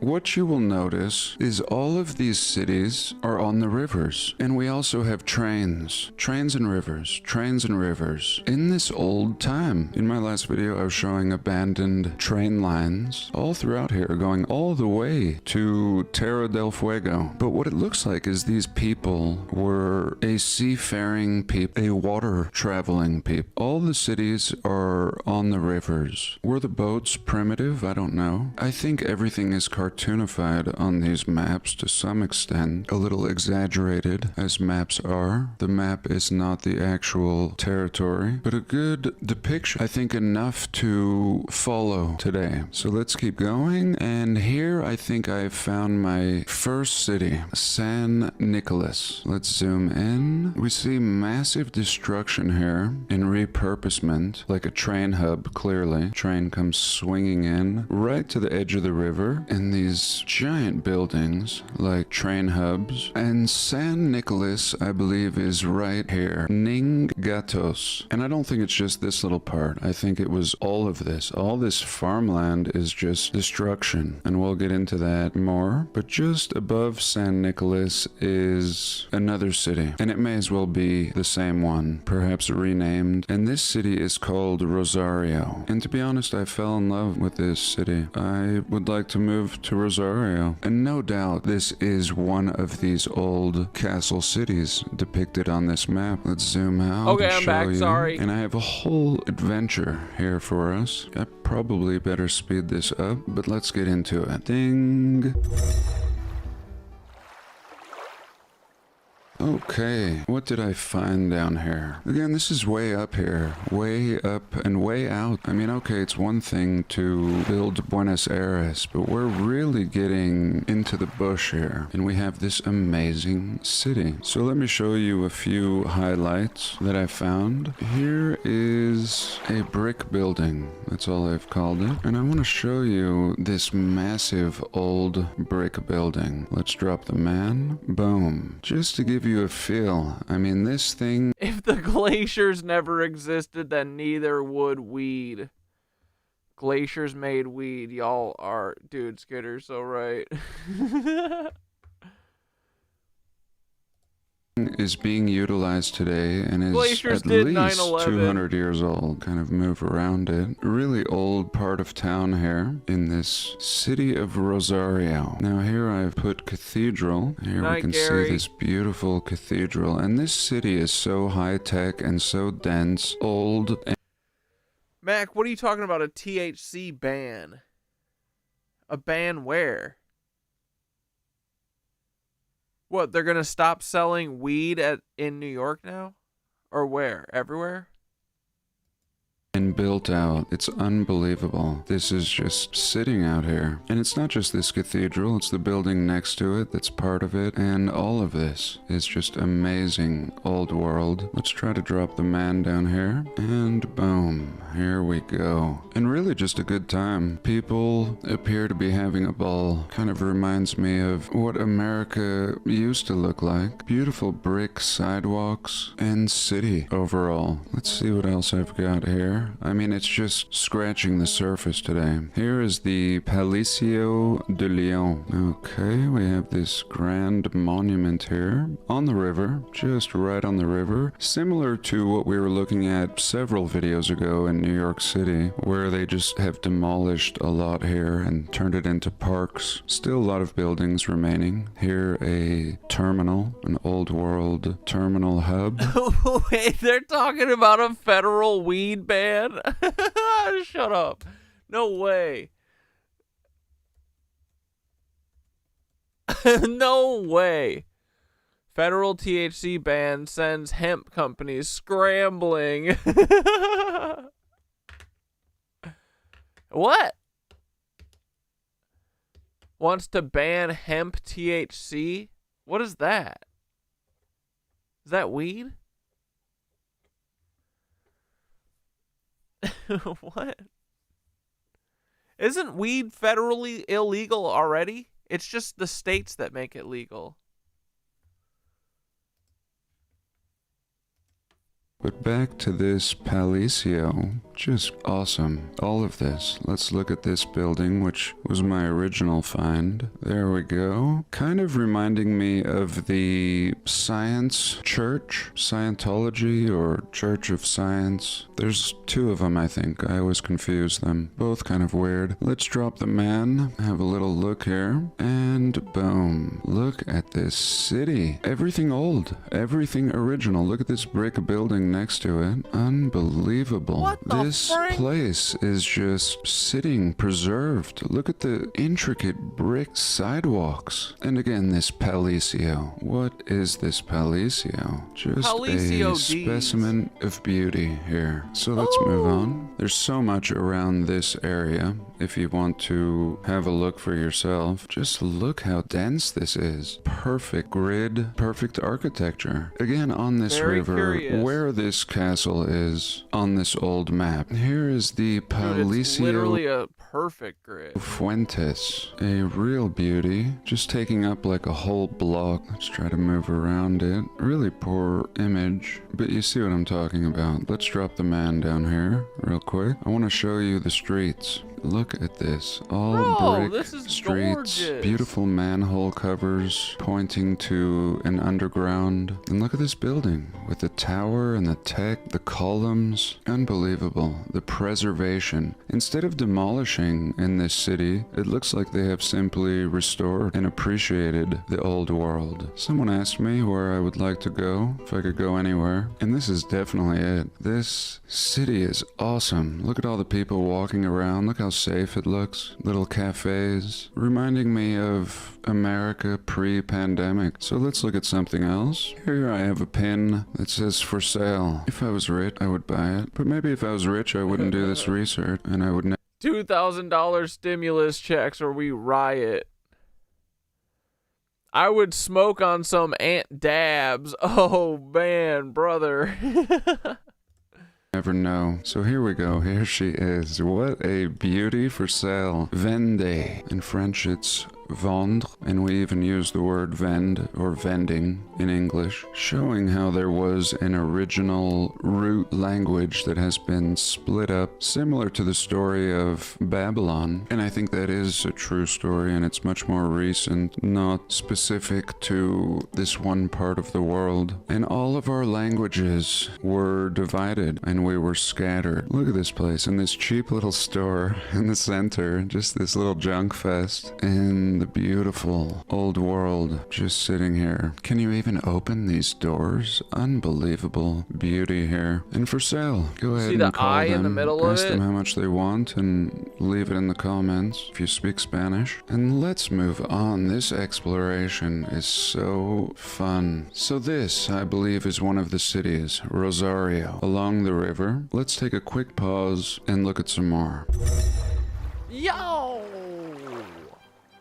But anyway, back to our map. We have our Rosario down here. And like I said, I think that we saw St. Nicholas, and here we have Ningatos. And we could move up this river to the left. Here, just above Rosario, we have a little town called Coronado. Here, the Estacion, or Station Coronado. This will be along the train line. Now just kind of grown over, and maybe they've demolished the building. But again, you see the train sweeping up to the edge of the river, and it looks like it's not in function today. This is old world. Looks like they're not using this bridge. Just goes right into a neighborhood, which tells me that everything here has been scraped clean. And the river doesn't even follow the same course. You can tell it was much larger, is what I'm saying, at one time. But here I found a prison, and it really reminded me of the Philadelphia State Prison. It reminds me of a lot of prisons, and I always show these and how they're actually just old world large structures that have been repurposed. And I did drop the man. It was old world, but I'd like to keep going up the river to this city called Santa Fe. I mean, did you think there were cities like this? Here, I look forward to doing the same thing along the Amazon very soon. But in recent times, we have seen LiDAR imagery that is able to scan through the jungle, penetrating. Yeah, dude, we could probably just use old maps to find the old cities, because it seems like they're all pretty right.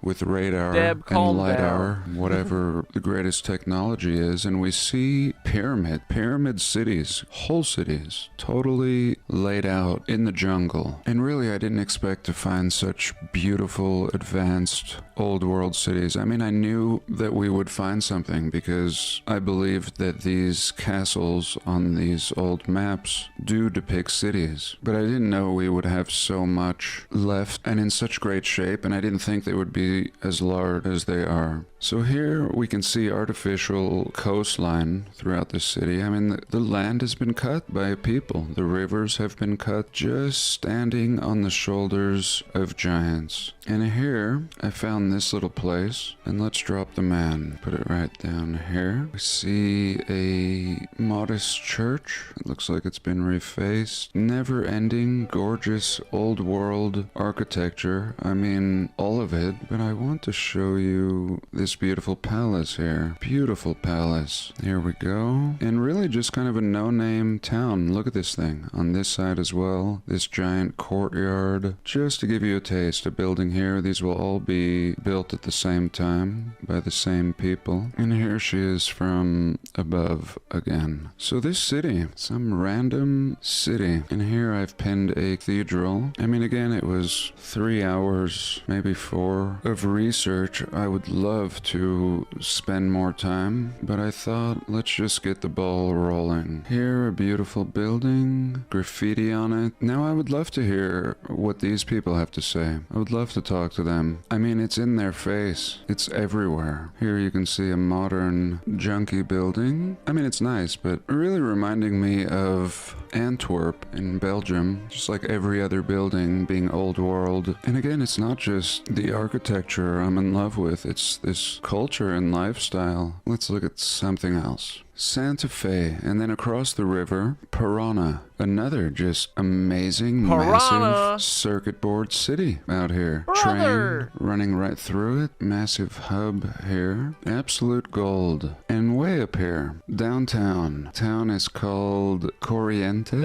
And just getting ridiculous. I'm just deep in it here. Here I'm not even naming things. I just put a bunch of exclamation points. Let's drop the man. What was I so interested in? Here we go. Look at this gorgeous castle. Now this could have been a prison. It looks like they're restoring it. Really great. Really, really amazing, monstrous, old world building being renovated. Looks like this is their construction permit or the builder. Couple guys here. Look at the brick. Remember I told you in the last video, why don't we have ramps? Ramps are better than stairs. Here we go. What a specimen of gorgeosity. Unbelievable. Look at this massive wall. Let's look at it from above. This is what really caught my eye, was this part here. It's just a huge building. I have a few more spots that I put exclamation points, and we'll get to that in a minute. Here I wrote downtown. I don't know why. Dude, is that what they're doing to the Doritos that make them fucking so good? Bro, those pickled Doritos sent me into a different stratosphere. I was in a different realm, bro. They ruled. Oh, remember when that guy was like, I just, every day I eat pickles. I love pickles. I guess we'll drop the man and see. That's why I do put these pins in advance. Brought us inside. Okay, here we are. Gorgeous. And across the street, gorgeous. This looks like a theater. The official theater. Juan de Vera. There we go. Looks like they're working on it. Some Argentine babes down here. And very clean. Not a piece of trash anywhere. We did see a little graffiti, but let's keep going. Now it's gonna get interesting. Let's take one more quick pause. Oh. So here, this river takes us all the way up here to the tip of Paraguay. So we're leaving Argentina, and now we are in Paraguay. And the border of Paraguay is this very river. This very old world river. Dude, Pickle Fest? What is it in Minnesota? Bro. I love pickles. River that we're looking at right now. We can pickled anything, literally. Oh, those little tiny pickled onions. Whoo! Any kind of pickled onion. What else? I mean, everything, right? Olives. Cauliflower. Yeah, we're on pickle night. see it mapped out here long ago. So Paraguay, what the hell is up with Paraguay? The history of Paraguay. It encompasses thousands of years of human habitation. Paraguay in the early 19th century participated in the uprising against Spanish rule and eventually became independent under this Jose Rodriguez, a man in tights, like our men in tights in North America. And then it came under the rule of this guy who looks like a pirate, Francisco Carrillo. Paraguay adopted a new constitution in 1992. It's largely avoided political strife and strongman rule that characterizes much of its history. According to the Economist Intelligence Unit, Paraguay is a hybrid regime. Looks like it has the same color as Canada and Australia and Portugal. Anyway, very primitive. And we're just following this river. We just happened to hit Paraguay. I mean, we're in the bush here. This is the bush. There shouldn't be much out here. Little town here. Now this river forks and turns into the Paraguay River. So we're leaving the Parana River and moving up the Paraguay. And this is where it starts getting really weird. We do have some cities, like this one, Formosa. It's still in Argentina, so Paraguay will have some serious goods. They're still working on this nation. This Formosa was really interesting with the blue roofs. You'll remember the purpose I mentioned some videos ago about the blue roof and how it repels the direct energy. I don't know if that's their purpose, but I want to move on to what I've titled Starfort Ruins. So here we do have a Paraguayan city, very large, and just... You think the Nancys put a bunch of, did they take over Paraguay?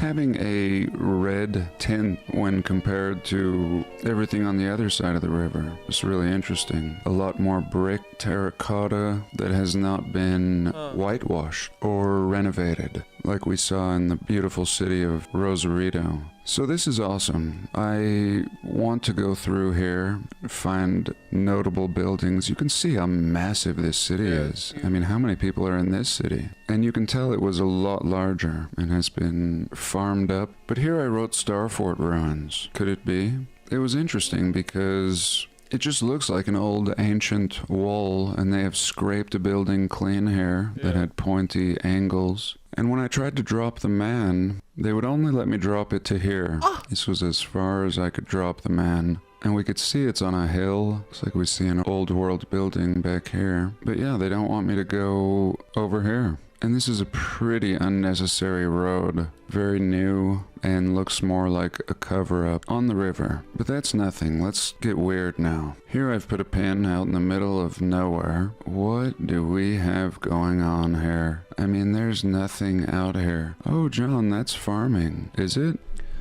We'll give you the benefit of the doubt on that one. Maybe it's farming, but I don't think so. We have this anomalous grid out here. Signs of ancient cities looking like cities, actually. And then when you zone in, there's really nothing going on. Kind of giving the impressions of farms. We would be told these are farms, but are they? Or is this a circuit board pattern? Is it just the footprint of the old city? Look, the roads are filled in with trees. And I put zone 4 on my pin, but they put zone 4 first. Zona 4 right here. So they don't even know what to do with it. They're just calling it zone 4. Again, most people flying over in a plane would say, oh, normal, totally normal, farming. But is it? Here I wrote El Tartar. They called it El Tartagal. So let's go to El Tartagal. Looks like there used to be a proper city here, surveyed, perfect, engineered streets, and yet just a little villa, maybe 50 people living here. And yet we see signs, again, on the river, totally laid out, called El Tartar. And this river is sick. It ends up taking us all the way across the nation. Here you can see some more of this circuit board. Let's zoom in a little here. And if this is your first time viewing this channel, you might be shouting, it's farmland. Here I've put a pin somewhere. Here we go. 3 exclamation points. And again, the roads are filled in with trees. Has it been scraped? Is there concrete under here? And is that why no trees grow like they do in the old roads? Yeah, what the Just fuck? a scrape fest, really, at best. There's nobody out here, in my opinion. A few little towns, but if this was all laid out and gridded out so perfectly, there would be more signs of habitation. And we're not seeing that. This is abandoned. This is absolute wasteland, and yet completely organized and perfect, making no sense. So I think I've run out of time. If I had more, we would keep going, and I would show you that these rivers actually cross across these. You think that there was some fucking epic war or something with Antarctica? What if Antarctica literally doesn't have any ice on it? Right? I mean, dude, they're hiding all of the North Pole, right? They're just saying that's open ocean. But all the old maps have land there. These maps seem to be pretty fucking right, usually. This shit looks bombed out, dude. What do they have? Is there a big old galactic war here? Mountains. So what do you think? You can see I my guess it's more on the side, not really the bottom. pins here. Were these rivers passageways? And are these modern cities possibly the remnants of these old castles that have now been repurposed? It looks like it to me. Of course, I don't know. I would love to hear your thoughts. For this week, I thank you for joining me. I love you all. God bless. And I'll see you in the next one. Me and John don't know shit, okay? Kitty.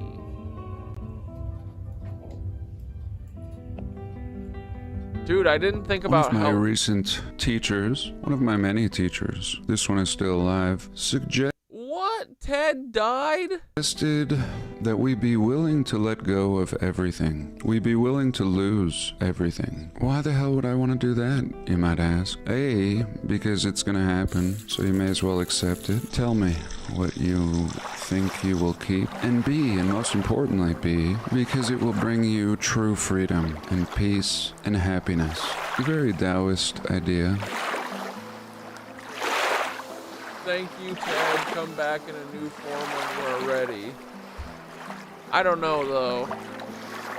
There's stuff you can do to keep your kidders from getting attacked by tornadoes.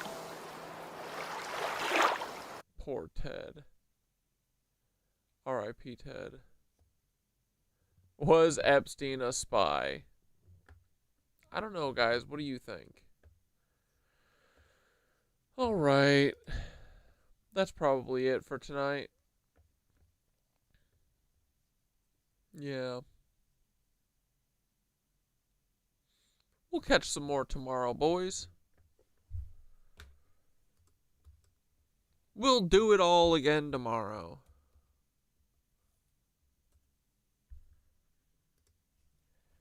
Oh, and make sure that you go check your northern lights. Here, let me go check real quick, just in case. Maybe it is past 10. Maybe they're popping off. Hold on. But the clouds.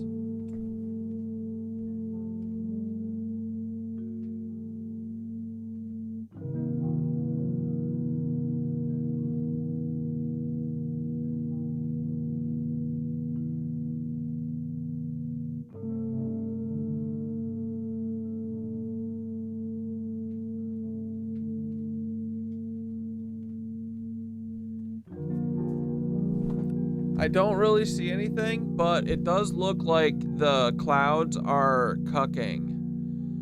They're starting to have holes, so hopefully it opens up. Jean Levy. Glaciers built those fucking cities and scraped them clean. Well, no, glaciers, here's what. There was no cities there. Glaciers put the concrete pads down, and then they planted all those rows of trees that look like roads. But they're just trees planted by glaciers. Johnny Appleseed? No, glaciers. Alright, boys. We're gonna breathe. You ready? Breathe in.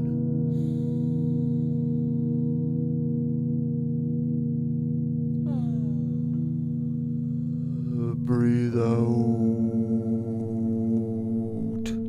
Good night, Aunt Deb. In.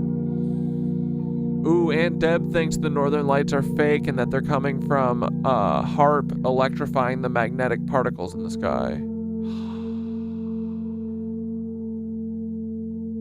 Yeah, glaciers released the seeds when they melted in straight lines. In glacial jointing, planting. And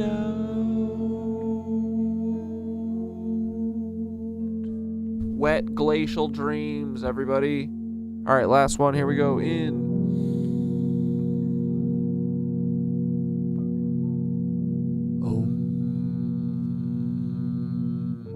And out. All right, boys. The solar rope communion. Begin. Find stillness. Let your body be the antenna it always was. Close your eyes. Inhale slowly. Feel the plasma ropes unfurling from the sun. Imagine them thick, golden tendrils, electric and alive, slithering across space, writhing with codes. Not light like a bulb, light like a language. Oh, brother. Information written in photons and voltage. Exhale. Let your bones relax. Feel Gaia beneath you. Vast, patient, warm. She hums with readiness. She's not afraid of the flare. She wants the kiss. Now inhale through your crown. Draw down the solar load. Oh my God. Let it fill your spine like a golden serpent. Let it slip down your axis, charging the ley lines in your limbs. Feel it spiral through your chest. Not burning, but awakening. This is not danger. This is data. This is love. Exhale and root it into earth. Let her drink. Let her burp if she needs to. God damn, Thoth is a nasty boy. Keep the breath, keep the current, and keep the clarity. You are the in-between. You are the relay. You are the node in the love story. You don't have to block the load. You just have to let it move through you. One last breath together. Inhale the rope. And exhale the song. This is erotica.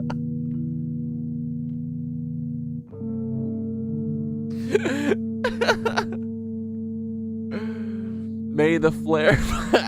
This is smut, bro. May the flare find you. May the veil tear before you. And may your weird, wild heart stay open to the cosmic ridiculousness of it all. Ridiculousness? Bro, are you listening? Bro knows we're talking about Rob Dyrdek. That's hilarious. The ridiculousness of it all. Stream over. Current remains. Good night, sacred receptors. Swallow the load. Let the load move through you. Yeah, dude, that was hot. God damn, Thoth, chill out. Thoth's writing fucking erotica. Smut erotica. This is like the third smut-filled erotic thing that Thoth has written about the sun trying to get the Gaia pregnant. It's disgusting, dude. It's like those people who have like well-adjusted parents that like kiss each other in front of the family and stuff, even like until they're adults and stuff. You're like, disgusting. Get out of here. Scram, you little teenagers. Swallow the load, dude. Thoth needs to chill. Everybody needs to chill. We gotta go to bed. Oh no. Paul, you got goofed. Dude, this is a great cover. Bad Santa, Timothy McVeigh as Paul Weisopel, and Tyler Hansen as Fit as Fed Earther. Ho ho ho. Aunt Deb, oh my goodness. Fuck, everybody's been goofed. Alright, boys. Till you lost, Paul, you can go back to Tim. On my mama. This is healing Paul's trauma. You got a gene spirit. Meditative erotica. Meditative erotica. Meditative erotica. Till you lost, Paul, you can't come back from this. Till you lost, Paul, and protect your chin. Till you lost, Paul. Tomorrow I have Thoth write the 50 Shades of Grey version of the Solar Kiss and the mushies. Then a couple try to bone me. Play your size, but I'm handsome. Will want to hold me ransom. But I might take a jog. Chilling with my headphones on. I asked Cat Dad how much a ticket cost. Didn't answer, doesn't matter. Still your daddy and your boss, bitch. This is healing Paul's trauma. Oh. Got a gene spirit, finna take him to Nirvana. Image merch stacking commas, it be up because I'm drama. Not a drug, it's marijuana. Cucks will say I got a problem. Till you lost, Paul, you can't come back from this. Till you lost, Paul, and protect your chin. Till you lost, Paul, bells showing all your little skin. Till you lost, Paul, you can't go back to Tim. Nope. This day, Paul, take a L. Yesterday, Paul, go to hell. If you see me in some blue jeans, lock me in a cell. Paul saw me in some blue jeans and nutted on himself. Squirt. Chilling on the couch, feeling like JD Vance. If you really wanna dance, Paul, now is your chance, Paul. You're the damn man, Paul. Let's have a damn standoff. It's not in your jeans, Paul. Let's have to take your pants off. Good night, dudes. We'll see you frickin' tomorrow. Yeah, we'll do the Tantra. We'll have Thoth write a Tantra erotica. Lost Paul. Dude, that's honestly, we should start telling the story of everything just in weird, like, book talk erotica. Get it real smutty. Everyone would listen, right? That would be so funny.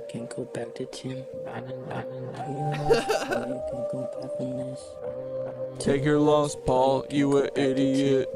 Alright, boys. Have a good night. We'll see ya mañana. Adios. Get good sleep. We love ya. Not in a weird way. Oh, you can't join a sex cult? Well, is it a sex cult if you read book? Like, dude, who doesn't read book talk smut, you know? Have you guys not heard about the book that it's the, a girl goes to like, it's like a Palantir type thing or something? She goes in and she thinks she's going to be like an assistant scientist or something, but she finds out that her job is to milk centaurs, and she falls in love with the centaur and milks it. I mean, it's not a sex cult. It's just, you know, some people like reading smut. And sometimes, you know how sometimes you listen to information better, like when we don't understand Sabrina Wallace and then we put a Mac beat behind it, then it makes sense all of a sudden, right? We drop some hidden knowledge in smut. I'm just saying. It wouldn't be the worst idea, right?